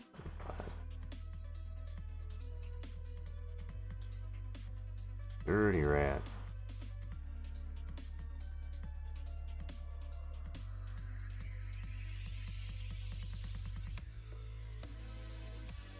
Oh my god. This is being a pain in the road.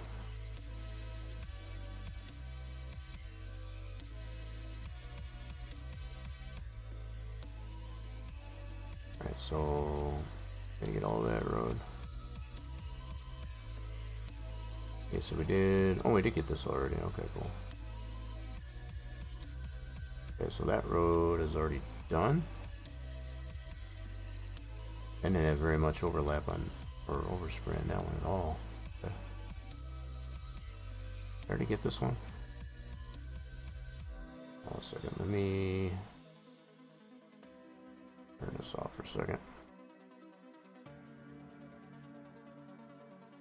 Did not get that road, okay.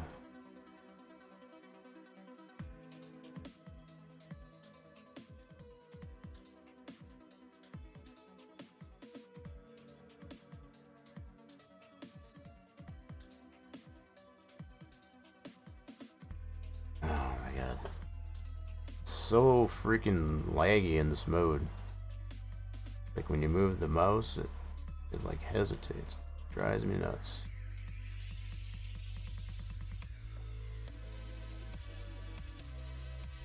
Makes it really tough to keep a straight line.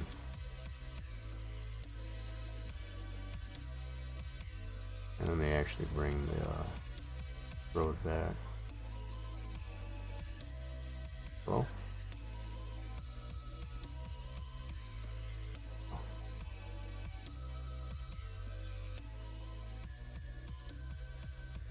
man, it's so much overspray.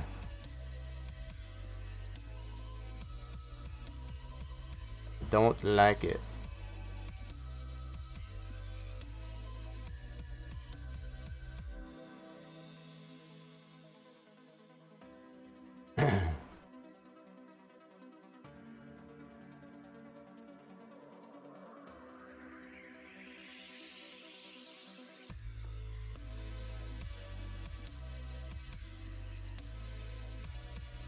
Oh my god. I can't win for losing. Always wants to overspray.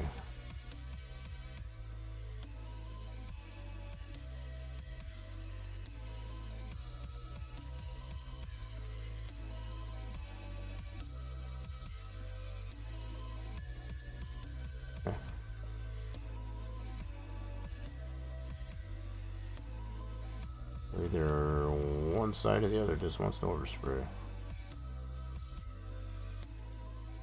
Dirty rod thing.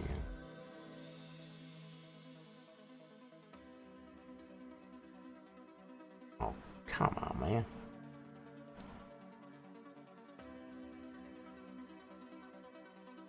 Kill him, Miss Miles.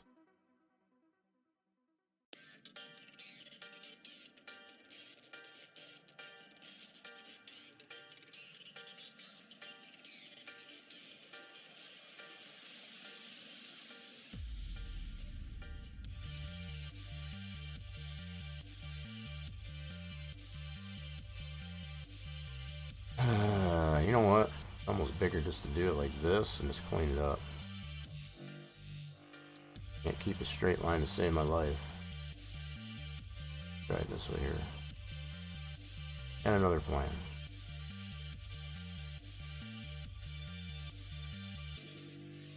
Alright.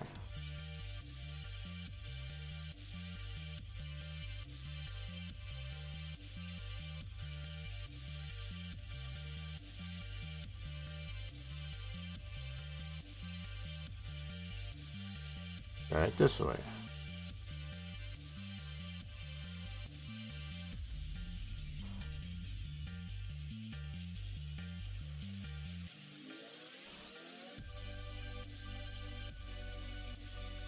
Let's see, how long has it been? It's been another hour. Let me see here, let me refresh. Second here, folks. I'm gonna take a little bit of a ad break. And keep up the pre-rolls, guess for anybody else coming in new.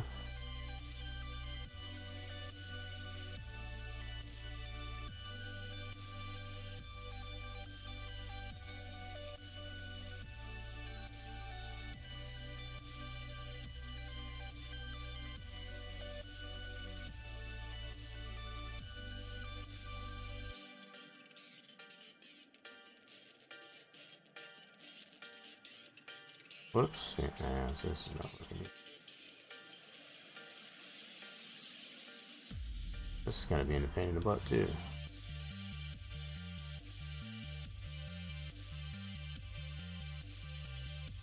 So much inconsistency with that.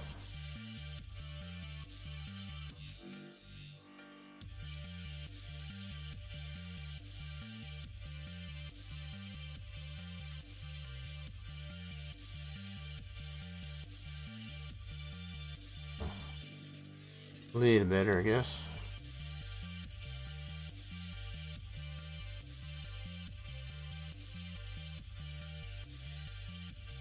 What? Got a little carried away.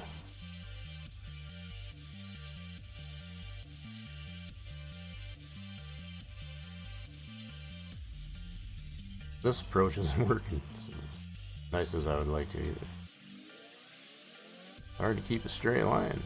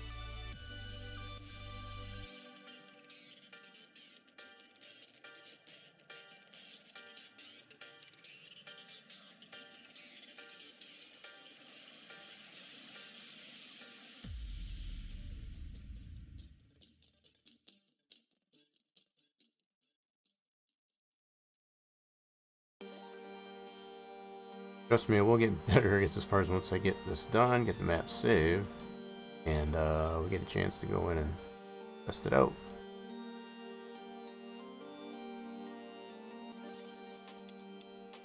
Test out the fruits of our labor.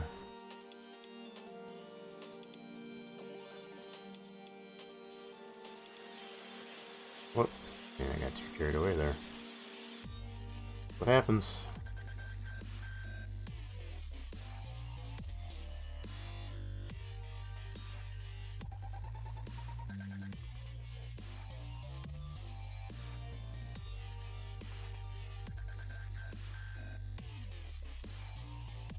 Come on.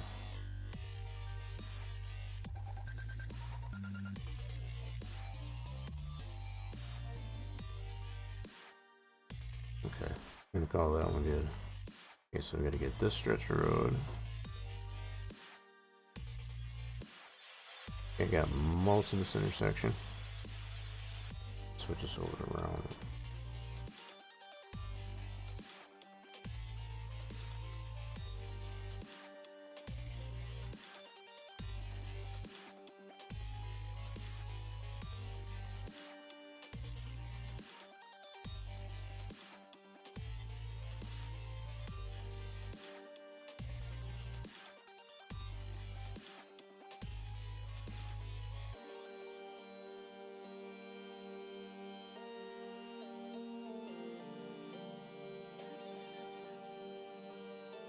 Alright, straight to the square.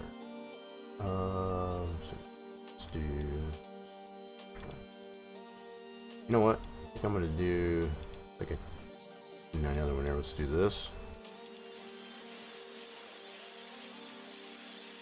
I'll clean up the edge.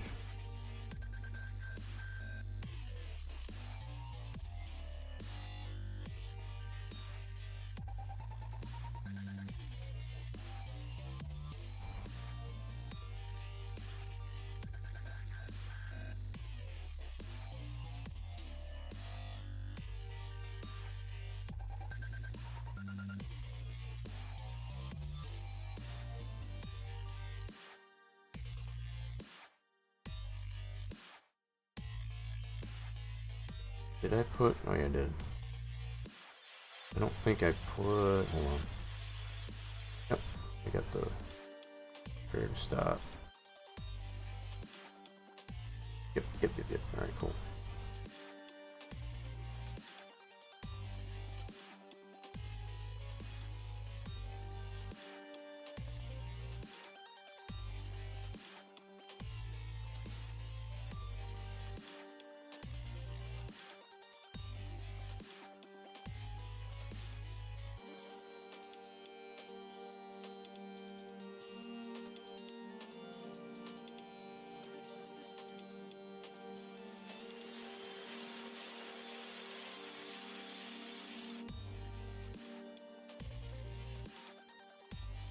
Shoot, got too carried away there.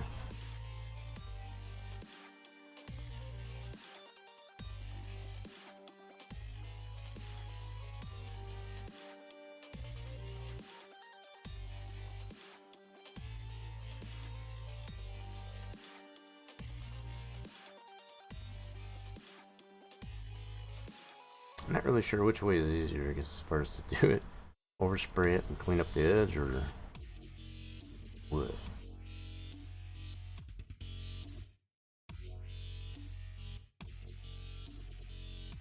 Thinking this way is probably a little bit easier. Not by much, though.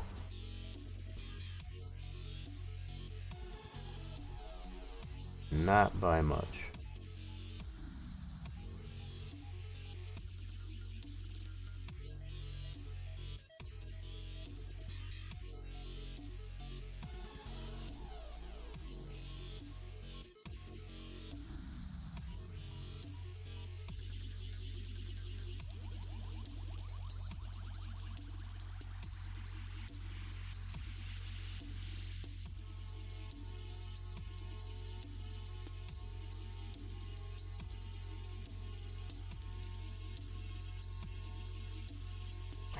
Dang it.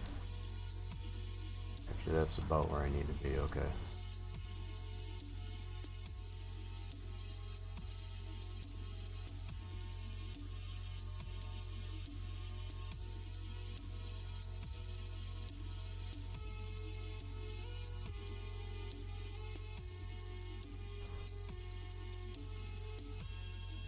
honestly didn't feel it would take quite this long.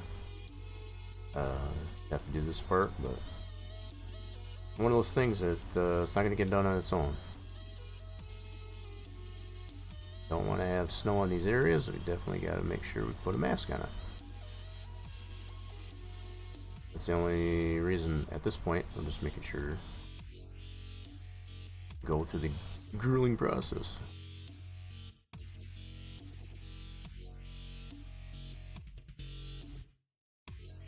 Yeah, getting too carried away.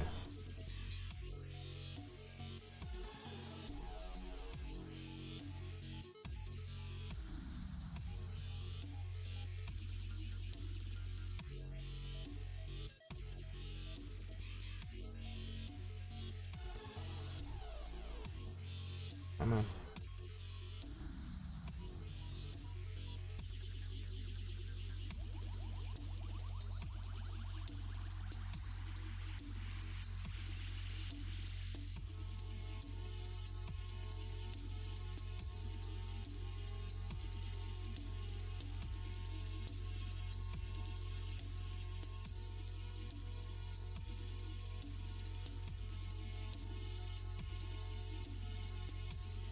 Okay, let's back around. Oop, small.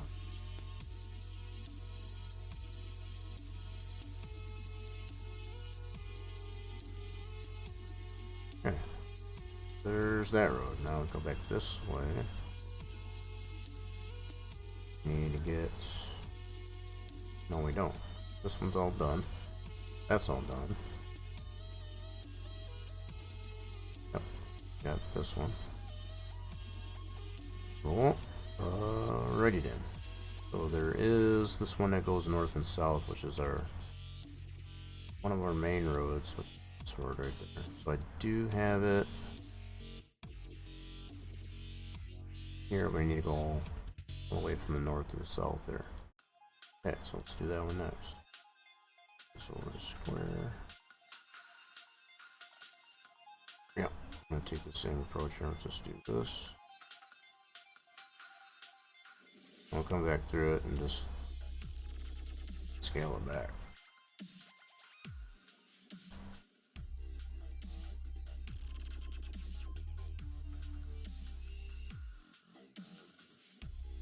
All that we need to get.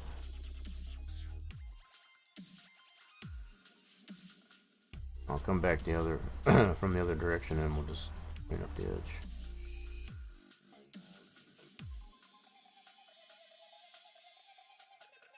So choppy in this mode.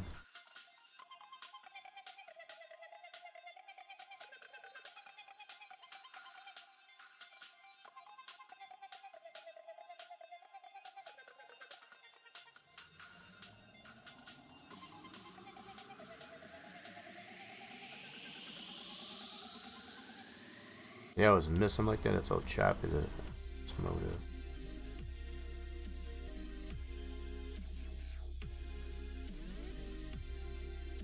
Alright, now clean up the edge here and then we'll do the other half. Already screwing it up.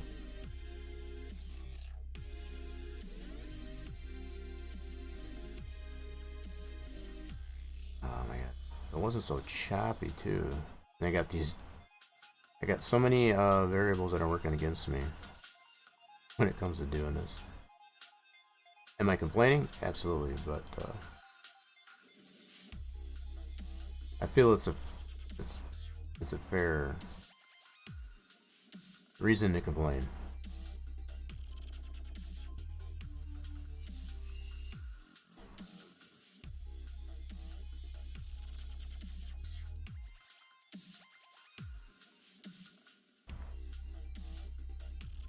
Oop.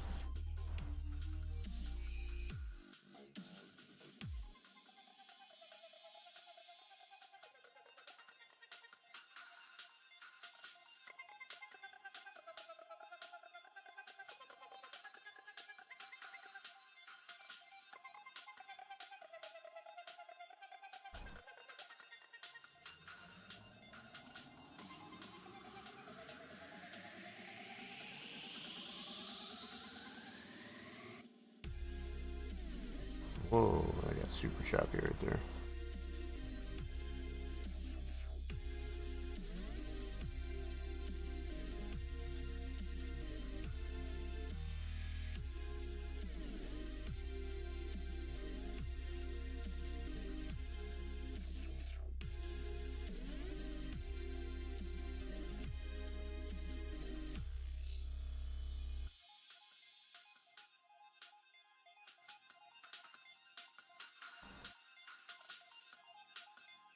That's the long stretch of road.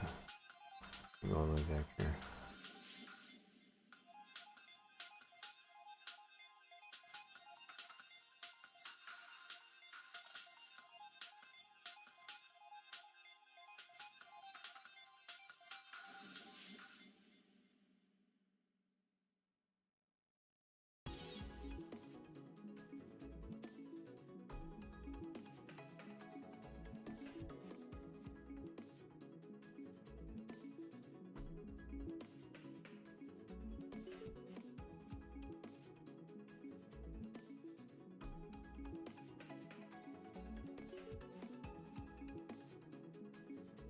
Okay, I think that should do that side.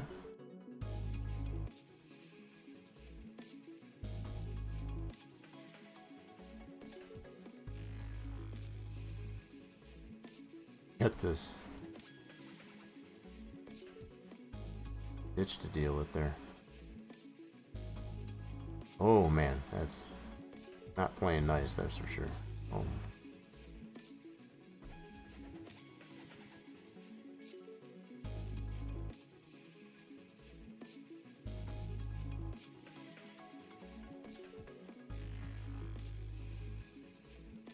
This ditch here is definitely going to pose a problem. We're just trying to keep it straight.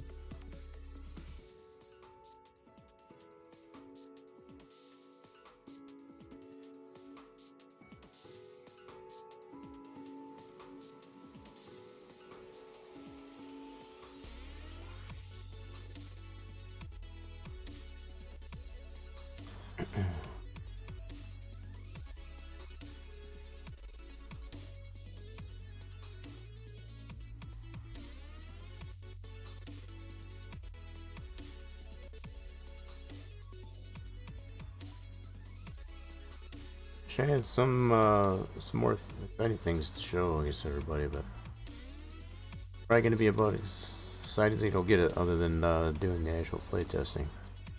Once we get this part done. Okay, so we just got this one stretch of road, and there should be a bend here. Like that.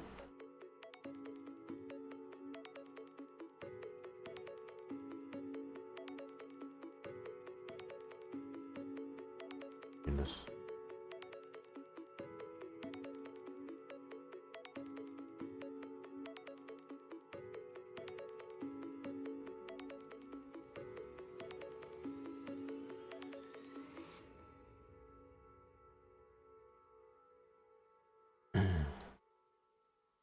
I think this was part of the reason why I was holding off doing this, because I knew not the funnest thing to do, I guess, as far as to paint snow mask.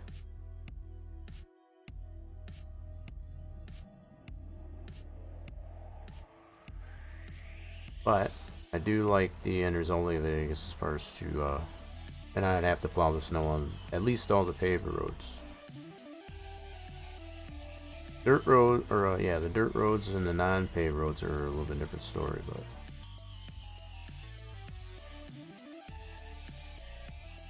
spending this little extra time, I guess, as far as to make the paved roads not get snow on them, I think it's I think there's a huge benefit to it, just in my opinion.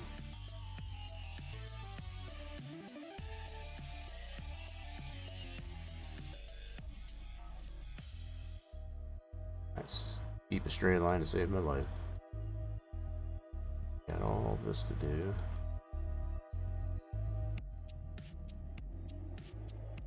Holy mackerel. Yep, there's the bend. Let me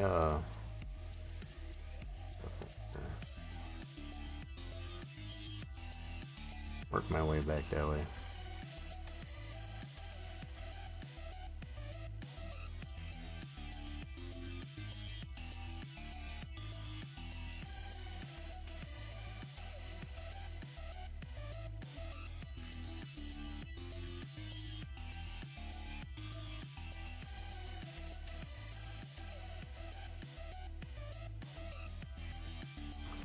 Starting to get into the mode where it's gonna end up being jagged.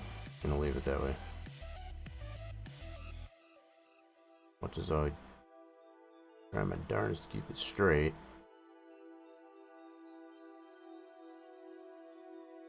Not cooperating. If it ends up being a little bit crooked, so be it. It's kind of where I'm at right now, at least, anyway.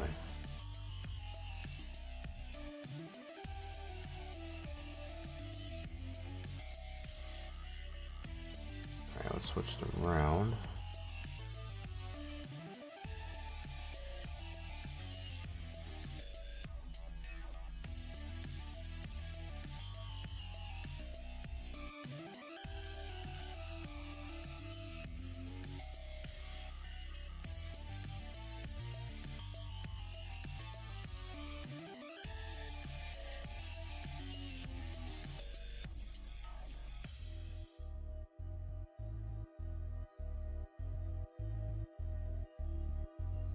Let's go back to square.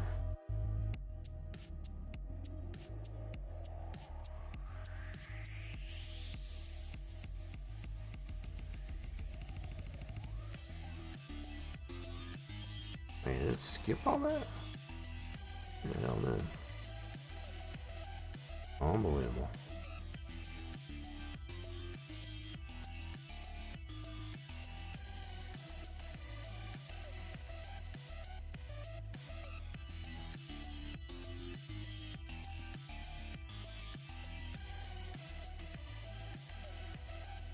Oh. Like, why wasn't it painting? Helps when you use the right button.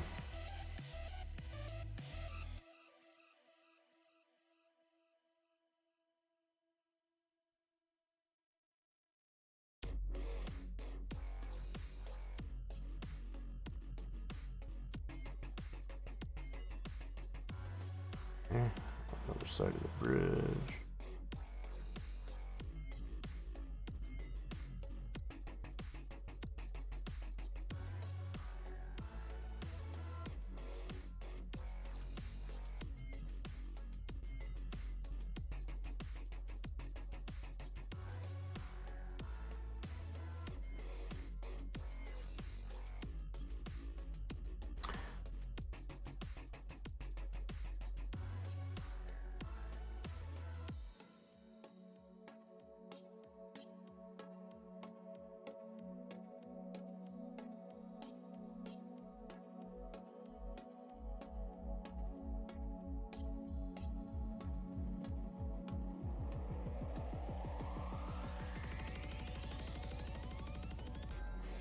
I do apologize in maybe not in advance because it's in progress. But yeah, definitely apologize for this being super duper boring, but it's definitely something that still needs to be done. Honestly, wasn't thinking it was going to take quite so long to have to do, but we're almost done. I guess that's on the bright side. Gotta marry this up to that, and I think that should be the last of the paved roads that we need to do. I think all the rest of them I do have, but I'm going to take a look once I'm done with this straight stretch. And then I would like to get more placeables in the store done. Because I do have one or two different sheds that we still need to get into the store.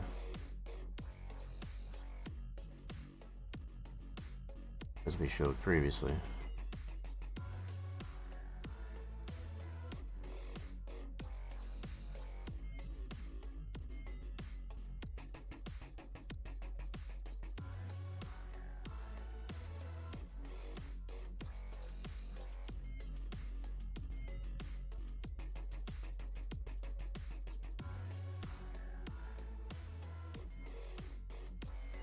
Oh my goodness, that ditch is causing me all kinds of issues.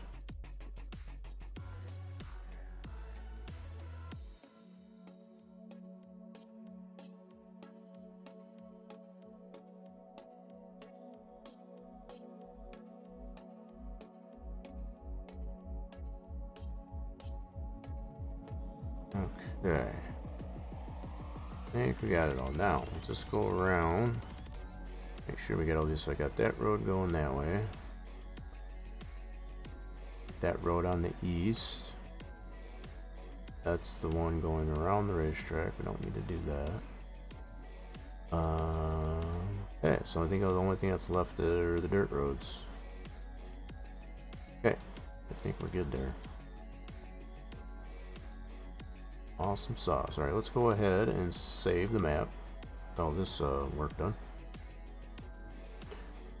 Thought I was doing Mon Bazoo. Yeah, I know I didn't change the title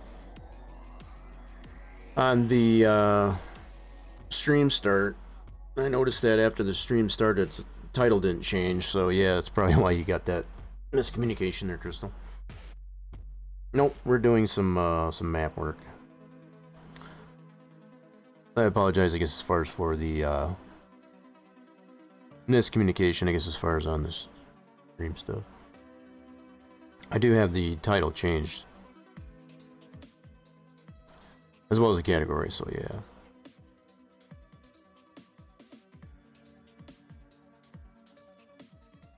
Yeah, I was like, in the, what do you call it, the intro, I guess, as far as the stream, I was like, oh crap, I got the wrong freaking title, wrong game, and everything wrong. Whoops. So yeah, I'm sure most people that have gotten a notification there, they're probably saying, oh, he's playing Mon Bazoo. Nope, you sure aren't. I tried to tweet it out too, I guess, as far as to let everybody know, I guess, as far as that's not what we're doing. Anywho, okay, so we got the map saved. Yeah, let's go ahead and close that out. Wait a minute. Did that save? Hold on. Did I move it? And I didn't save it yet. Alright, let's go ahead and make sure we get it to save. There we go. Didn't really miss much, I guess, as far as for those that are just tuning in. Took a little bit longer than I was thinking, but we just put in the snow mask. This is for all the paved roads, so that when it snows, we won't have to plow those paved roads, at least anyway. Alright, cool. So we got the map saved. Now, we're going to get into is some more placeables to put in the store. Namely, a couple of choice sheds. Okay, so let's go to placeables. Forgot I still had this one open. Guess we can close that one for now. Let's go into... So I need to pull these out from particular farms to which they reside. Let's see, so the potential is the Quonset one. That smaller shed. I need, okay, the one that's on the Robinson farm. Let me open that up real quick.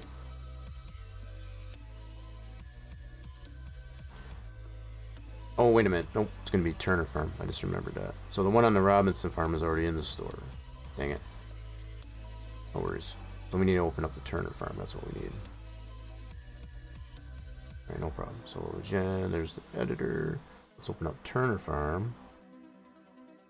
That's the one that's got the open ends on, yeah, that style. So let's go to farms. What up? Turner Farm. And this one here is already in the store. That one is. This one is not. So I've already got. Let me double check something here.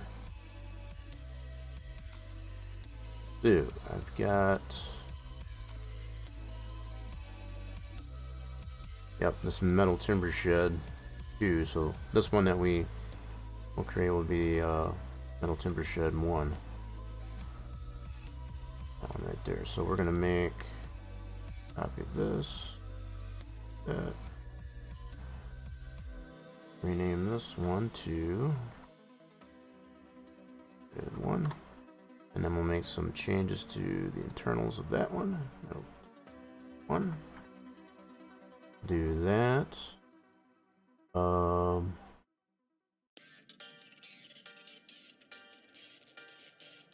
Shed 1.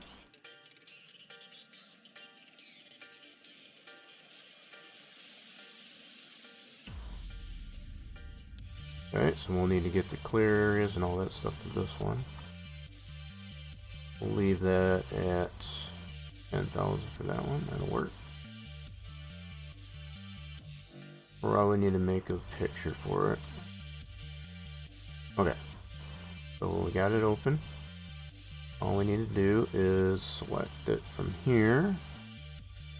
This is that guy.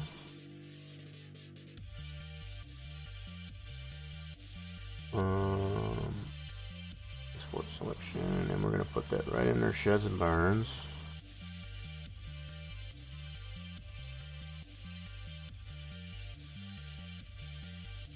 Okay, and then we're going to name it Shed 1. So 2 different designs. You got one that has both gables open, and you have the one that's closed. So you got options. If we need a drive-through style of that, I'll have this option. Right. Now we can close that. Nope. And open that up. This filler, so we need to zero it out and all that good stuff. Okay.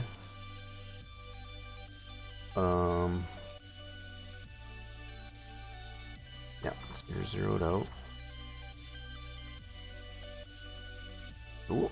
Then we're going to take the approach of open this up.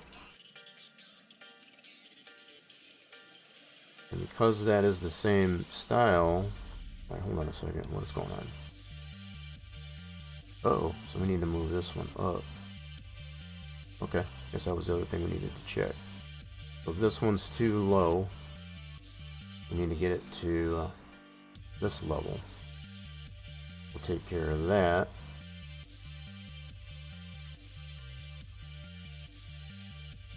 Yep, so this needs to come up. Okay.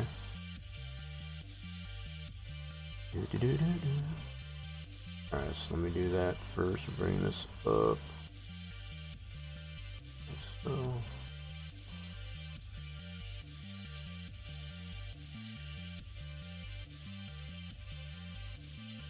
Okay, just double checking all that.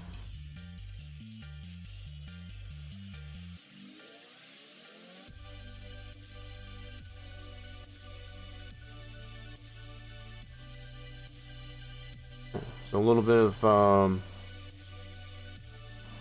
was going to say rehearsal, but a little bit of review, I guess, as far as on how to create a standalone placeable, I guess, as far as with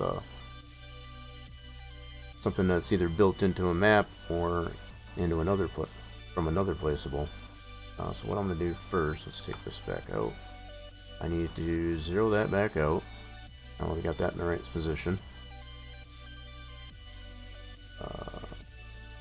Yep, should be able to do that, no problem.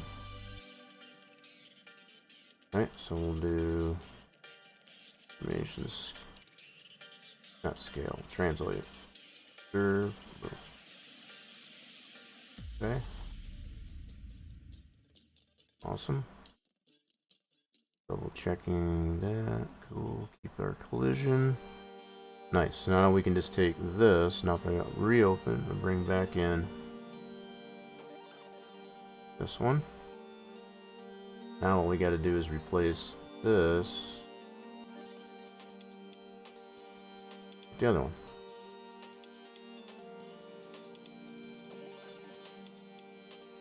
If I take this guy, like that, paste it into here. Boom. Now we can take this one out of there. We don't need that one. Now we got this style of shed in there. Nice. Now I'll just rename this.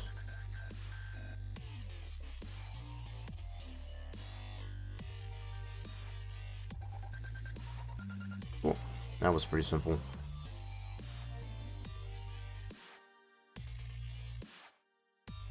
Okay, so now we can move this up there and save that.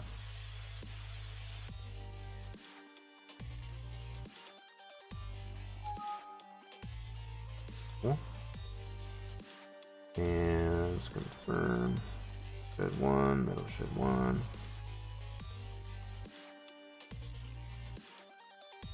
Yeah, we'll do save.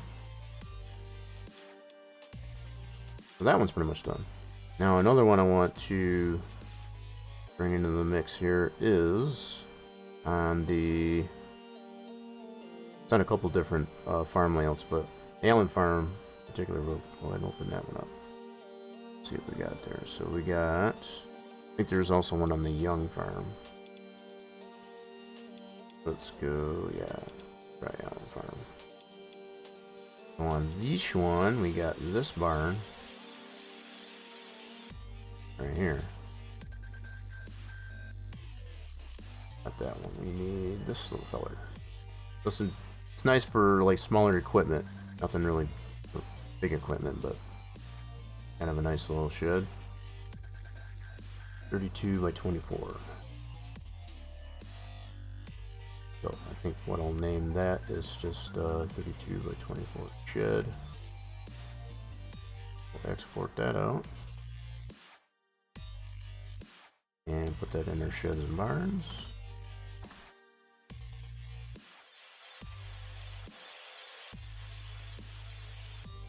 We'll do 32 by 24 shed. Oops, helps you spell it right.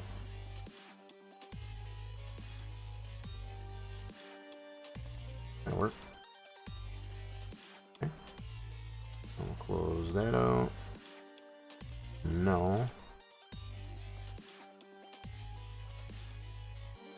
Okay. This one we're done with.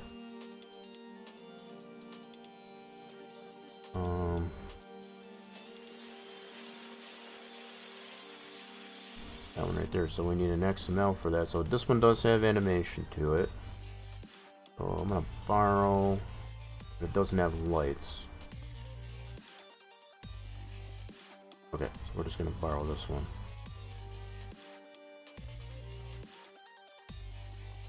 We'll just have to take the parts out of the... Yeah, this will be a good base, because it's first use that anyway. We'll call this one 32 by 24 shed. And then we'll edit the interior of that one.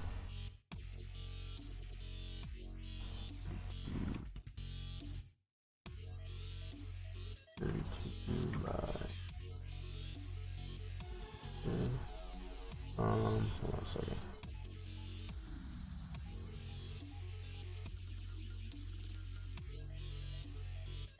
Oh. Alright, cool. We're definitely going to need to get a picture of this one. So we'll just name this one 32.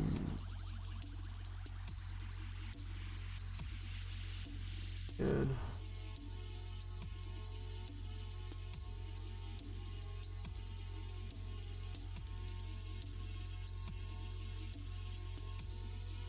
Okay, that'll work. Yep.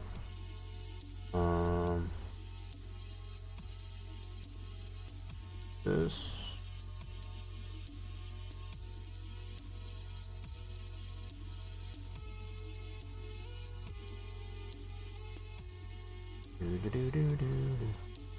Alright, so now we gotta edit. So we don't have, we do have sliding doors.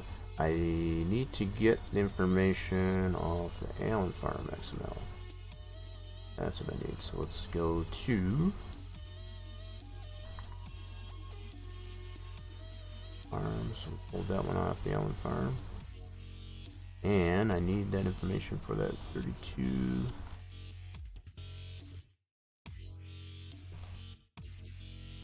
Oh, wait a minute. Yep, this one right here. So I need this information right there. Need all of that.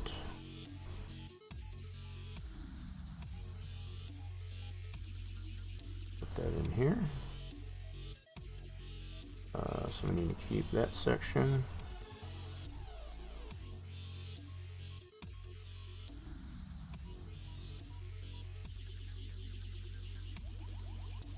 Cool. That's all we need. So the only thing we should have to change are the nodes for where these reside. That should be about it. So there's our two. Oop, I only need one of these.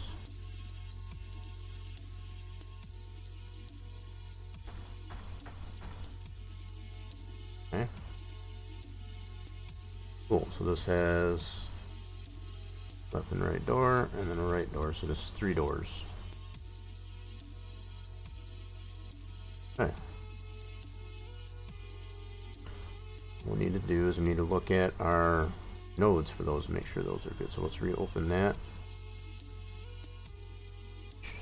32, so go in our sheds and barns. Now what I'll have to do is also check to make sure we got the 0 ground plane on it too. Make sure it's all nice and zeroed out.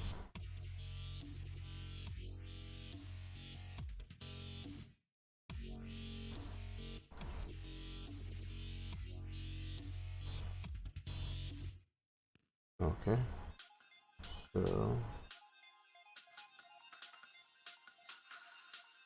0 this out.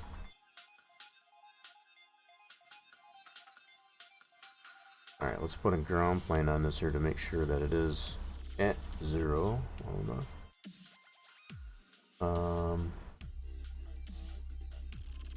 Create a plane.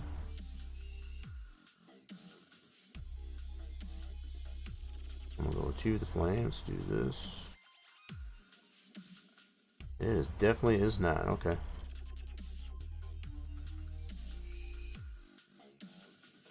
Alright, so that's definitely something we got to get adjusted first.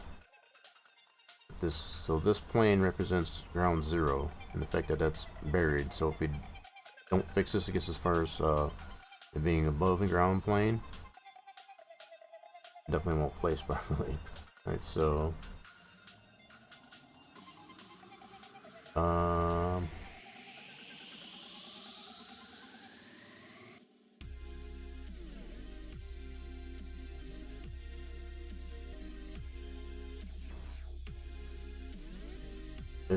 okay. So the approach that I've taken to this before is a couple of different ways. So I'm looking at all the different pieces that are a part of this. We don't have a shape.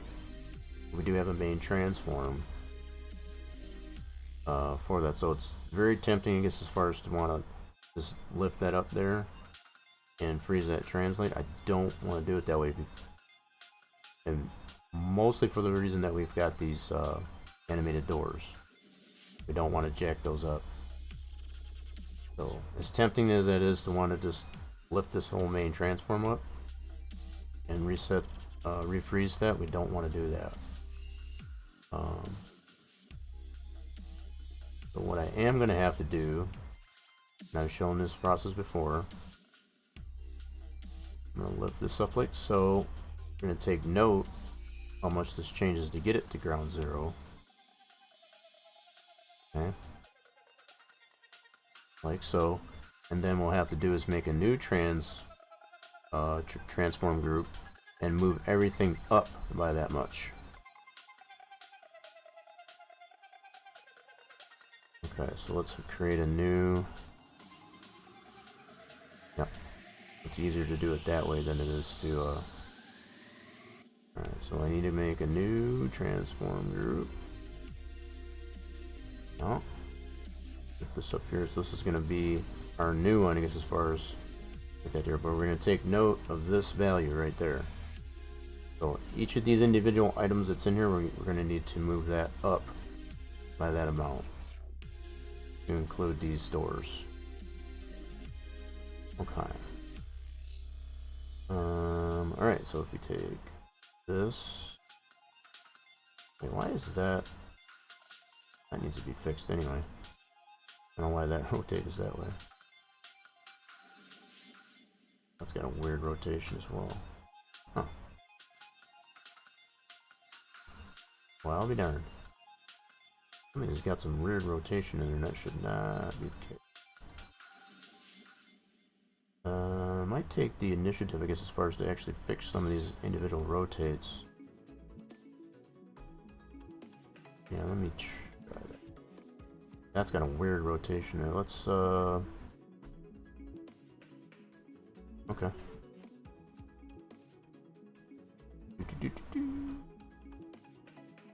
Where's that rotate? Boom. Okay. Just gonna fix these. Yeah, these weird rotations that we got in there, we don't need those. Just gonna fix those real quick before we proceed. Okay.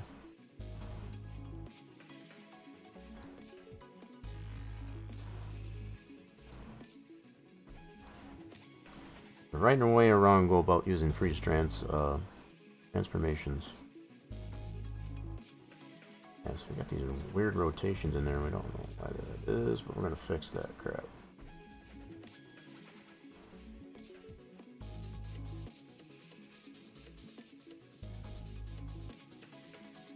Outer walls. Weird.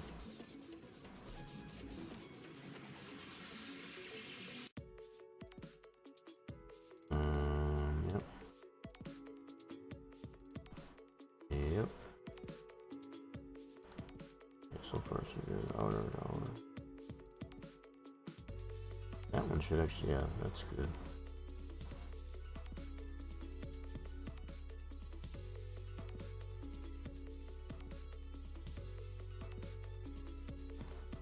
Okay, so first we're good. Alright, cool. Now we're going to take all of these.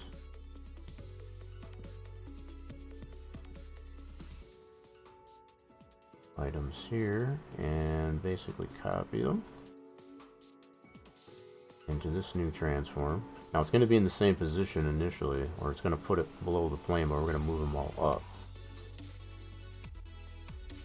So it's going to put it all down there, just like the original one before we move this one up. We'll move each one of these individual items up by this value to get it to where it needs to be. Okay.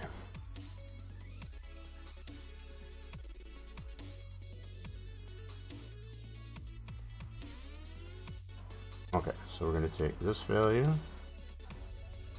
add it to, nothing's at 0, so that's pretty easy. Okay, some of these are not at 0s. Okay, so we're going to move this one up by that much.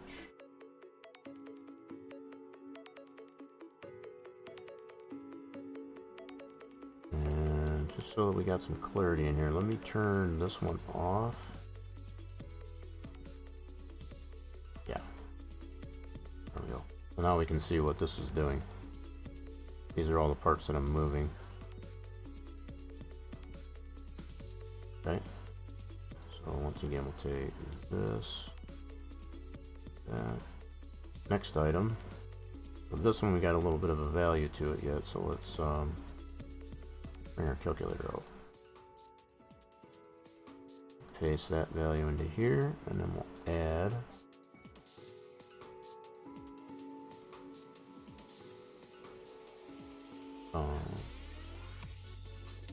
negative 0.29. Oh, you crap. Dang it. That's screwed up. Hold on. Let me try it again. Our calculator. That value. Add negative 0.093.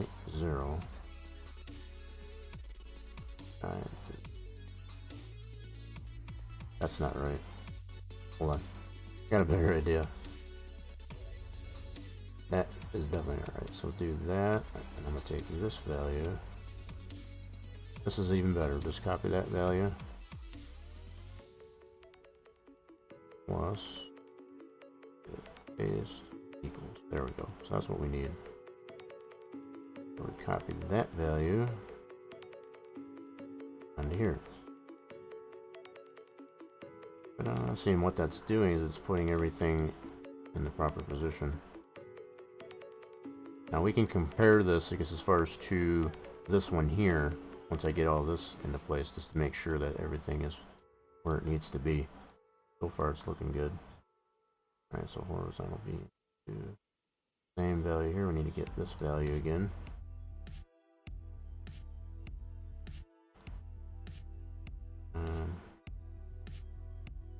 Okay, so we'll put that in our calculator. Paste that, and then plus this value.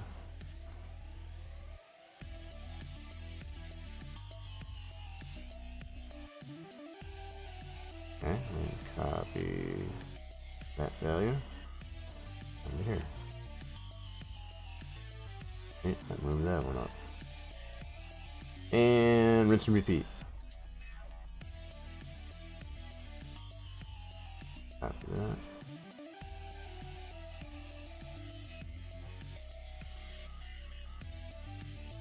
Okay, so on the rafters, okay, calculator. Paste.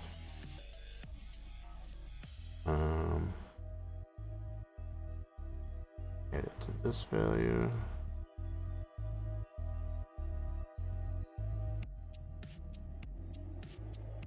Copy that value onto this. See? One at a time, we're getting it back up to where it needs to be.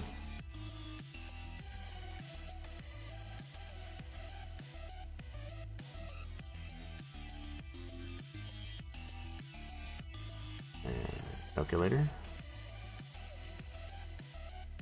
Paste that value. Plus.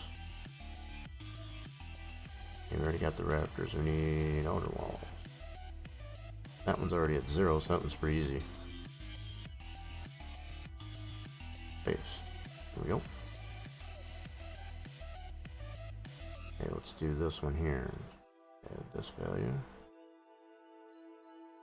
Already got that in here. Oh shoot. Yeah. And paste that. Equals, and then we copy that value. To this one. Cool. Cool. Inner walls. Okay. Gotta reestablish this value. There. Paste. Add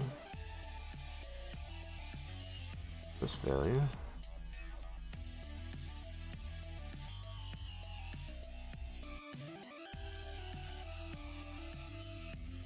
Do that.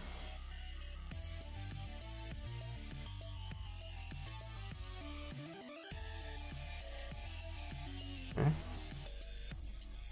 Roof outer, so that one's got 116. This value again.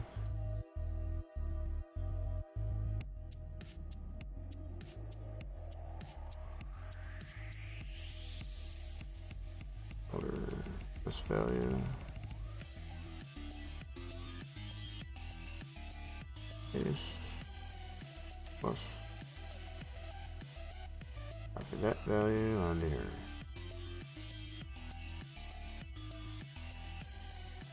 So you kind of get the idea. We're bringing everything back up to that level here. So with respect, I guess, as far as to this freezing the translate and getting that back to 0, which we need to be at, I guess, as far as for this placeable to work properly, we don't want to screw up these animated doors, for example. That's what I'm doing them all individually, I guess, as far as the way I am. So we're taking into consideration if this is already at 0, then we can just add that value, I guess, as far as that's on here. If there is a value to that, then we just need to add that to it. Okay. Hopefully that makes sense. Put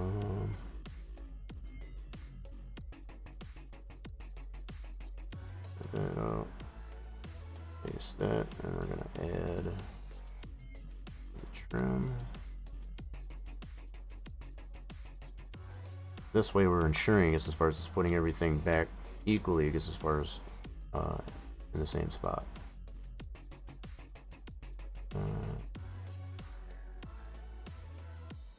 Okay, copy that. Ooh. And our wall detail, which is that. This value.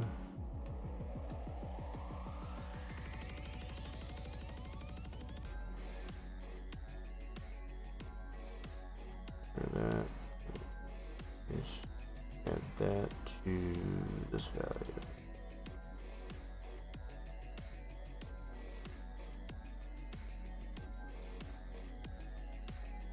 Okay, copy that value. Okay.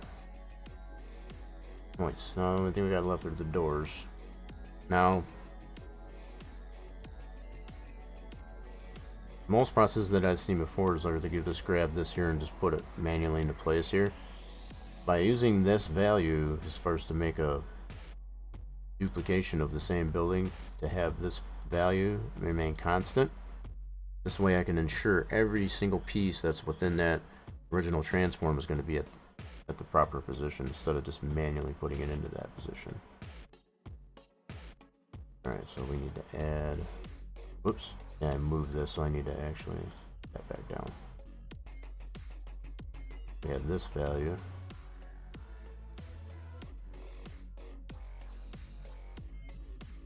Paste that. Add that to value.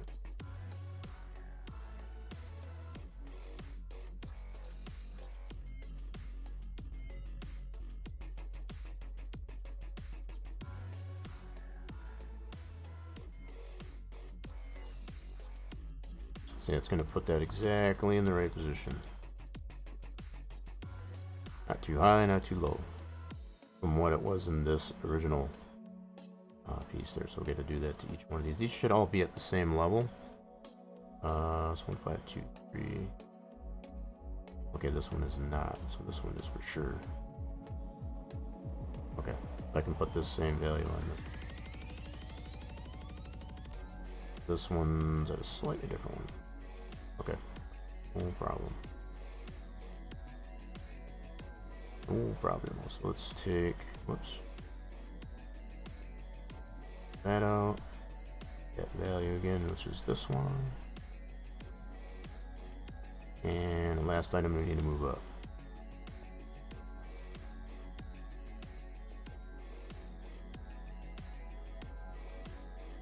That, add this one. That. Check something here. Okay. That's good.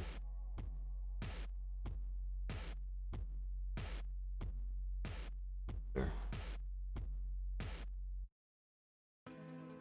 Alright, we need to add that to here. Okay. Copy that.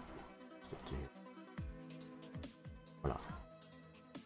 Now, the whole building, just as far as in its new transform group, is in the right position. So we're at ground 0, which is the blue plane. Awesome.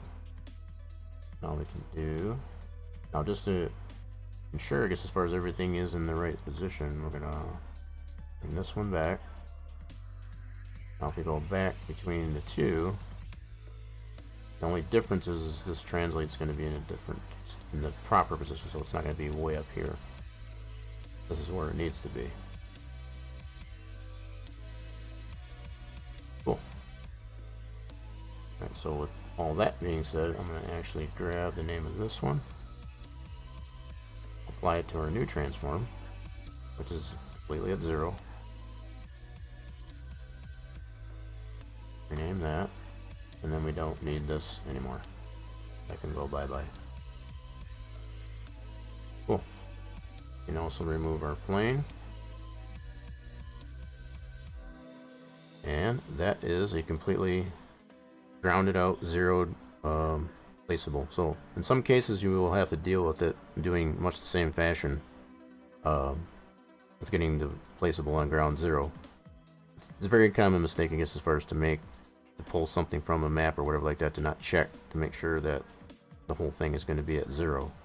So if it ends up being buried in the ground, that would be why. Okay, so we got that all done. So now we got to check our nodes.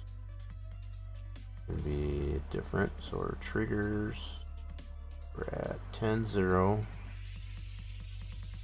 That one.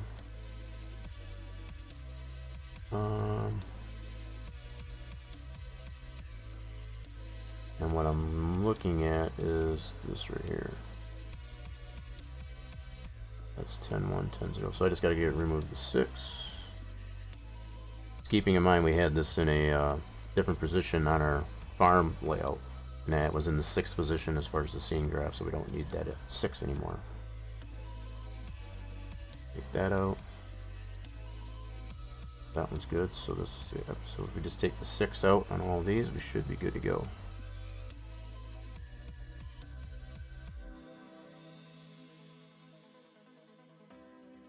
All 3 doors. So this would be the last one's at 12. Yeah, let me confirm on that. This last door is at 12. Yep. Sweet. Alright, so that's all good. Now what we got to do is add our clear level indoor test and all that stuff. And to do that, I'm going to bring in another one of my sheds. Let's do, let's see here. Let's try the rebar. Okay. You can also check our orientation this way too. What we want to do, we'll end up having to adjust those nodes again because we want to have the clear level, indoor test, and all that stuff at the top. All I'm gonna do. Got that. Double check how I did.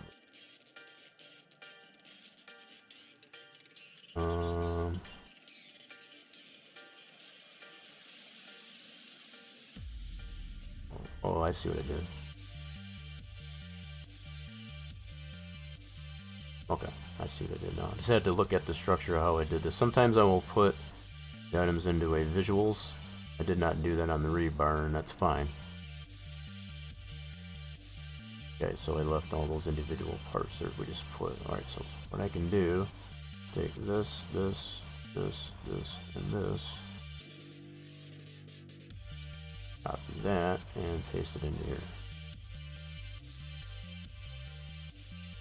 Now it's going to put them on the bottom, which I'm just going to move them up towards the top. Like so.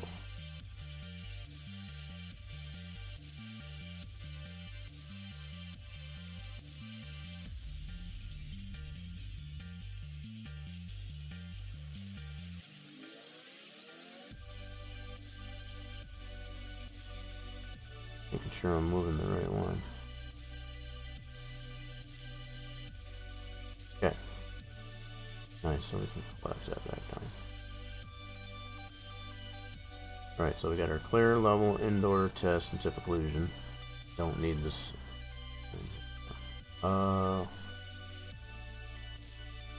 See how this is oriented here, just want to get an idea. Okay. Oh, that looks good. So we'll just go ahead and take this one out. Now all we got to do is put our clear, level, and test areas.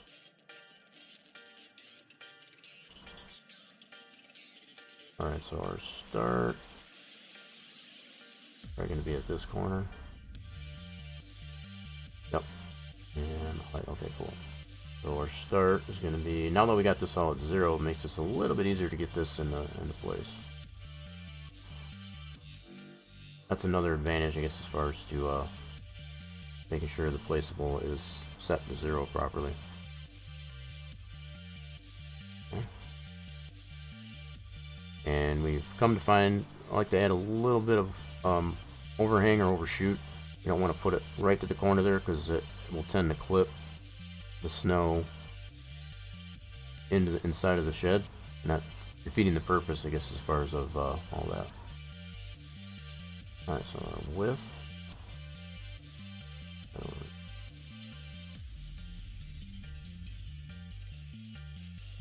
Need to slow this camera down, that's for sure. Go. A little too fast for my taste.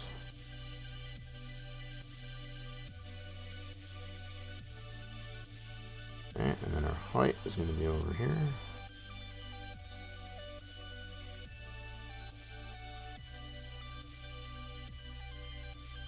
Wait, where's it at? Right over here. Scoot that in. And the fact that we do have an overhang on the roof too also does help, I guess, as far as to have a little bit of overhang, because for such things like the indoor area for the snow, we don't necessarily want that snow to be right up against the shed in this case either. So, alright, so all those are in the position. Now it's just a matter of copy pasta to the level and indoor areas. Okay, so we'll copy these values. A little bit of a rinse and repeat, just like I've shown before. These things don't get done themselves, so that's why we gotta go through the motions. Okay.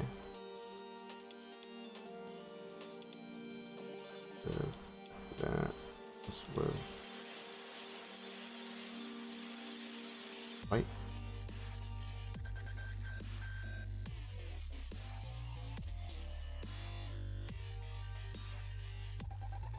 Okay, and then our indoor areas.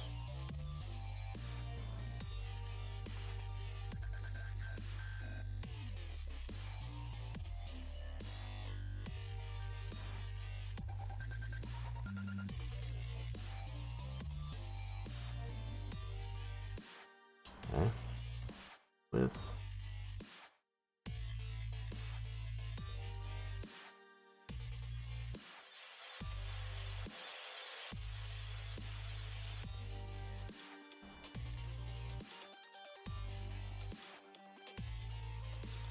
Alright, that looks good.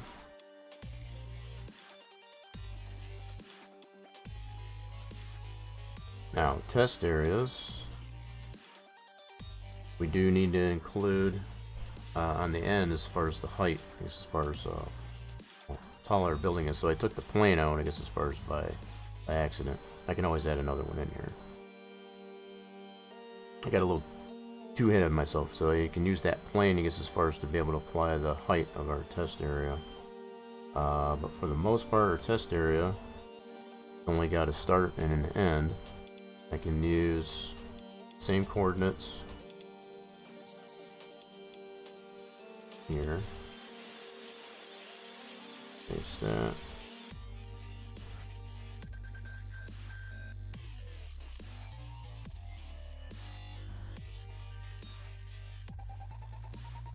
So that's going to be our start area. Our end, now it's got the height on it, so I took that. I'm going to add this plane back in real quick.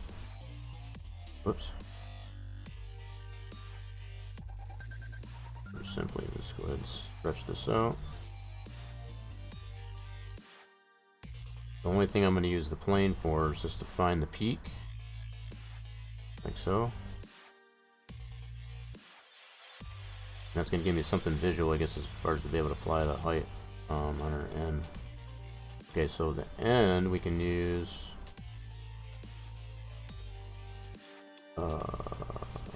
width, because this will be our Z.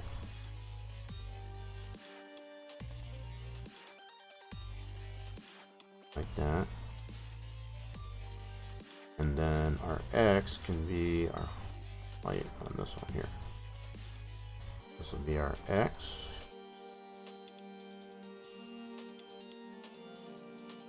Now the height, all we got to do is drop that down to the plane. And again, all that's doing is it's giving us a visual, I guess, as far as to be able to put this onto, instead of just looking at dead air. The only problem is this thing doesn't clip actually through the plane, but it get it this way. We're trying to get that dot as close to that plane.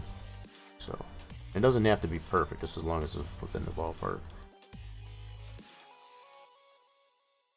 Okay, so that's all we got to do with that one. Now we can get rid of this. Now for the tip occlusion, you can basically just copy the values from the test area, with exception to the height. We don't need the height on the tip occlusion that we applied on our end here. But all the other values we can still use. Alright, so copy that to here.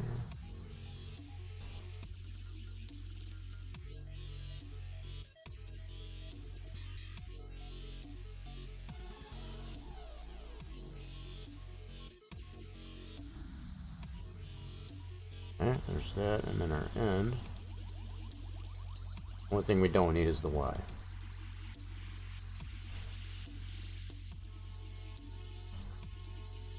Oh shoot, that was that the wrong value? Hold on. Oh, that was oh, that was right. So let's see. Let's see. Oh, so there's our tip occlusions. This is where we will not be able to tip onto the ground in that zone, as far as from here to there. And basically just square that up, and that's that area. So let's confirm that all these nodes are in the right spot. So clear areas are 0. Our tip occlusion is going to be at 4. 4. Yep, so that's all good there. That's one of the reasons why I put that all at the top, so I don't have to keep redoing these nodes in the i3D mapping. So the other thing we need to check is our nodes for our doors, because that would have got shifted down by 4. So now we'll have to add 4 to these. So what was previously at 11 will now be at 15, for example.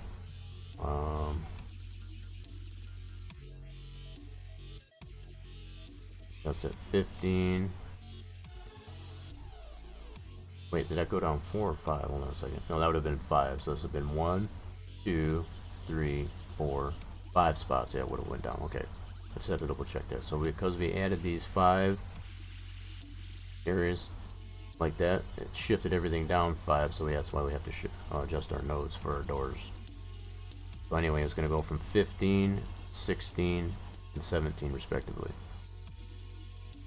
That's what we'll have to adjust. Or 10 will now become 15. Make sure we get them all. Our 11 becomes 16. Oops.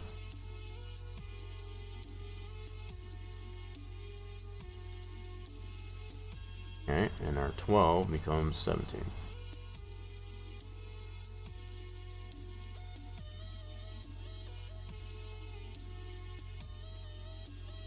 And that XML work is done. So the only thing we need to do is create a picture. It does not have a picture yet, so let's see, how do we want to orient this deal? I think what I want to do is have that door showing. We got the 2 doors and this door, so I think I'll have it this way. Orient it this way. Let's add a light. We need to adjust that light. Something like that ought to do it. Cool. I'll do snippet. Nice. Do copy. And we'll paste this into our paint program. Okay. Now this should flood fill pretty nicely. Look at this. Let's change this to a nice neutral color. I like to use magenta. Whoop. So we got a little bit of a tolerance that we got to adjust. We got a little bit flooding that in too much. A little too close to the same color. Something like that. That looks pretty good right there. Okay, so now what we'll do is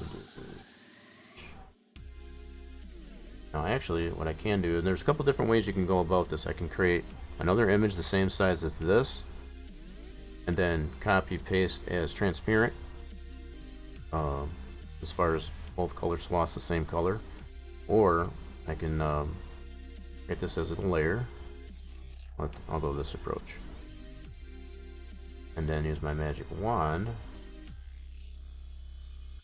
which is this tool. As long as we change our tolerance, what that should do is spank out all the magenta, like so. That worked out pretty good. So let's actually copy this, paste it as a new image. Go. Don't really need this one anymore. Okay, so this becomes our store image. We do need to go. An image, it needs to be in the form of 512 to 512. Okay, I don't even think we need to resize that. Sure don't. Alright, cool. Do copy. Paste that into what will be our image. Bring that to the bottom as close as we can without flipping it like so. Center it up like so.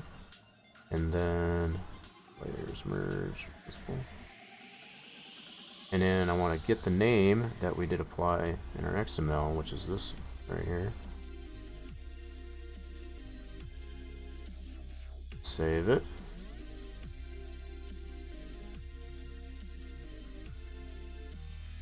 Whoops, that's not the right format. So I'm going to put this in a PNG.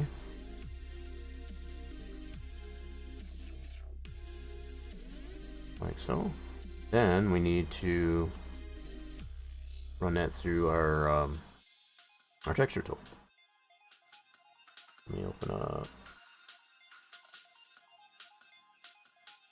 Okay, give me a second here. Let me get to the texture tool.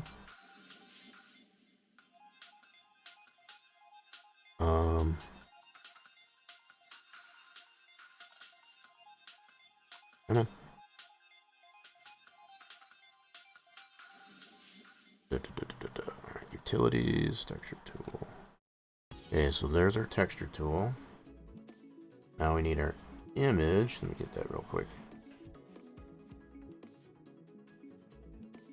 We saved that on the desktop. Okay, so I didn't remember where I saved it. Okay.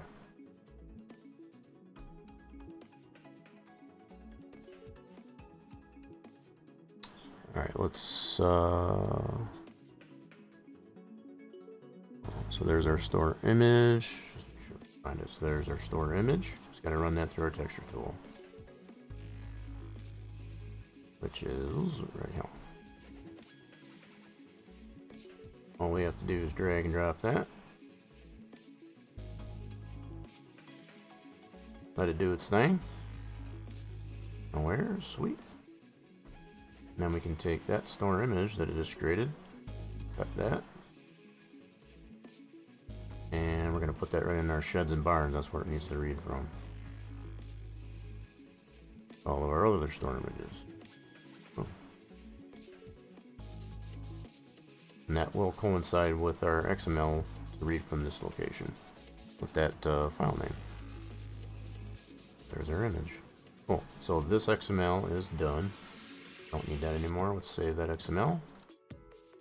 Okay, and then we'll take the light out and save this i3 as that right there. Yes. Now, the other thing we'll need to do so that this will show in the store is to add that to our store items XML. Close this out. We need to navigate to our store items XML, which will be, we got two items to actually add to that. We got that other metal timber shed and also this 32 by 24 shed that we just did. That's two items that we got to add to this. Okay, and we're going to put that with the rest of our that we have here. So we'll put that one first in the list for 32 by 24. And just borrow this line.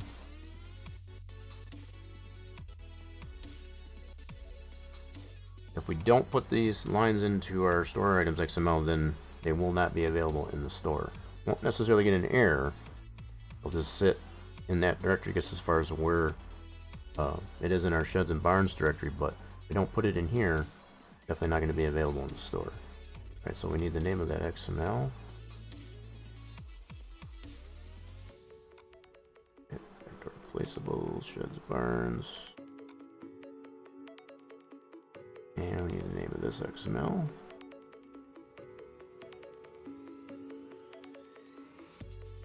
And we'll replace this name. Okay, and the other one we got is our other metal timber shed. We already got the one version, now we got this other version. So we can copy this value. It's got the same name with the exception of being metal timber shed 1 as opposed to metal timber shed 2. And just simply change this 2 to 1. And there's our two items added in. Don't need, oh, you know what? I didn't adjust the price of this shed. I don't need it to be that much. Let's have it be, let's do 12 grand. Sounds good. On that shed. Now we'll go ahead and save that and close it. And we can also save and close our store items. Now we're not having these particular items that we just made, they're not dynamically loaded into the map. They're just going to be available in the store. Okay. So all that work is done. Cool. So I think we've got everything that we need. We did all the map work, I guess, as far as to get that road over by the fenced-in lake area. I'll probably do that post-stream, I guess, as far as to get that grass replaced with the metal, from the metal grass. We can go check that road out, we can check our snow, and we can check these 2 items in the store. So we got lots of things that we can play test here. Cool. Alright, let's switch this over and we'll get some things moved over.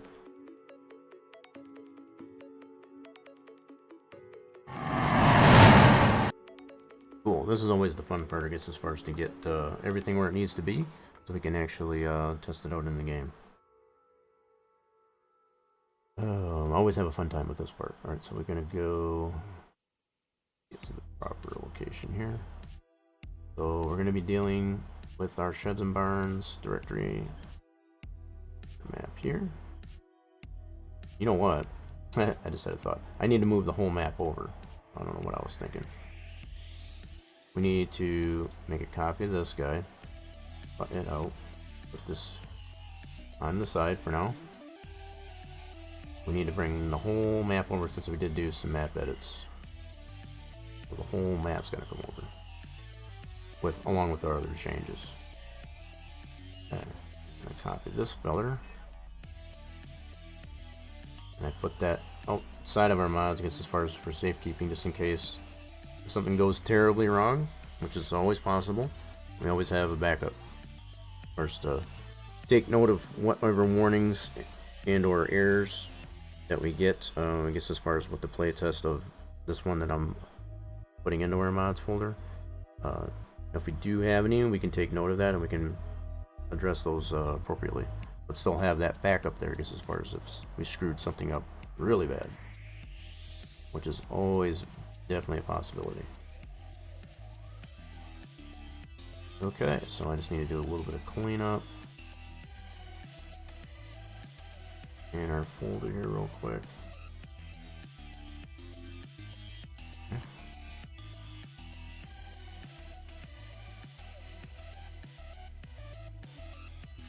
A little quick cleanup here.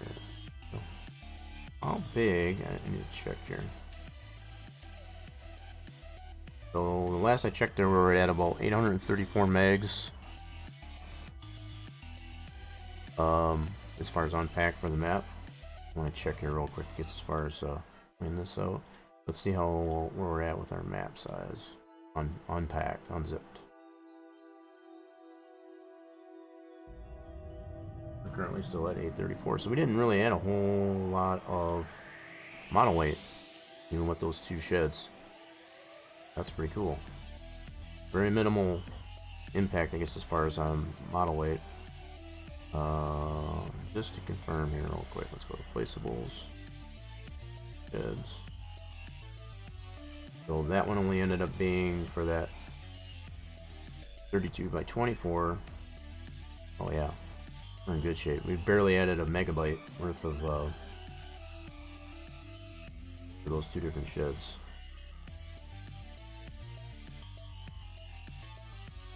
Oh yeah. So very minimal, so we've barely budged on that, so we still got plenty of room to work with, I guess, as far as when it comes to that. So especially all the changes that we made to the terrain, you know, as far as adding that road, doing the info layer and all that stuff, giving it very minimized, I guess, as far as model and texture weight.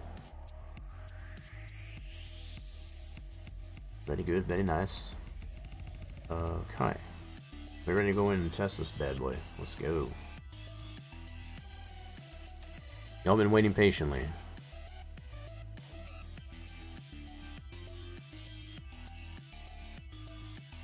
Here goes.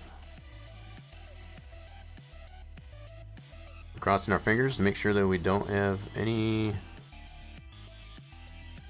warnings or nasty errors. They're always a possibility. So if you are following the channel, make sure you use them, because they're very powerful. I'm putting some of my own out here. Alright, let's go ahead and load this up on a new save.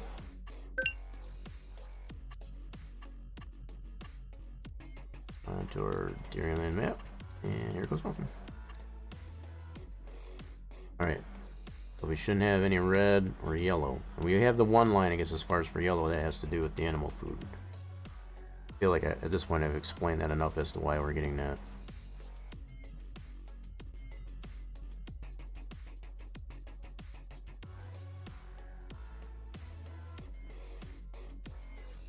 So once I get the map loaded up, completely loaded up in there, I'll put it back on the game sounds. Turn off the background music and we'll kind of go from there. One thing I don't want to forget to do is actually test the snow on those paved roads. Especially going across our bridges that we have going across the waterways. Okay, cool. Didn't have any additional warnings or errors, so that's good sign, good sign. Alright, from our character, let's turn off autosave while we're in testing. Alright, let's get some game sounds going, shall we?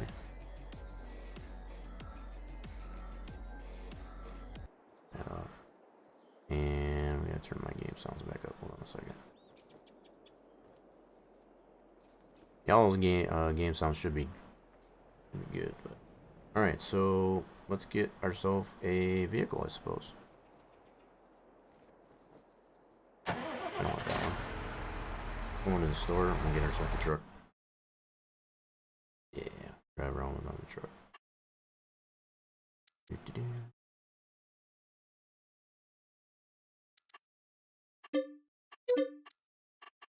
And that'll work. Alright. Go for a ride. So one of the places that we want to go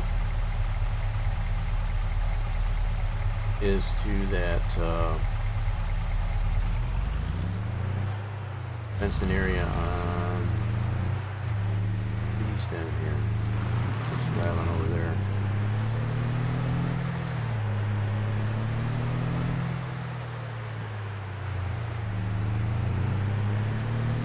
Oh my. Right. Keyboard and mouse. Don't judge my driving, please.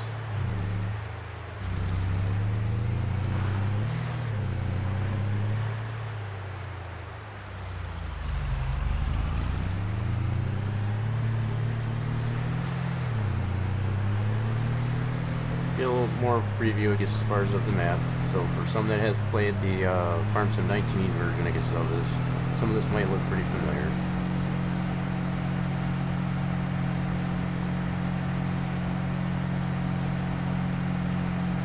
I figure I want to check this road out prior to running the snow, since we did leave it unmasked.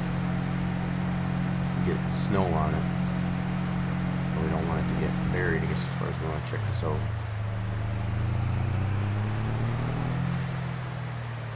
Some weird clip distances on some of these sheds, so might have to adjust that a little bit. Yeah, so like that shed right there in the distance, you can see how that clip is maybe a little bit too low. It's showing it doesn't have any doors on it. Gotta get pretty close to it. I might have to bump that clip up a little bit. I think that's on the 40x60. Yeah, that's the 40x60. Yes, the fact that you can even see the grandstand, I guess, as far as from distance of with the speedway, that's pretty cool.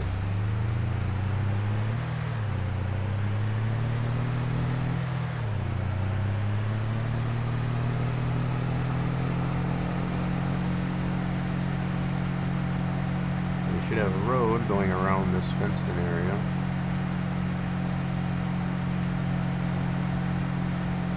Yep, there's our road. There's our new road. If you follow that road all the way in there, it kind of dead ends into that fenced-in area, but this will take you... I should, now that I think of it, actually put a road sign. That might be something I might consider. The other thing that kind of concerns me is if you tend to want to take this road out, the only reason why I don't want to name it is because it does have the potential there to be removed in comparison to the paved road here.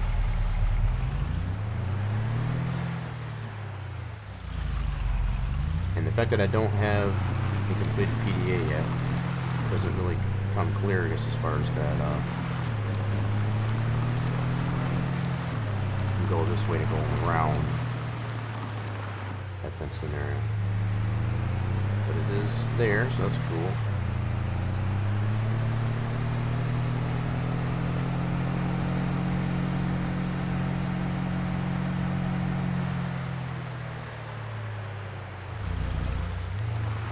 you onto this road, and that takes you straight around, I guess, as far as that that fence in there. Now, if you want to go back to that fence in there, you can go in there. This takes us back towards the industrial park. Another road going off that way. We still got to get some foliages over here on the north end.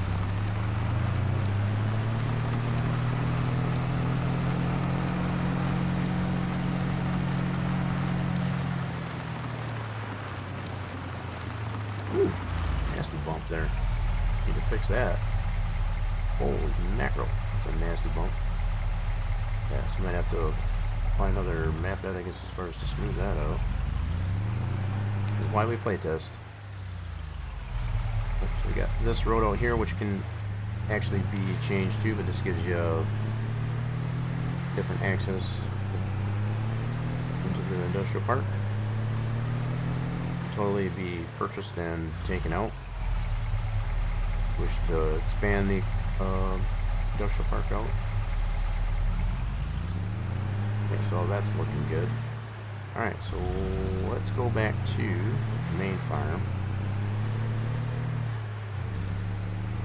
Actually, I guess while we're out here, we can probably invoke the snow. Yeah, let's do that so we can check all the paved roads from this end and we're kind of work our way back over. Yeah, let's do that. Alright, so let's bring up our easy dev controls. And let's get some snow.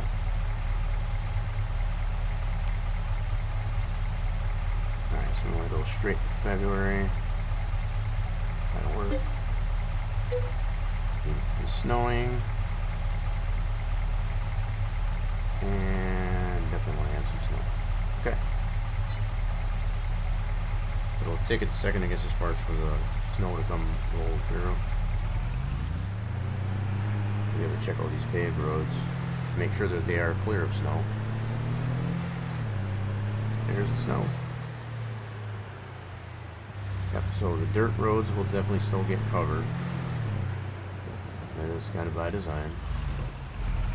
All the way down this paved road, it looks good.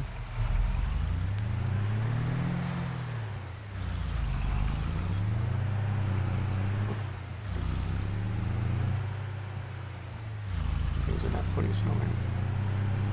Yeah, it is. So you can kind of see the dirt road, I guess, as far as. So, okay. Back to the paved roads. I'm going to check all the paved roads. So there's that bump.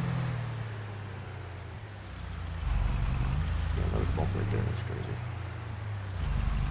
Sometimes the snow will show some of the imperfections of the topography.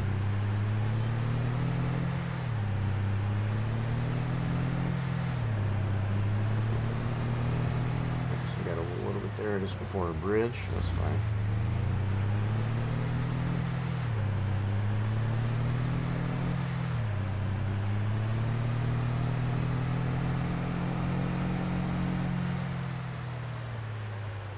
This paved road looks good. Yeah, see, it's got a little overshoot. See, this is what I was talking about, the overspray. It tends to clear that off there a little bit more. Okay, so this would be the clear area, the indoor area for the racetrack. What's doing that? That would get removed, I guess, as far as once we were to sell that. Might have to adjust that indoor area for that, for the racetrack. That's what that big chunk is missing there for. So the driveway going to, that's definitely covered. It does have some of the indoor area once again, so some of this that's removed. That's the indoor area for the track. I may have to adjust that on the racetrack. Placeable. That's what all this is missing from. Yeah, I'll definitely have to adjust that. Yeah, that's what all this is doing. So the fact that we don't get any snow into there. I don't think I applied the minimum of a placeable shader on that, so it's kind of weird, I guess, as far as if the track doesn't get snow on it. see under the garage, look at the stuff on the garage there, so we'll have to do some work there on the racetrack, I guess, is first for the indoor areas and where the snow shows. Okay. Not a big deal. Definitely can all be adjusted. I'm going to go down the rest of this paved road and check it out. Yeah. And that snow totally throws the truck.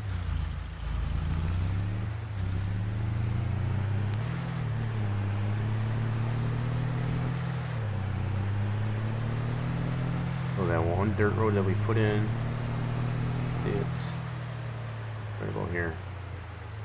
Yep, that stays covered. Paved road is definitely clear.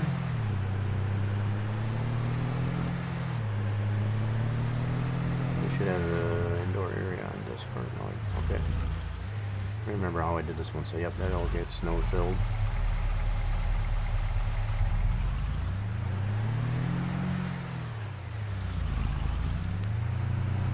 Cool.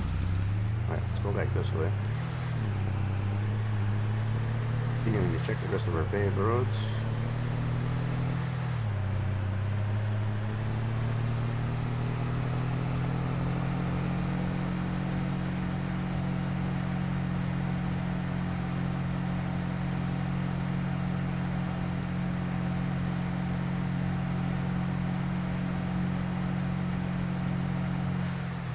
Yep, so I already knew this one was clear. That's good. In the majority of the farm areas, they are not clear. The buildings themselves should be. As far as outside the buildings, will not. We got this paved road. It's good.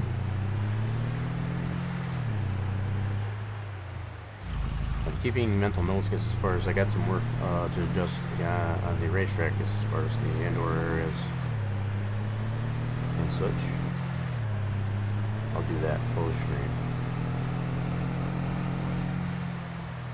Yep, so right by our bridge here. So again, like I was mentioning before, I don't have anything in place, I guess, as far as to make the water completely freeze over. So the water's gonna remain untouched, I guess, as far as at least for now. Yeah, so I wanted to check and see how the bridge was working here. So I get these little drifts, I guess, as far as by the bridge is about all. The rest of the paved road looks good. Check all of our bridges out to make sure it's not too much snow left. This is from the near side of the bridge. Oh, guess I missed that part of the road. Okay, so I missed one of my paved roads. Over here. Okay. Oh, I missed this road completely. You know, I never did come back to this one now that I think of it. Never did come back to this road. We did pass down this way, I guess, as far as to... I just never came back down to it as well. Okay.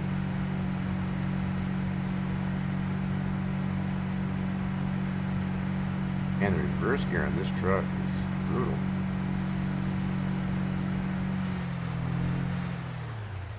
Okay, so still got that road to do. Those are paved roads.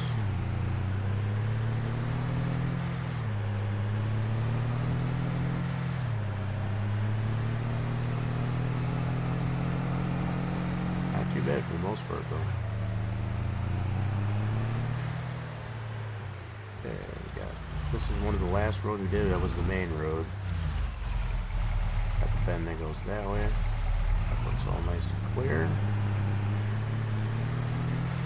This doesn't look quite as bad, so even though we do have that unevenness, unstraightedness, or however you want to word it. Woo, get a little bit of... Whoa, I need to put a sign there. As far as for bump or something, a grade change, because... Let's see here real quick. Okay. Did I have anything in here? I don't think I do. I'm going to need to put a sign here to let everybody know, I guess, as far as there's a change in grade. Because that's a huge drop-off. Not that it's unmanageable, it just needs a little bit of a warning. Okay, so I'll have to remember to do that too.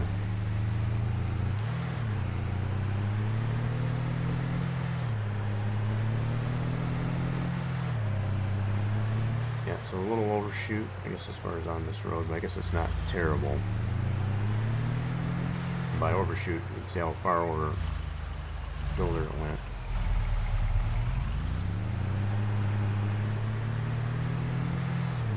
I guess that's not too bad. Yep, so that's one of the dirt roads. It goes that way. That one's all clear. This one's clear. So it looks like so far I only missed one road.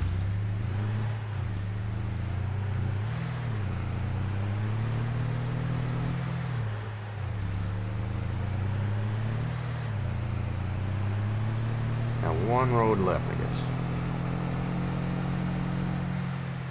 This is all nice and clear.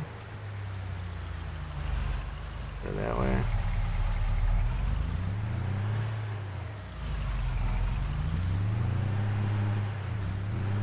Go back into town.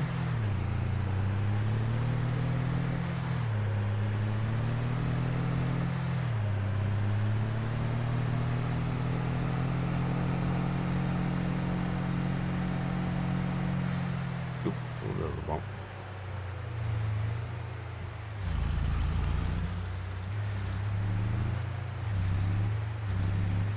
Here we are in the town. Nice, that's all clear out there. Yeah, see, like I was saying before, these cell blockers will remain up for the first hour, so... Actually, hold on. Those should not be up anymore. Why are they still up?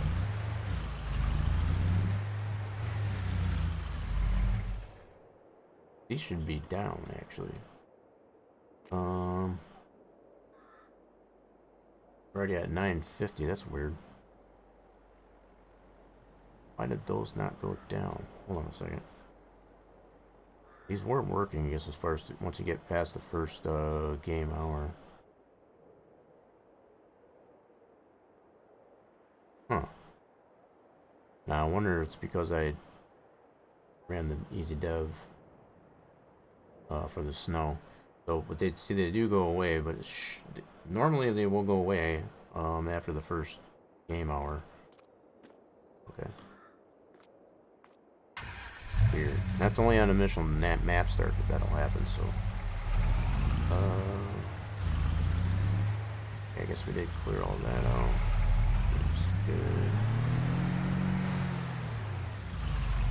Yeah, so the main farm area, I guess I'll probably make this so that it's cleared out. This is your main garden farm area.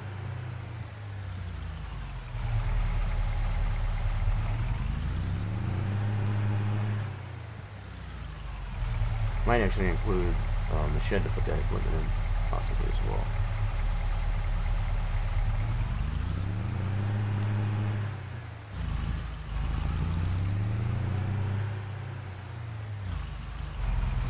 Floor area is definitely cleared. Oh man, the steering. Alright, so for the most part, it looks like the only thing I missed was that one road. It was down this way.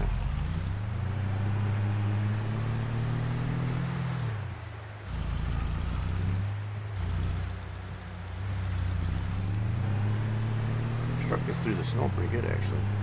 This can actually be bought. As I've got it right now, this fire station, whatever, it can be sold, and that land can be acquired. Still not 100% sure if I'm going to keep this here. I may do that. Obviously, it doesn't have any indoor areas and that applied to it just yet, so I didn't really set that all up the same way as I did the other items that we've done so far. Alright, let's go check that one road on this end.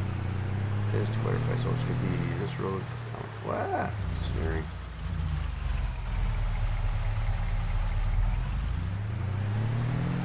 Truck is actually east in the snow. Right now, there you go. So yeah, there's a sign I want to put on that one part with the grade. I do have one on closer to the south end of the map. Grab to put one in that other spot.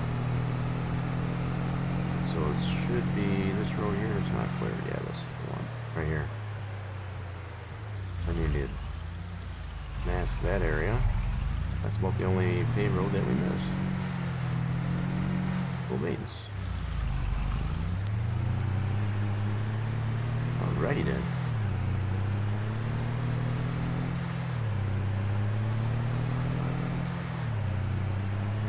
Now I guess what I'll do is we'll go back to the main farm and we'll check out our 2 new sheds that we added to the store. See how those work.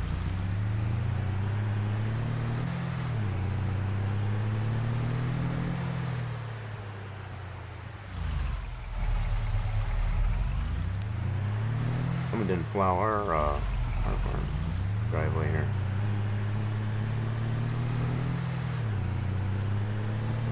This will help us test out the clear areas and all that stuff for that. Those two new sheds that we added to the store. So let's go ahead and try that out now. Okay.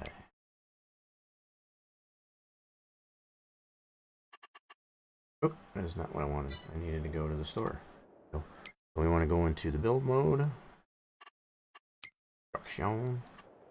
And find a plot where we want to put these at. We got plenty of room on our main farm here.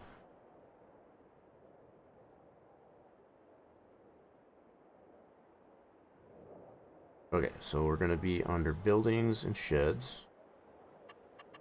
And we made a new picture for our one deal.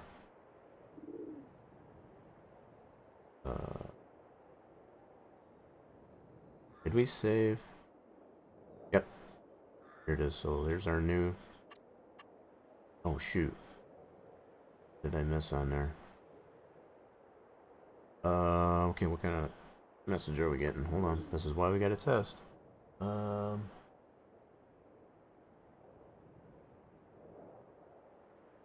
that be fun?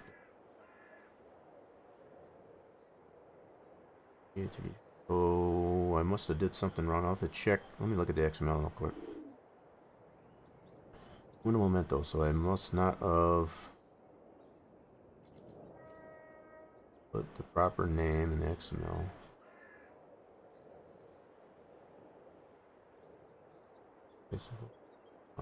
That should be good, actually. So we got the picture anyway. We got that much right. Oh, yep, it was a typo. 32 I got 32 by 42, not 32 by 24. Yep, so a slight little typo, so I'll have to make that adjustment in the XML. Alright, at least we know what's going on with that. Okay, let's check our other one while we're at it. So we got the 2 styles of the metal timber wood. Good, which is, that's our number 2. It has the back on it. Already had in there, and then we got this one that's open on both ends. This is the new one we just added. There's that one. And we don't have any errors on that one. Cool. So we do got to fix, I guess, as far as the other shed. I'll make that change, and we'll come back in and we'll try that out. Make sure, it looks like it was just this slight little typo on my part. Cool, so there's that shed. That's now available in the store. Cool. Alright, so let's get out of this. We'll make the appropriate changes to the one I made a typo on, and we'll go from there. So let me switch this over real quick.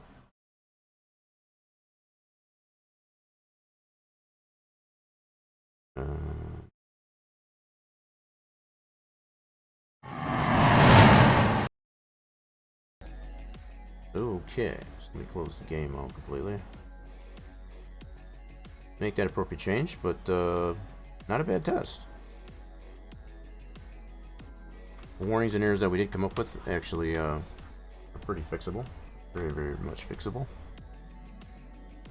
Okay. So what I made the boo-boo on is as far as the, and this is why I always copy the name of it. So what I did was instead of doing it this way, where I will actually grab the name of it from the actual item like this. What I made the mistake of is just manually typed it in there using my brain, right? And that's what happens when you do that sometimes, because it's always better, I guess, as far as to grab the name of the file, just like I did, copy it, paste it in there. That way you'll never be wrong, I guess, as far as with having the proper name for that item the item that needs to load. Alright, so we can resave that. We'll bring that over to our map, and that's really about the only change we made, other than that road. I'll do that post stream. I at least want to get this tested, I guess, as far as with this shed here, because it does have the animated doors and such. So let me get this moved over real quick. We'll go right back into the game. We're going to try that out. Okay, so give me a moment. I'm just going to move that XML over that we just adjusted.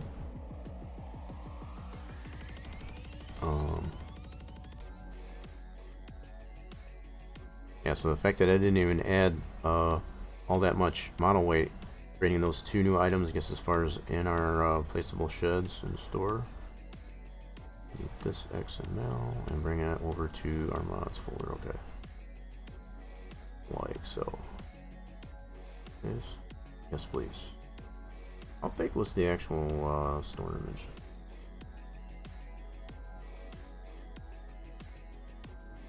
That was, yeah, very small. Not a big deal. All right, let's go ahead and switch this back over and we'll get this tested out.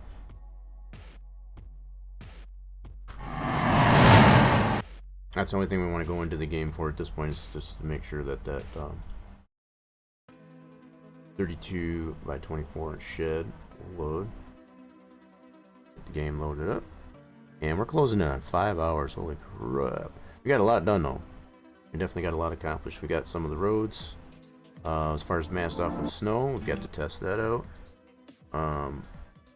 We did our custom pallets to make sure that they work into the object storage made available by Giants. That all tested out good. Added 2 new sheds, I guess, as far as to the store for the map. We're in pretty good shape. Real good shape. I showed off, showed you all off, I guess, as far as what's been done to the racetrack. There's still some adjustments I need to make to that yet, as we've seen, I guess, as far as especially with the snow. I'll do that all post stream. Alright, let's load our map up. I'm surprised we didn't get any error, I guess, as far as on initial load up, I guess, as far as for that shed. But it definitely did show, I guess, as far as when we did try to place it going into the store. So we're just going to run through the motions here, I guess, as far as to go to the store and make sure we don't have those errors. I want to definitely confirm that all the doors are going to work on it too. Alright, so let's turn off auto save while we're testing. Right into the build mode.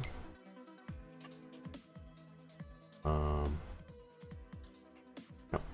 Construction, go to our sheds and buildings. That should be right here. You know what I did not add to it, and I'll add that post stream as far as to add the insignia for on our store image. I'll base you to do that, but everything will be clearly defined as to what is built into the map, not only based on the text that's below the price, but also in the store image. It'll be undeniable as far as what is available from the map. Okay, so we want to put this fella down. So that is something else I'll adjust post stream, I guess, as far as that all squared away. Let's put that right there. Cool. And no errors, so that's good. Oops. Oh, close up. There you go. And let's go check our barn out. Now, the fact that we've got it on our own land that we own, all the doors should work right off the bat. The fact that we don't have any warnings or errors in the In the log, that's definitely good. Very good. And so we got a door here. Oops. That one works beautifully. Salamander plant. Pretty nice little shed just to put small equipment in. Not super huge, but you know, gives you a little bit of space, I guess, as far as to put some small items.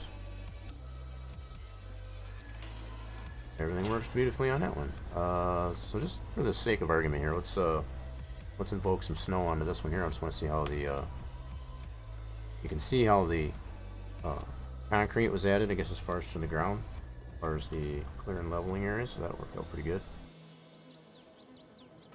Yep. I'm just going to invoke some snow on this to see how the indoor areas are for it. Do that real quick. So we'll go into here. Let's add some snow. Let's go right to February. Yep. Make sure it's snowing. Whoops. And let's add some snow. Cool. Alright, so it'll take a second for the snow to actually accumulate there, but we do have the frost on the roof. That looks good. We'll wait for the snow to come and we'll just see if it well, it works there. Yeah, well, our indoor areas were set. So the clear and leveling areas look good. We just double check to see how the snow is working. Oh, look at that. Yep, definitely doesn't clip through the shed itself. That's good. Nice. Cool. Cool. That works. Okay, that looks pretty good. Awesome sauce. Alright. That's pretty much all we got to test here. So we made a solid effort in here. We got a little over 5 hours, I guess, as far as in there. Got a lot accomplished. Still got a little bit of work to do. Just a lot of those little minor things, but hope everybody did enjoy, I guess, as far as the play test. Watch me struggle a little bit, I guess, as far as with doing all the play testing, I guess, as far as to make sure everything is working here. I'm definitely going to consider, I guess, as far as to add some type of clear areas, I guess, as far as to our main farm area here, because it's a little rough in here, I'll have to admit. I was debating whether or not I wanted to, because the whole idea with this new build mode that's available in 22 is kind of why I'm being very reserved on where I put all the snow mass, because I want there to be complete ability, I guess, as far as for anybody on any area of the map to be able to manipulate, you know, the area, I guess, as far as much as possible. But just take full advantage, I guess, as far as of that build mode. So if you were to completely wipe out this area, sell the outhouse, get rid of the silo and all that stuff, you won't have any problems, I guess, as far as putting what you want down on the farm. So if you don't like this layout, you'll be able to take full use of that build mode and do what you want. So that's part of the reason why I'm a little bit reserved to put those snow mass areas in places like this. Because if you put those down, like I've previously mentioned, it removes. I need to figure out what's going on with these cell blockers too. I just noticed. So they're supposed to go away after the first hour, and the fact that I'm past. Of course, I didn't take note, I guess, as far as when the map actually started, I guess, as far as what time. So it's definitely after the first game hour that's in there, these will actually go away. So if it did start at like 8:30, let me advance time here a little bit, just to kind of confirm here. So 9:30. So that goes. So that's after 2 hours, it seems. Yeah, I'm gonna have to double check that and make any appropriate adjustments, I guess, as far as to that. The fact that they will eventually go away, just have to keep note of that. That's just on an initial map start. As far as that they don't go away, I guess, as far as right away. But it was before, when I tested it, it was going away after the first hour. Now it seems to be 2 hours. Not sure why that is. Anywho, just happened to notice that's all. Yep, that one's even gone away too. The fact that they will eventually go away, I guess, as far as after the initial map start, Now moving forward, I guess as far as after you save the map, they will function, I guess, as far as normal. As far as they will pop up, I guess, as far as at 8 p.m. and then come back down, I guess, as far as at 7 a.m. on the regular. Okay, cool. So I just took note of that. Anyway, like I said, folks, appreciate you sticking around, I guess, as far as for enjoying. Hope you did enjoy, I guess, as far as the playthrough of the Dairyland 4X map. Still a little few things, I guess, as far as to adjust, like I mentioned. I know I sound like a broken record when I say that, but I'm hoping to get this out pretty soon. I still got some areas, I guess, as far as that are the vacant lots to fill in. I guess as far as with something there and just not make it plain. So that's something else I'm still working on. That shouldn't take too long. I know I say that, I guess, as far as a little bit of grain of salt, but you can kind of see, I guess, as far as even as I stand here, that the map is very, very much playable. Most of the testing that I've done too, just for a little bit of clarification, as far as fields go, some people with precision farming have been noticing some issues with the way the ground plows and things of that nature. I haven't noticed anything like that on this map. As far as the select fields that I have tested it on, whether or not that will present a problem, I guess, for those on a server, as far as in a hosted session and or dedicated server type of setting, I don't know. I haven't been able to test it, I guess, as far as in that way. It may come down to, once I get the map out there, to have people kind of test that out to see what it is. It may just be a giants issue and not so much a map issue when it comes to the precision farming side of it, the map design anyway. So that's the only thing as I can think of, I guess, as far as at this point. I will be doing some work, I guess, as far as on the map post stream here to kind of tweak on some things. But other than that, I hope you all have a fantastic rest of your weekend. I'm just taking a look here real quick to see if we have anybody on, I guess, as far as to raid out to.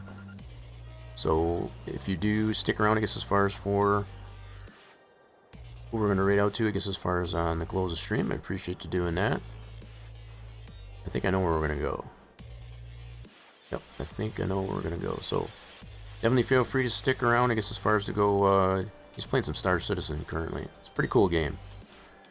Yeah, we'll probably go over there and see Tiger Lily. So if you stick around for the end of stream, I guess, as far as to go see Tiger Lily, appreciate you for doing that. Show him some love, I guess, as far as on that. That's where I'm going to be, I guess, as far as post stream. So as well as making those changes to the map. We will see, hopefully, again, I guess, as far as potentially, I guess, as far as by Tuesday. There might be able to squeeze in a Trucking Tuesday. Be on the lookout for that.